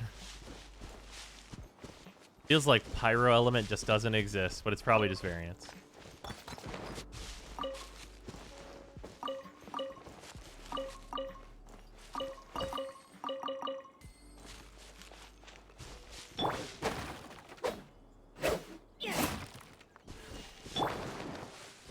Got a 4-star damage circlet, and I'm happy for the time being. That's fair. I could be happy with a 4-star in that slot, but it'd have to have really insane substats. Like right now, for where I'm at, if the 4-star doesn't have like crazy substats, I'm probably not interested. Because like I need to farm for fodder for my level ups anyway, so it's really not a big deal for me to just go in and farm it out anyway.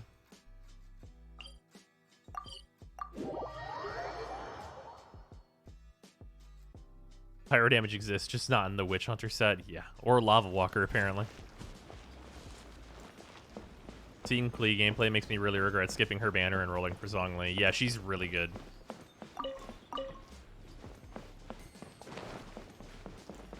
Yeah, having her and Bennett as my like primary DPSs is really nice. Also, yes, I know Bennett is in the support slot on this, but he is a primary DPS on his own team, I promise. Strongest character is Dillick, but I cannot farm artifacts for him because no pyro there. I cannot farm other artifacts for like Fischl and such because Dillick dies. The vicious cycle continues. Yep. Well, if you have like Chongyun or Dionna, better get them going.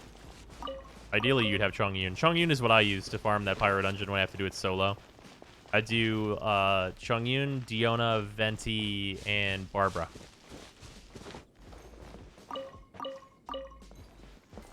Clee just for her ability to mark mod stat specialties on the map. It is really nice. Crit rate circlets are super hard to come by, so I'll take any 4-star if I get them. Oh, crit rate is hard for you? Crit damage is the one that's really tough for me. And crit damage is like the preferred in that slot. How does swing to my Zongli are you on a scale of 1 to 10? I mean, he's like... Well, like, it's more disappointment the higher that number is, I guess. So I guess it would be like, you motherfucker.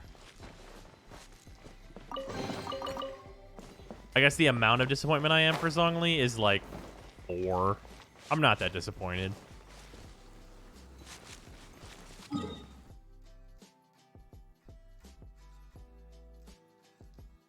You have Noelle or Ning Hwang is great for all dungeons to do neutral damage. Oh, it's true. I'm building Ning Hwang right now. I have a lot of crit damage circlets. Well, fucking good shit, dude. That is the ideal.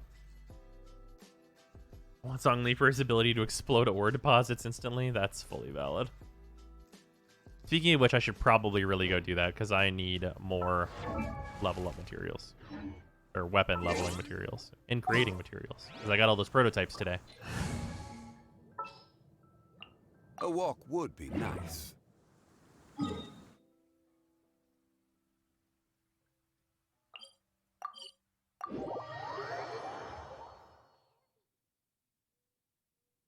For crit rate in the helmet slot, unless crit rate is above 50%, since the average multiplier is a combination of the two stats. Right. That's the ideal. But like the reason crit damage is better in like the main slot is because it's easier in general to get the crit rate because the battle pass weapons are crit rate.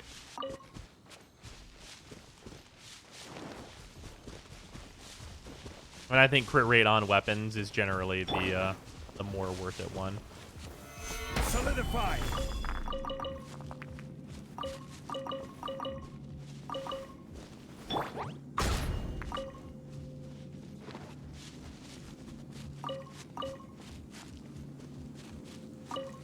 It requires buying the battle pass. I mean, that's true. But like, I mean, the battle pass is like basically a thing that only people that are like 100% free to play shouldn't buy. Otherwise, like the value proposition is extremely good in all ways.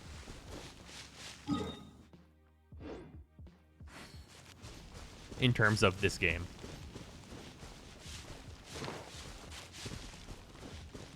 And if you're full on free to play, then like, honestly, you're just worried about making your builds work at all. Because you're scrabbling shit together for like Geo Traveler.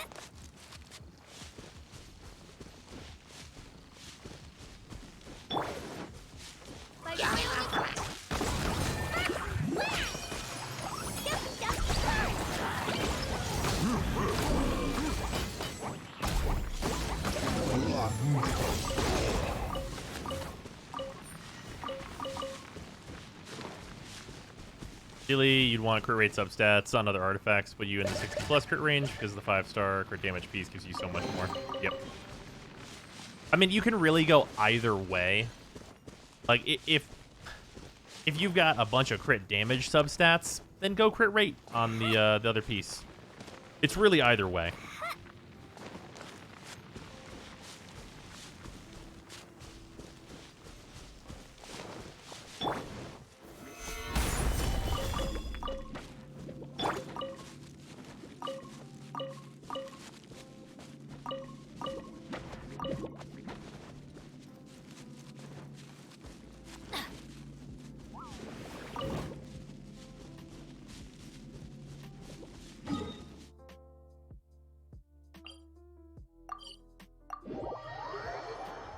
To be fair, GUMC is a beast when she's set up to do damage. Yeah, no, I agree. But, like, whenever you're free to play, I feel like you're looking for so many fewer characters that, like, you can really focus farm.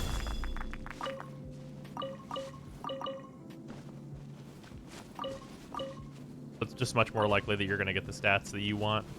By much more likely, I mean just, like, from a raw amount of farm done. Give you crit rate on the weapon if you happen to get one and it being pretty good. Oh, yeah. I mean, any weapon that has crit rate on it is high tier. Like, by default. As long as it's a 4-star or above.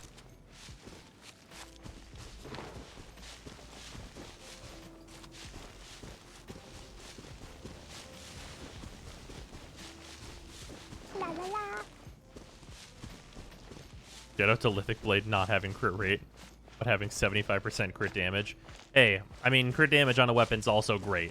Then you can just go crit rate on your circlet slot, and that's still fucking awesome.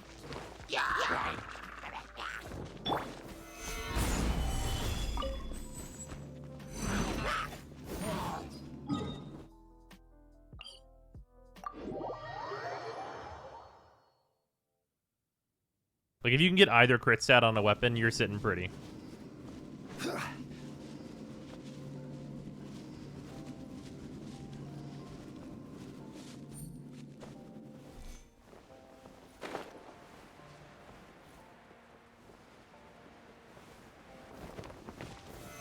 Stabilize. Stabilize.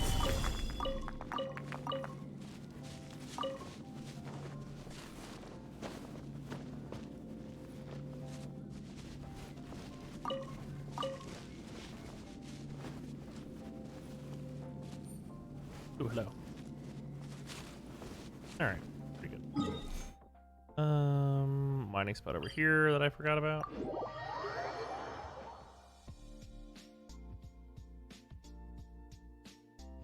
Yeah, I wonder how the new craftable weapons are going to be. Hopefully they're good for the most part. Whew. Or fill in for characters. There, 1 second. Yeah, I know about the leaks. I mean, like, the actual confirmed end stats.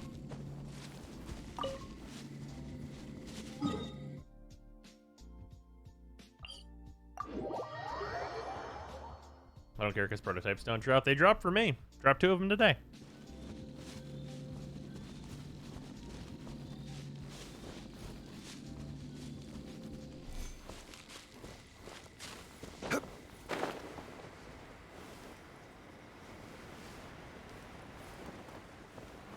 Ah, yes, streamer luck indeed. Stabilize.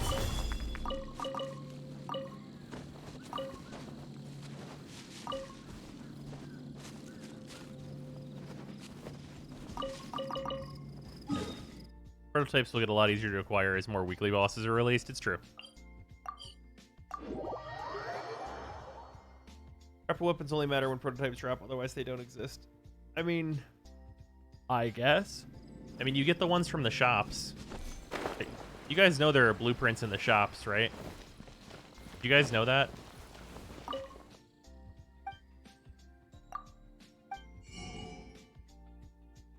There's a Northlander sword prototype here. This is the Claymore. But this is the Claymore, right? Oh, no, it's just regular swords, not Claymores. So this is a sword. And then you get a sword from the just adventure rank leveling up anyway. And then in Leeway, there are 3 blueprints. I don't remember which ones are there, though. There's one of each.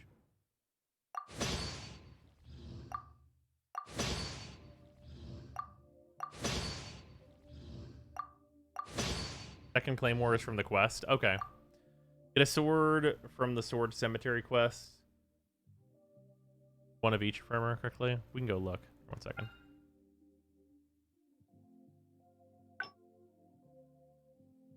Oh, no, I don't need to make this.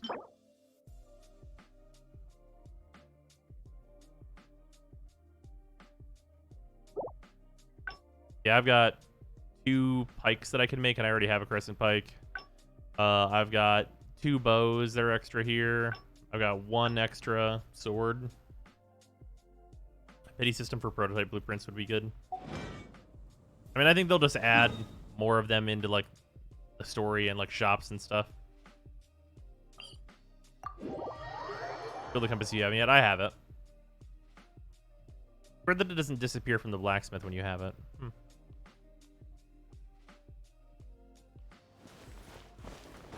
Gotten 1 Claymore prototype to drop, and I'm AR-47. I mean, then you built the good Claymore.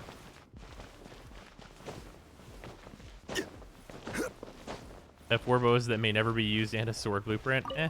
They'll release more stuff to make with it. Like in here, what all did they give? Yeah, it's 1 of each. Yeah, so you get the sword one in Mondstadt, and then you get 1 of each here. So, like, you're gonna get 1 of each of the blueprints one way or another, and then, like, you should be doing your weekly bosses, so...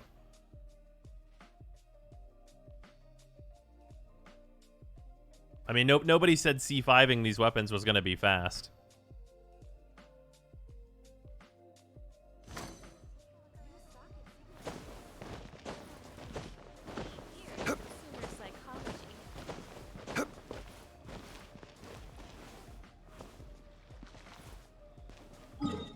They're really good weapons. It makes sense you have to grind for them. Yeah.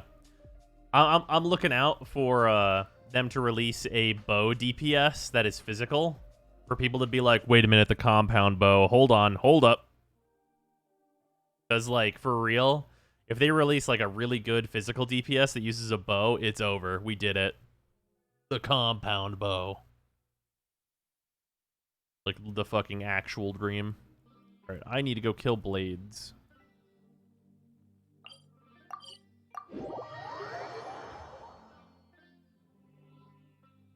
AR-45, you should get a prototype at least a week.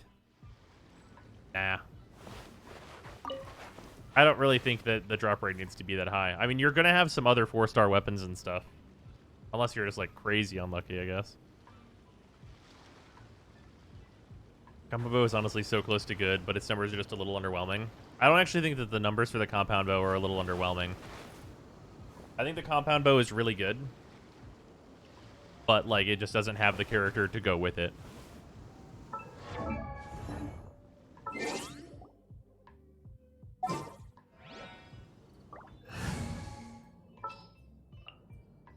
Didn't keep you waiting, did?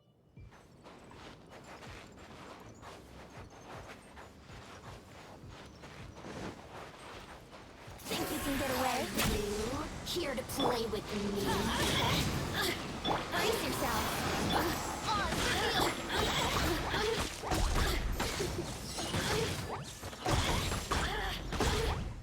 Blink. There we go. Shine longer. First combat for a while on my fish before I got stringless. It wasn't bad. Yeah, compound's fine. But, like, it needs a character to be great. Because, like, there's no... Right now, there's no bow character that wants to go, like, raw physical damage.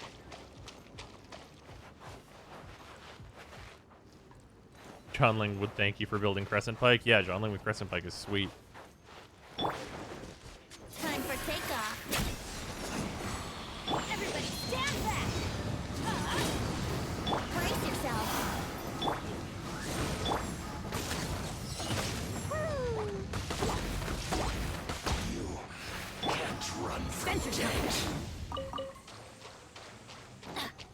Alright, got a bunch of the knives that I need.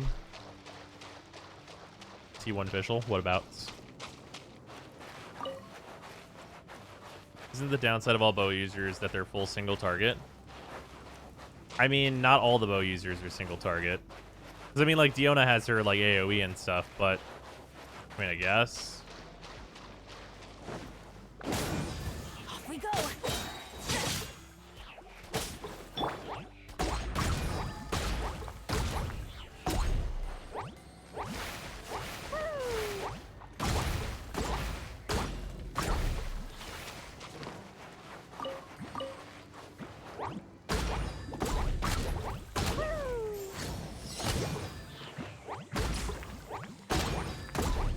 One of these days, I'll level that Ching Chi. And straight to the moon. Oh yeah, Child is technically a bow user, that's true.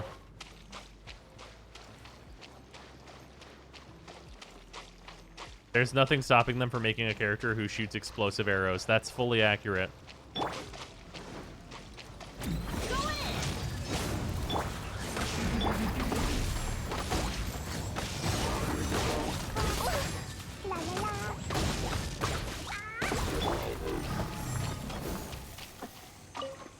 Chaos score, sure.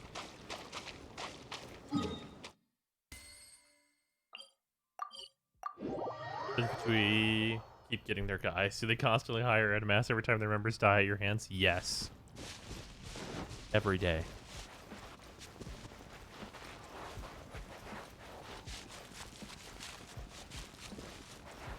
Looks at Ganyu. Ganyu's supposed to be like a charged attack user. Or not a charged attack user. A charged shot, I guess. Not necessarily different than charged attack. No rest for the wicked.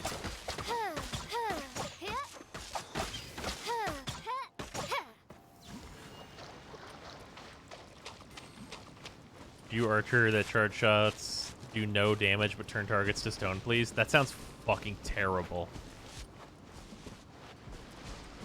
The duration would have to be so long for that to ever be worth it. What refinement is your rust? 3? 2? It might be 2.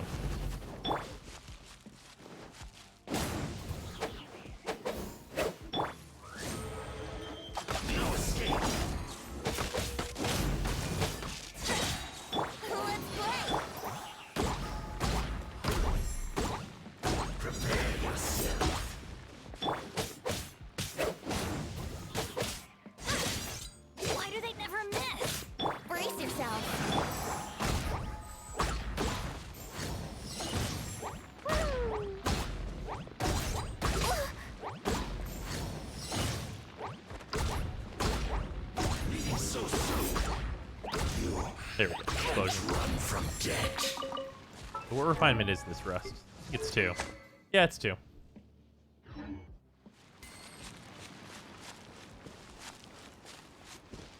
What did you build on your fish? Your bird hits hard. Oh, you think that's really hilarious. So my build fucking sucks on Fischl right now. And this build is trash. So these are both attack percent, but I have decent substats, but they're 4-star pieces. This is a 4-star feather. This is a fucking +0 flower. And then I have a healing bonus hat on her right now. This is usually a crit damage piece, but Bennett is using it right now. I have not bothered to give my Fischl the build that she should have yet.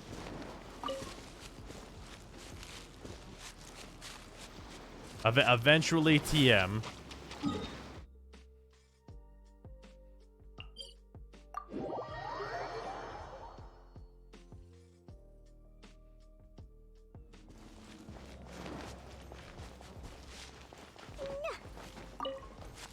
Actually, on the Rust thing, seems like there aren't any bow users on the way who want Rust, so I'd say break through that bow by this point.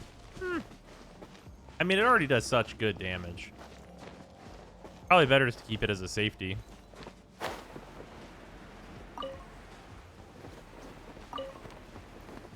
Does Rust affect Oz's damage for Fischl? I don't believe so.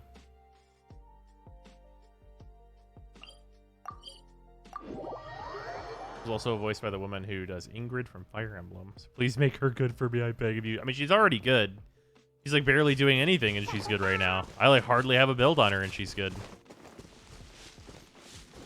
You build support Fischl or DPS / sub DPS Fischl. She'll be sub DPS.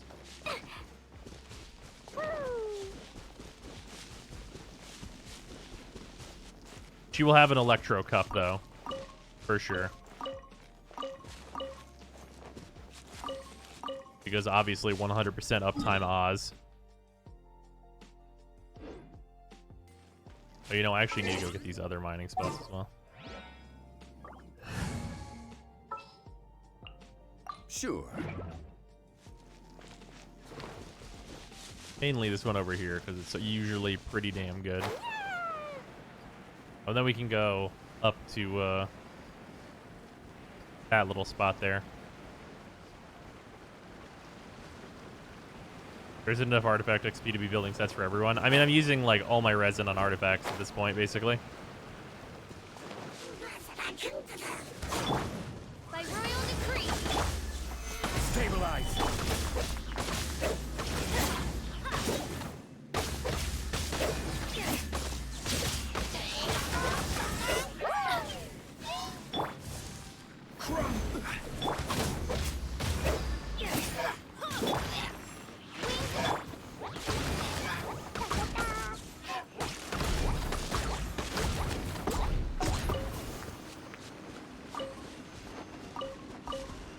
Okay. All these chunks. Jade and everything else. Yeah, it does take a ton of artifacts to be building all the artifact sets up, though. Like, after Clee is finished up, which is going to be pretty soon here. Outside of not having a fucking pyro cup. Ugh. After Clee is finished up, though, I will be on... I'm probably going to immediately start working on Ning Hwang's artifacts.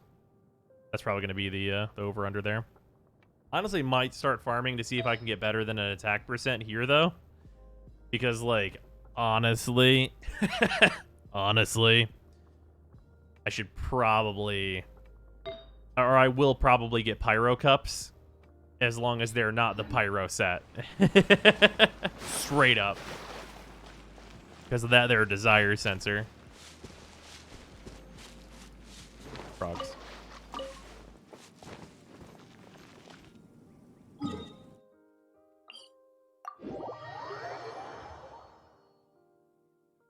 Mayor 39, so I haven't gotten to the point where artifact hunting is a priority. Don't know if I should look forward to it. It's really nice. I enjoy getting it.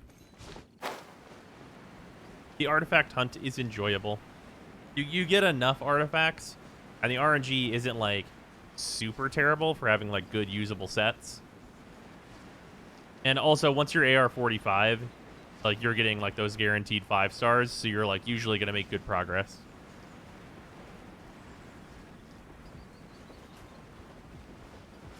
Oh yeah, getting a perfect set is very, very difficult.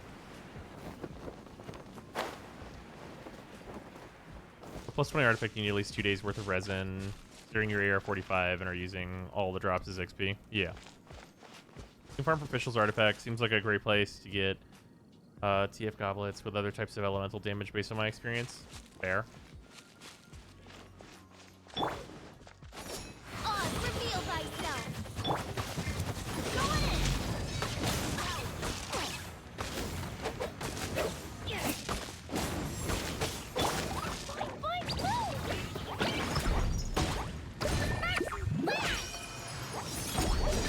That really hurt.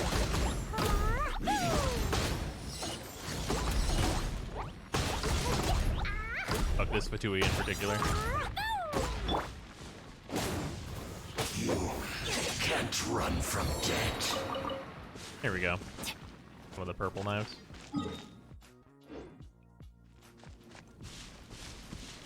Oh, there was a rock here that I missed before.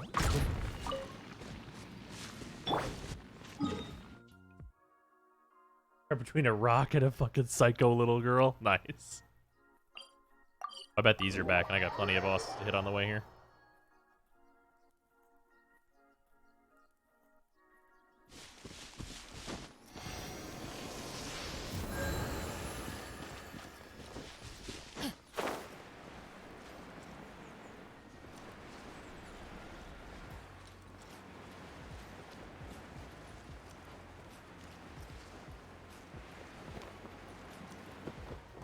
Hit my draw distance. Excuse me. Hello there. Solidify.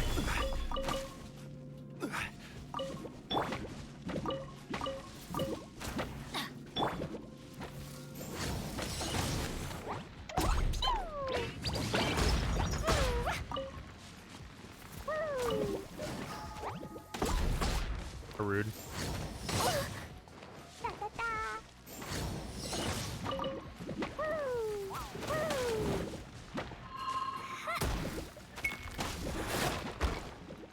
Away.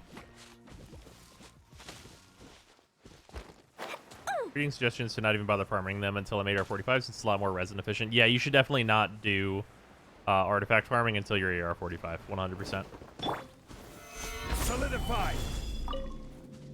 I 100%, 1,000,000% agree with that.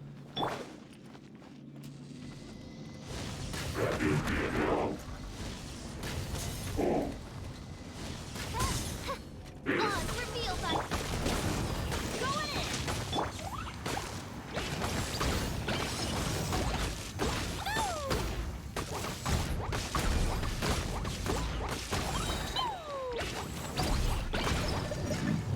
There we go. Just absolutely fucking mugging these robots. Zongli, the ore farmer, he really is. That is what I'm using for. Like, honestly. Currently running DPS Noelle with Geo main character Bennett and Junling. Is Fischl a better battery for her than Geo main character? No. Geo main character gets a lot of bonuses. That's just because they're both Geo. So I would just stick to that. On, reveal thyself.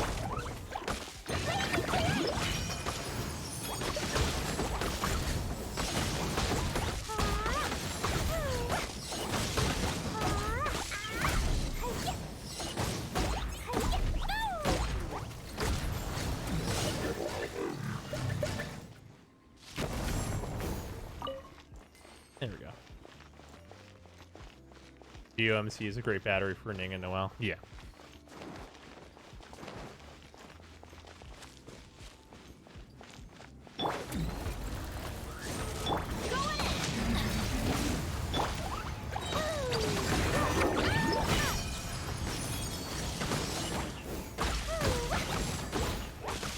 Unnecessary thing to do to this robot.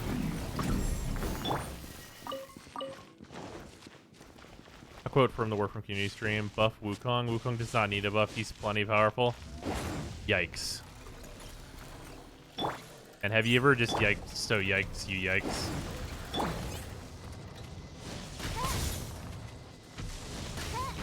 Wow, sit down.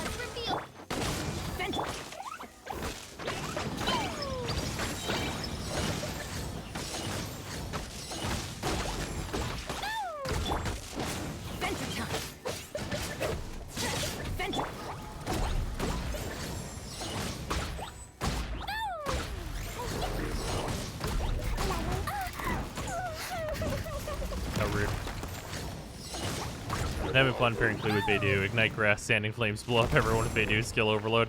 So my second team is Bennett as main, Baidu as secondary, with Chong Yoon and Fischl, or not, Chong Yoon and Dionna rather. And yeah, doing Bennett E into Baidu counter, pretty good.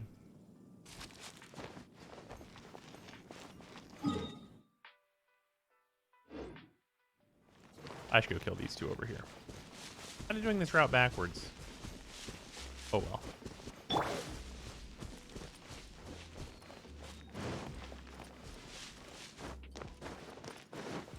Genshin makes me less disappointed than Warframe nowadays, and it's a gacha. Well.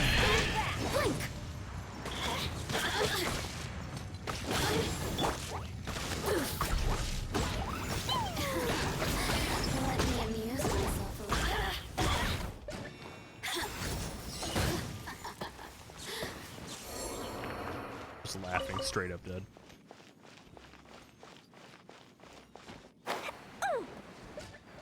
It's always adventure time, but never time for adventure. Got to...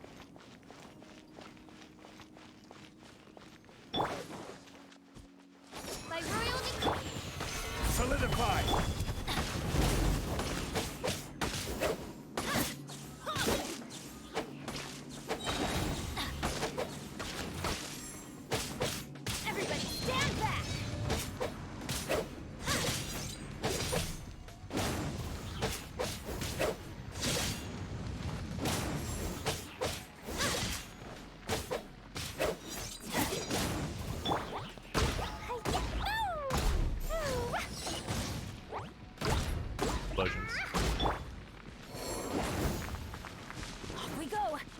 Bitch, where are your drops? They drop where you normally spawn? Oh, motherfucker. This in the wall. Motherfucker. I've never actually had them fall through the world before. That's the first time. I guess it was gonna happen eventually.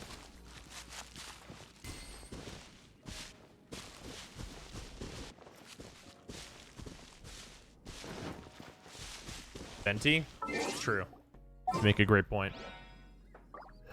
I wonder if they're close enough to the surface for it. Give me a moment to compose my...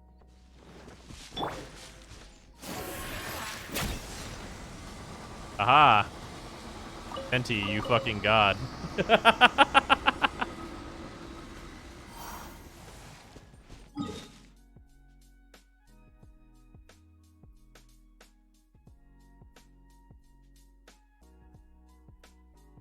I feel like Genshin has less grind for minuscule damage increases. Yo-Yo is actually very financially motivated to release good stuff. Well, I mean, yeah. I mean, this is like basically the most popular gacha game ever. I don't know any company that would ever want to give that up. That sounds like the worst proposition anyone could ever make in history.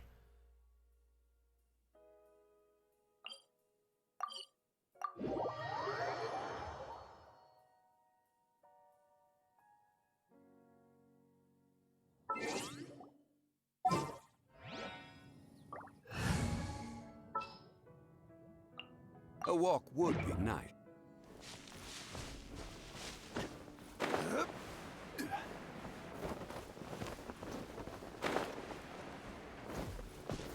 Stabilize.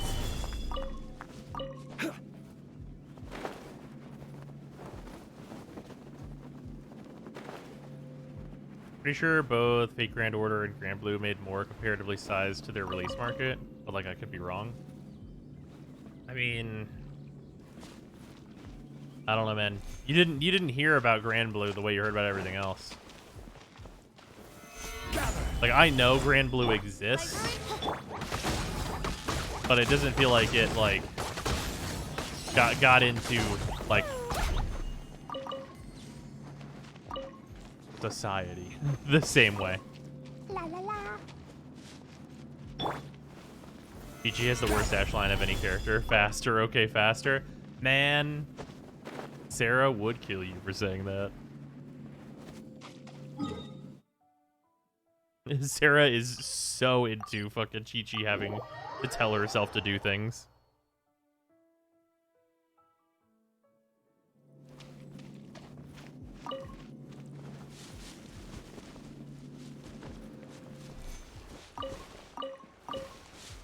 Yeah, Venti does definitely have the worst dash line of any character.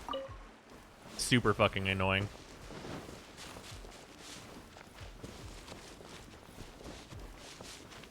Well, it's because he says it way too fucking often.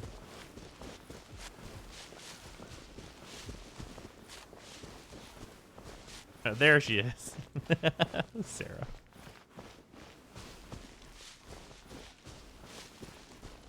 Zongli has no dash line. S+++ here. Fuck. Is that all it takes? By royal decree.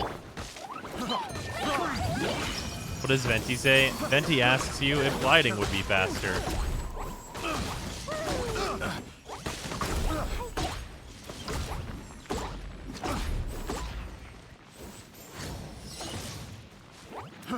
Fry.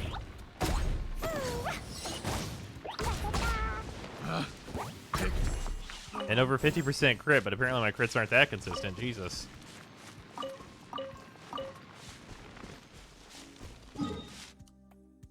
The response should always be, Venti, can you glide upwards? Yes, actually, he can.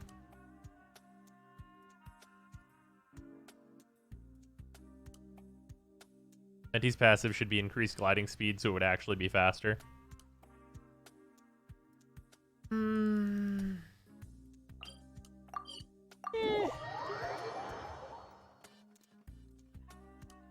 He uses less stamina while gliding. Sushi for anniversary dinner? Hell yeah. Oh my god, is it too late? Okay, no, it's only 5. Hell yeah, though, Sarah. 100%. I'm way into that.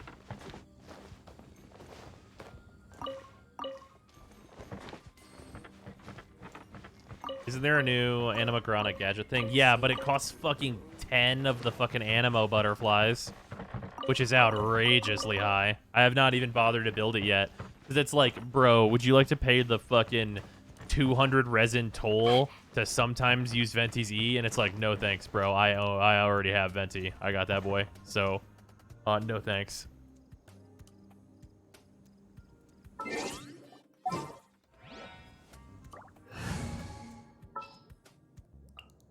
Give me a moment to compose. And it can break? Wait, it can break? I thought it couldn't break. Or is that for real? I don't think that's true. Is that real? No. Check phone. I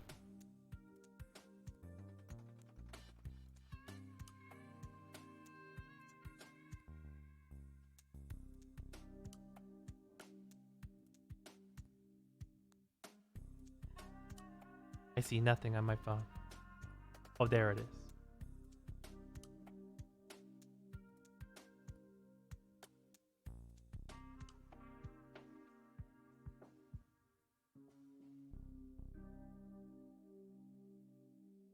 Doing sushi things.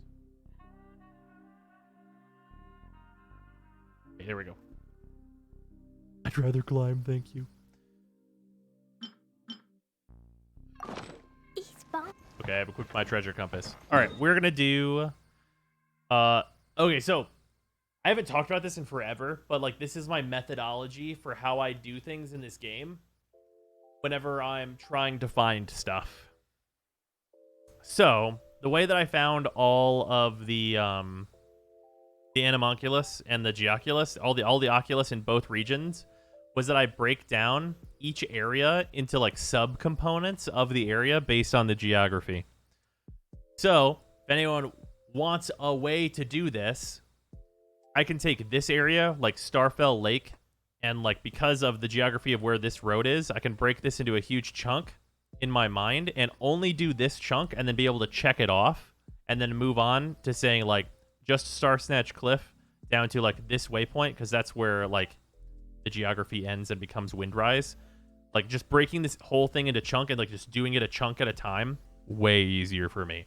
So the way that I'm going to start using this compass is by going up to Stormbearer Point and just scanning this area and finishing it. Wait, people don't do that anyways? No. There are a ton of people that don't think like that, and they just run around.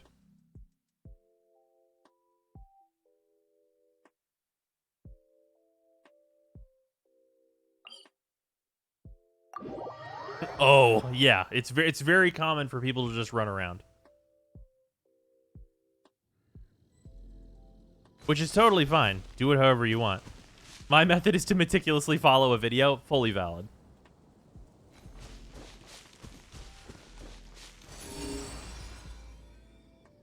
This way.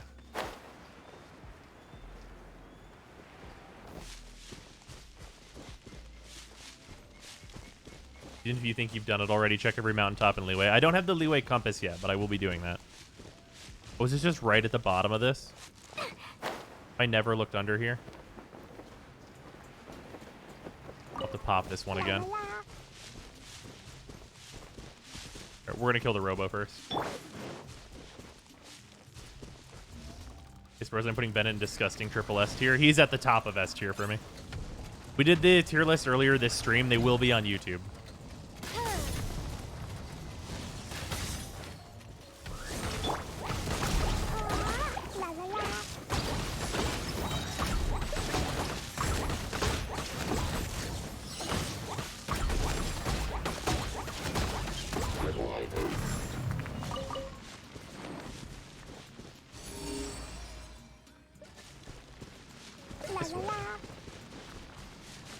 Oh, hello. I don't know how I missed that. I've killed that guy so many times.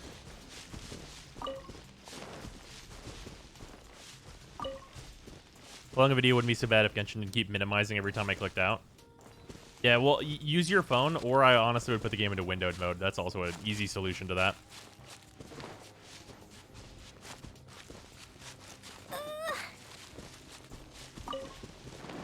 Alright, once I get over here, I don't think there are going to be any chests, but there probably are going to be. I've searched this area fairly thoroughly in the past. Might be some down by the beach. I could see it. Okay, none here.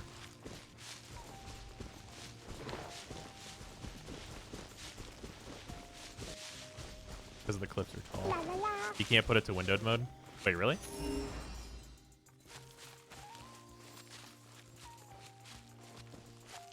The method is to forget I have the compass and stumble upon the chest by accident. Nice. I'm going to try the Phoenix game after Cyberpunk if you are playing Cyberpunk on release. I am playing Cyberpunk on release. Sarah has been playing Phoenix, and also people seem generally disinterested in Phoenix. And from what I've seen of it, it seems like hyper mediocre. And the voice acting seemed bad. It just seems like a rough one.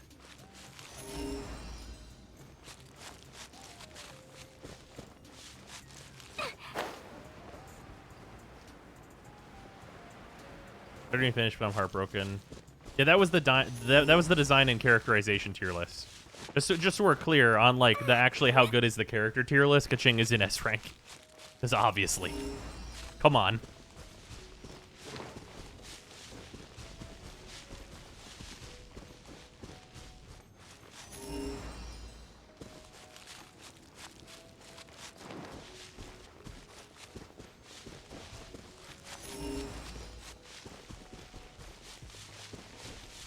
That was like the third and last vote.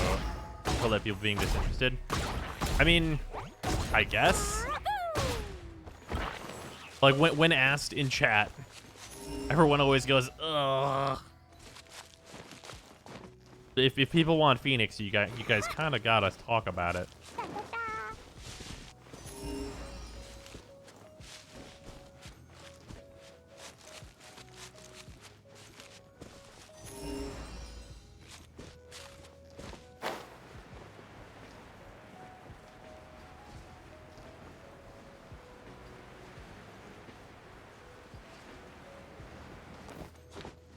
This is a game I want to watch someone play so I don't have to play it. You know, that's valid. Phoenix, right? No. Phoenix, Immortals, Immortal Phoenix Rising, Rising Phoenix Immortal. It's somewhere in there. It's Immortals Phoenix Rising, but the title is fucking terrible.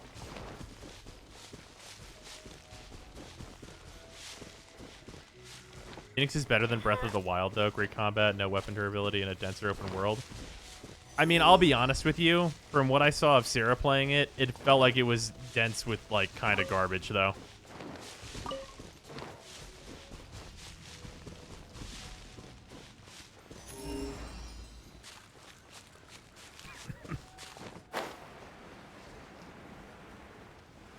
Red Phoenix was not interested, so I refunded it. Just not into the game.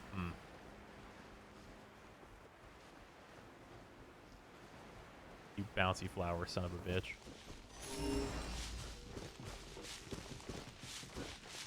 Well, it looks like I did a pretty good job up here. Up in here, I'm less confident, though. Thinking we're going to hit some stuff over up this hill, where there's probably some chests I've missed up here. I can definitely see that. Game that isn't bad, but it's bad enough that if you stop playing, you can't be asked to play it ever again. It would take a lot for Phoenix to want me to play it over Genshin, and then even more to get me to pay $60. Yeah. That's really a big part of it. Is that, like, honestly, like, straight up, until Breath of the Wild 2, Genshin has given me, like, a lot of what I want. You're building Baidu as off DPS, right? Perfect set you looking at for that. She is in Gladiator Thundering Fury. Half and half. Both, one, because that set's easy to put together, and two, I think it's actually pretty much optimal for her. I don't think she wants a full Thundering set, because that just kind of doesn't make sense for what her role is as a character.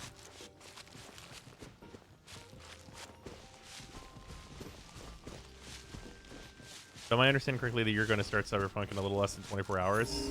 That does sound right.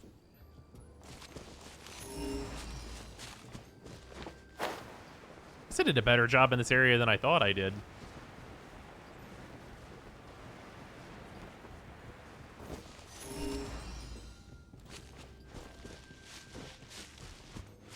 So you're going to have a few chests in bushes or behind broken walls? Possibly.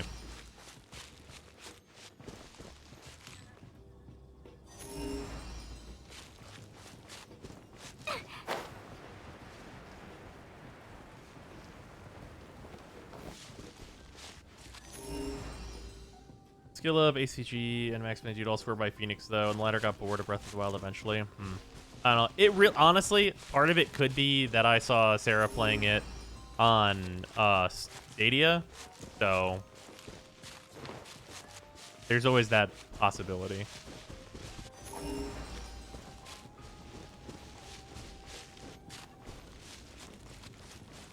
I have enough of the Stardust currency to pick up Bennett and didn't see the tier list earlier. But I heard he was S tier. Should I? He's not in the shop anymore because that expired. So you should do that next time he's there. But as it stands, yes, he is. Ooh, hey, there's a chest around here. He is S tier though. Yes, absolutely. I would say he is overall the best character in the whole game. I think people are just bored and want something to play. I could see it. I mean, for the people that didn't get into Genshin, I mean, you look at what else got released, especially from like just like the selection of Ubisoft games, like Watch Dogs. Writing was horrible, but was like a fun, like goofy time, and like I enjoyed myself playing Watch Dogs as like not taking it very seriously, but this is like a goofy open world. And then there was Assassin's Creed Valhalla, which by all rights looks like a worse Assassin's Creed Odyssey to me, and like that's basically what I've heard from pretty much everybody that's played that game, is it's just a worse Assassin's Creed Odyssey. And bombs so heavy. then they released Phoenix, which is like Breath of the Wild, which is like in the vein of being like Breath of the Wild. There's Genshin and there's Phoenix. If you didn't get into this because it's a gacha game and you don't want to get into it for those reasons and stuff, but you still want a Breath of the Wild thing, I could see why people would play Phoenix.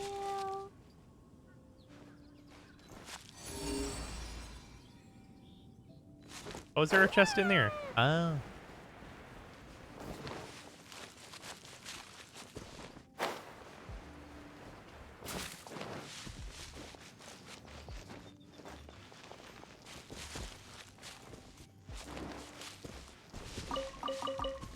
Oh, hello. There it is.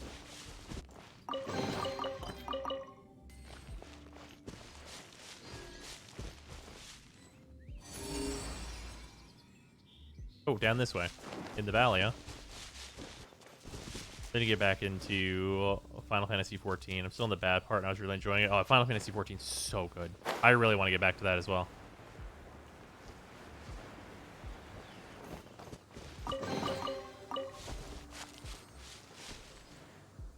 This area, I'm sure there are just some chests around that I missed out on.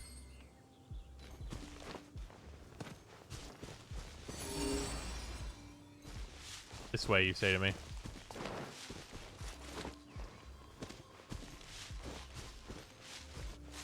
La la la.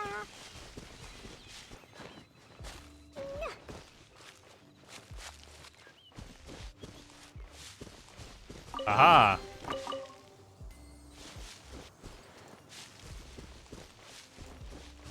Gotta be more in this little area for sure. 14 just had 5.4 release. Upwards.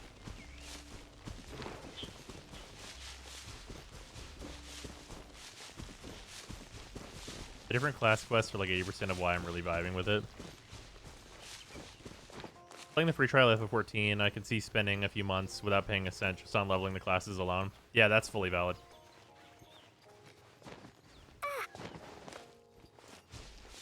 I want to get back to it just to do Shadowbringers.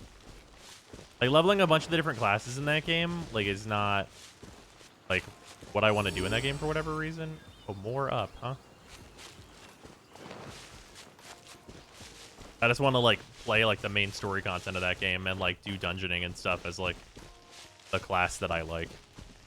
Although, I've heard that, like, leveling characters much later on in that game is, like, way faster than you'd assume. So that might be a good reason for me to do more classes as well. Vanilla/Vanilla's post-game is really rough, but after that, I guess it's stellar. I mean, I played Vanilla and Vanilla's post-game, and I super enjoyed myself a lot. Like, Vanilla's post-game, like, dragged on towards the end. I was like, am I close here? And I know it just got shortened. But, like, in general, like, I really enjoyed myself. Yeah, they made up to Heavensward free, and Heavensward is awesome, so...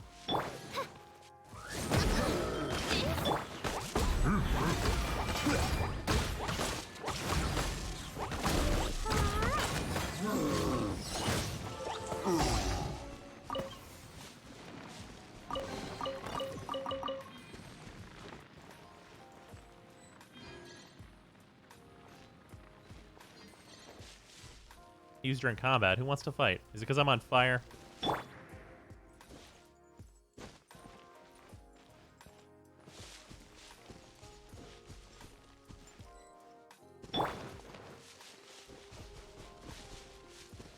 I promise you, I'm not in combat. Who wants to fight me? Come fight me. Alright, nothing here. Ender slime? Maybe. Oh yeah, it's that little motherfucker. What's up, you little bitch?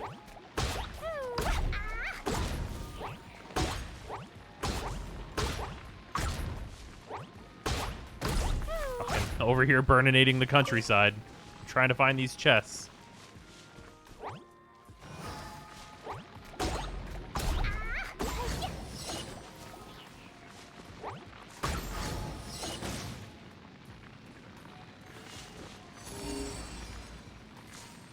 This way. If I have Xinyan, Sucrose, Razor, and Chong Yoon, should I use Gunling when I get her? And if so, who should she replace? I mean, I'm gonna keep it real. I know you have Kaya, so Razor, Xinyan, Sucrose, Kaya sounds pretty good. You'll be really light on defensive stuff. But like with Razor, you really want to pair him with an ice character that is not Chongyun. If you had Dionna, that would be ideal. But Razor Xinyan is pretty good. Sucrose is a good character. And like, yeah, if you had Dionna or Chichi, you'd be in the fucking clear for a great party. As that party looks, Bombs, so heavy. you might be benefited by going...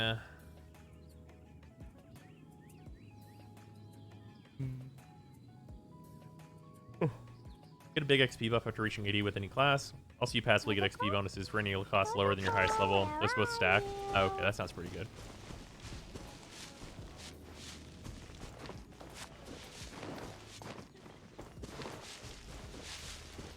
I was about to race another mountain to search for chests in Monday already. Fuck. Oh, there it is. I'm fucking stupid. It was right on screen, and I'm like, where is it? Let me put this item on cooldown real quick. Stand back.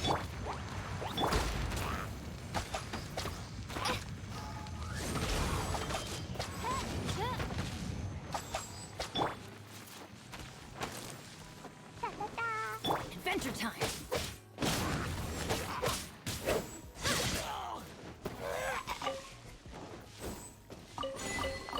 Think you might have been something with a compliment raised with. Not a problem. Did I finally get that other chest achievement?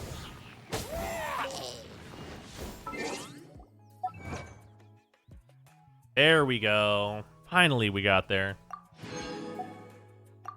Now we have that entire achievement list done. Perfect.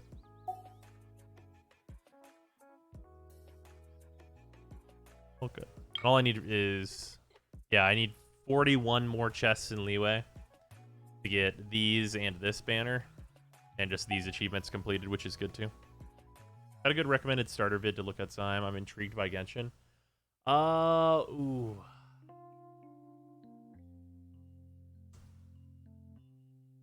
I mean, there's like the re-rolling guides. Which those are very useful. For getting to start how you want. Or could you make one? Yeah. I do kind of need to make an introduction to Genshin. I have a video where I ramble on about enjoying this game. So there's that. That's available on YouTube. I really do need to make like a proper introduction to it, though. They made rerolling less viable.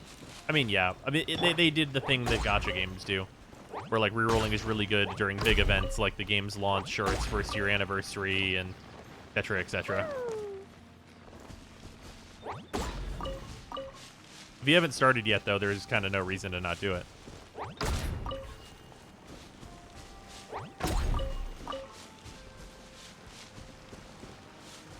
Like, rest assured, if this game is seeing lots of success, which I think it will continue to,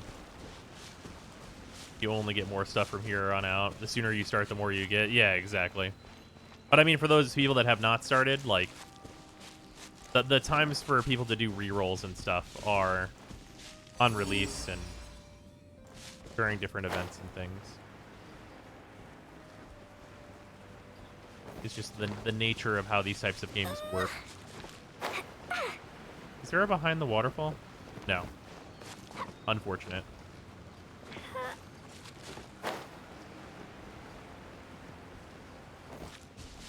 Aha.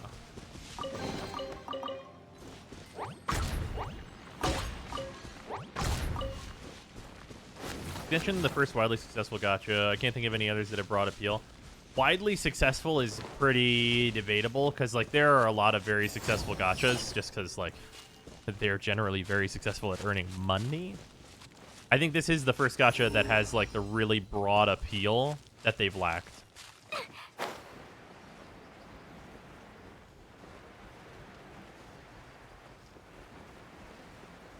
Genshin's the first gacha I've seen normies play. Yeah, basically. Alright, well, we finished off our Mondstadt achievements and stuff. And I have got to get those Tierlist videos and stuff together. So, I think that is going to do it for stream. First to penetrate Western players. I mean, Western casual players, I might agree with you. Kind of. Western non-phone players. I'll get grounded for a whole day, but it's way worth it because the fish tastes so Also, good. you take a break from Cyberpunk 77 to restream. Ugh. The Game Awards on the 10th. That's a definite possibility. I forgot that was happening. That's a definite possible that could happen. We'll figure it out. Oh, but yeah. Consider this game was nominated for and won awards for the Game Awards. I'd say it's got universal appeal. I mean, I don't think the Game Awards necessarily determine what has universal appeal, if I'm honest. Supposed to have like real announcements this year. Ooh. Maybe we'll see the next Genshin update instead of Railjack. Just saying. All right. Anyway. Do you want to come fish blasting? That is going to do it for the stream. We have made good progress. We got new prototypes and stuff. We got a bunch of the artifacts for Clee to get leveled. We are going to have to work on Ning Hwang soon, and then Ning Hwang will be up as another option as DPS. I think we'll probably switch over to searching for the Ning Hwang artifacts that we need from her dungeon for the next couple streams of this that we do. But in general, I think we did good. Oh yeah. I will see you guys later. Thank you for joining me for all the tier listing and stuff. Those will be separate videos going up on YouTube, so you can watch the archive or just wait for those to be separated out and put up on the YouTubes, which should be happening very soon here. So yeah, goodbye everybody. Thank you for joining. Goodbye. Bye. I'm Bennett. Ending streams. Goodbye.